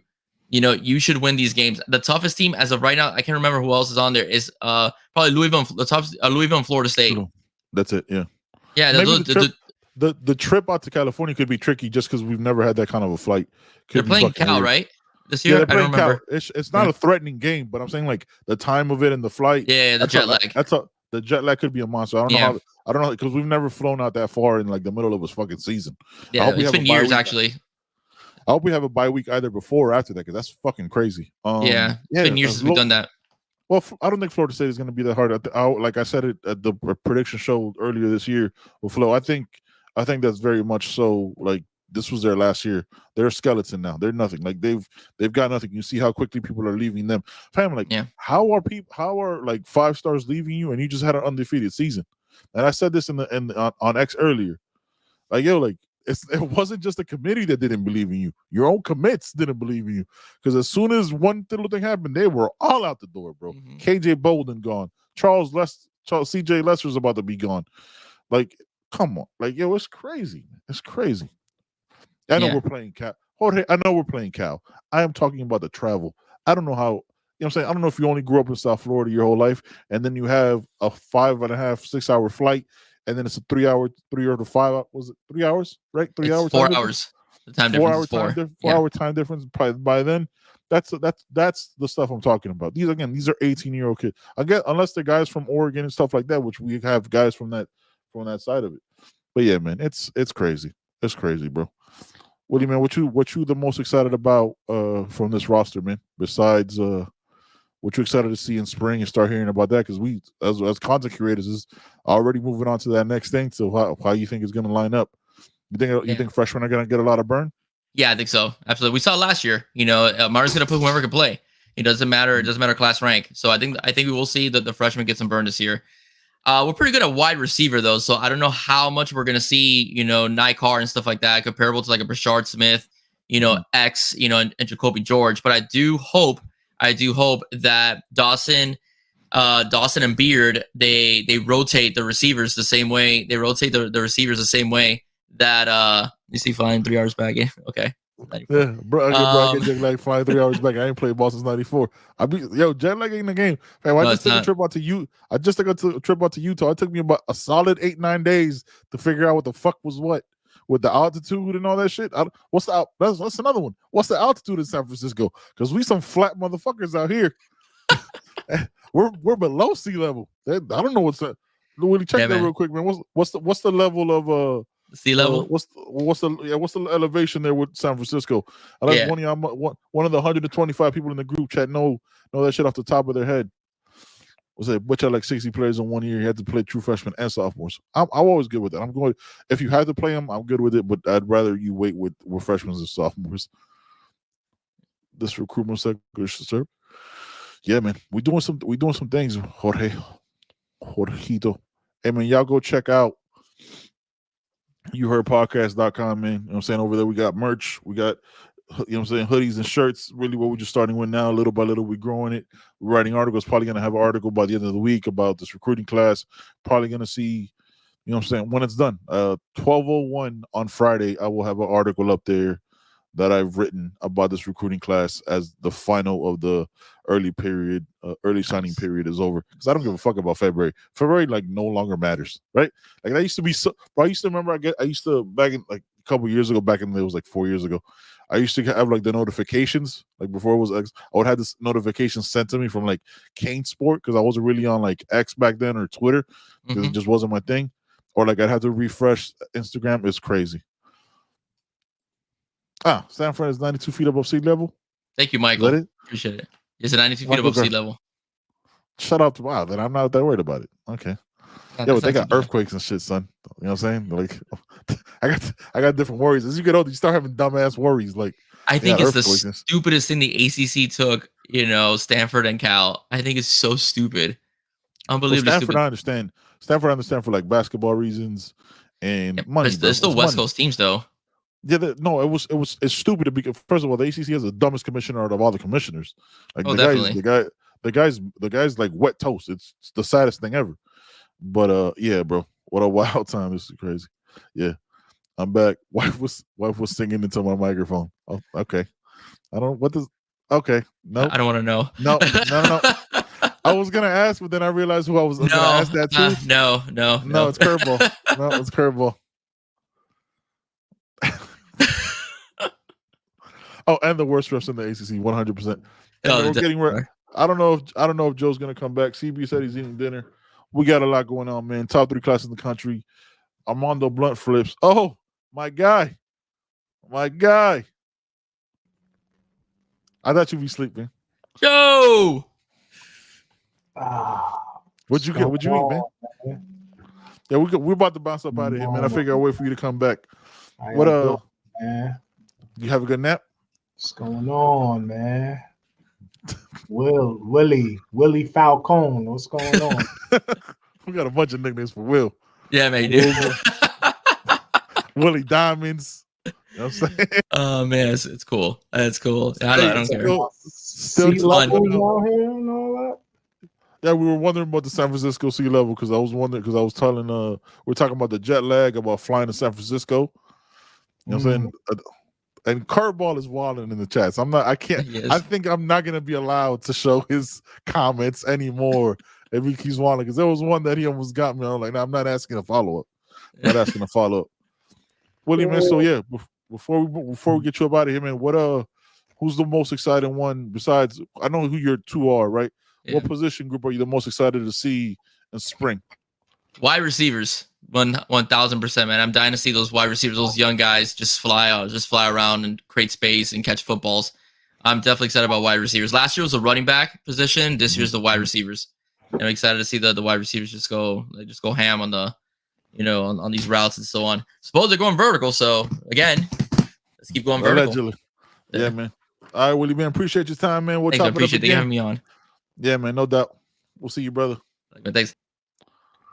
Man, what's going on, Joey? I know I came in hot and you bounced to get some dinner, man. I know you needed a break, so I'm glad you was able to get something, man. Yeah, man. Good, man. Got me a nice hot shower and some food, and I'm good. Yeah, man. I came in, jumped in the shower, jumped right on here, man. We're about to bounce up out of here, man.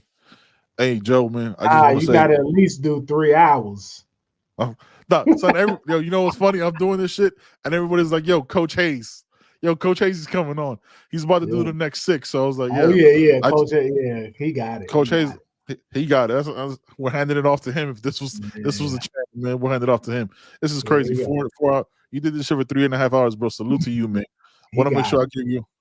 I don't know how you did it. It went fast though, man. It went fast, man. Thanks to everybody in the chat, man. They kept me engaged, asking questions, talking shit. CB came on, helped me out. Polk came on early. I was trying to get Azubi popped in too, man. So appreciate Azubi. He was fresh out the Armando Blunt party. Yeah. Mm-hmm. You know what I mean? Yeah, had a great time. What was your most? What was the most? There was no real surprises today, right? Everybody we kind of knew. You know what I'm saying? Till the Armando Blunt thing became official. It was, that was kind of like the only one. And still, I've been refreshing. Still nothing about Jeremiah. Nothing. That's everything. Unless you know something that you're reading right now as you look up. I know nothing. Okay. All right. All right. Jordan Shrug. Jordan Shrug. I don't know. Hey, man, you heard podcast.com, man. Wake Me Up in December. Pretty sure we're going to have a Wake Me Up in September one coming too. You know what I'm saying? Because that's the next thing. That's all this off-season shit. That's the real season, man.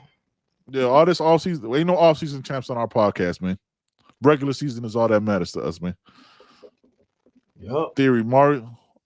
Oh, is JJ serious? Curveball serious? All right. Theory. Mario told JJ that Cam is committed and that changed everything, but it's a secret. Okay. Who knows, man? So I just read somewhere that JJ's family wants him at Miami, but JJ wants to be at Ohio State, and that's the issue right now. So, like, you think the family stopping him? Again, this is all speculation. You think the family stopping that NLI from being sent? Yeah, I don't think shit. I don't think nobody knows shit. So what I just read, I don't believe. But I was just I don't believe anything. Yeah, I don't believe that's the other anything. thing, right? Like, you could be a newsbreaker and just say anything. Yeah, like, yo, it's about to happen. Hey, it's down. I think what I genuinely believe is that it's tough for him. It's very difficult. What I mean? Like, he's a kid that is not an asshole, man. He's cool with Hardline. He's a good person. He's cool with KB. His peoples, JoJo's his homie, Zaquan's his homie. He don't know if he wants to leave, man. He don't know if he want to be in Columbus, fucking Ohio. Like I don't. Who blames him? Like, Facts. So he just doesn't know. The history, I guess, with Hotline and the receivers. Facts. They recruit very well. They recruit 5 stars. Proven. But like we said earlier, man, you're gonna go to the league. You probably as surefire as it gets. Yeah. You know what I mean? So you could be at Mississippi Valley State and go to the league, man. You go, that talent don't stop. Like somebody said it earlier in the chat, man. Like the cornerback that's at Colorado that right was next to Ohio, Tim. That's the same, basically the same damn place, Tim. Basically, Tim in the chat, man. Shout out to Tim. And he came over with from the Flow Show. Gotta say, I missed the February signing day. It was the only one. It was so much better because games were over and that's all you had left. That's facts, bro. Because now February signing day does not matter at all. I don't even know when it is. It's pointless now. This early signing day took it over completely because now you got early enrolling and all that other stuff, man. So yeah, like Joe, you're right, man. Like leaving all that is so difficult, man. And it's just, I don't know how he does it, but sometimes the man got to walk his own path. So whatever he decides, I'm not gonna fault him on. Like we talked about it, I'm not gonna be mad if he goes, man. I had to ban somebody earlier because they're like, oh y'all mad because he coming because JJ coming. I was like, fam, no, we're not. Like, no, we're not. We're not mad. We're not that show. That's other people's show. I'm not mad. We do our own thing over here, man. Yeah, it's crazy. Hey, so Friday at noon is when the signing period ends. Early signing period. Friday at noon. So we'll know more then. I was letting the chat know, letting everybody know that there will be I'll probably have an article that I'm going to write up for that. You know what I'm saying? Kind of talking about the players, talking about, you know what I'm saying, how we're 12-12 and got a top 3 recruiting class. But you know what I'm saying? Basically a version of Wake Me Up in September, with my own take on, you know what I'm saying, what it all means. And why we can't just be happy that we got the number 3 class according to those metrics. And we're just like, JJ, you're the only one that can save us. Yeah, I'm very good with the class. Like I'm very good, class, like I'm mostly excited about the D line room, man. Like that shit got spooky real quick, son. In a year, man. If that one would have came, that shit would have been ugly. Yeah, that one. Yeah, we couldn't pull that off quite, but it's because he lost the whole class. He lost the whole class, and he became the only thing in the class, so they had to give him everything. Yeah, that's the same thing as that Florida situation. You know what I mean? Yeah, that shit is spooky. So yeah, man. Yeah, it's gonna be bodies coming from everywhere. Hey, man, appreciate everybody who rocked. Look, I'm not even going to take credit for this show. I just came in to give my big brother a break, man. I knew he needed it. You know what I'm saying? Appreciate everybody that came in and rock with Joe, man, for 3.5 hours strong. I just came in the last hour and 20. Look, so everybody, I'll say I'm going to drop a short later in the week. We're not having a show next week for Christmas. You know what I'm saying? That's family time, man. That's not what we do. It's unnecessary. We'll come back Wednesday and kick it with y'all, man. Wednesdays are live. And then the following Monday, we'll be back on with Flow for the Culture, man. Now, if something pop off, we'll come back. Jump on. Yeah, if Probably something happens, on. there might be a quick one. There might be some things happening on Friday or Thursday that we might come back on to give y'all something. Yeah. But as far as our regular shows, because of our podcast, make sure y'all leave us reviews on our podcast, man. Give us some 5 stars with reviews on Apple Podcast and Spotify, man. Help us out. You know what I'm saying? Grow the channel and grow all that stuff, man. You heard podcast.com for the merch. You can get all the links for our podcast, audio stuff, and all that, man. This is 4 hours and 50 minutes, man. And Coach Hayes is about to do another 6.5 and do it in his own special way. Salute to him. Salute to everybody who does his Canes content, man. Regardless of what I said at the beginning of this, that's just a creativity thing. That's me nitpicking. That's not anything about create. I listen, you know what I'm saying? They do what they do. We do what we do.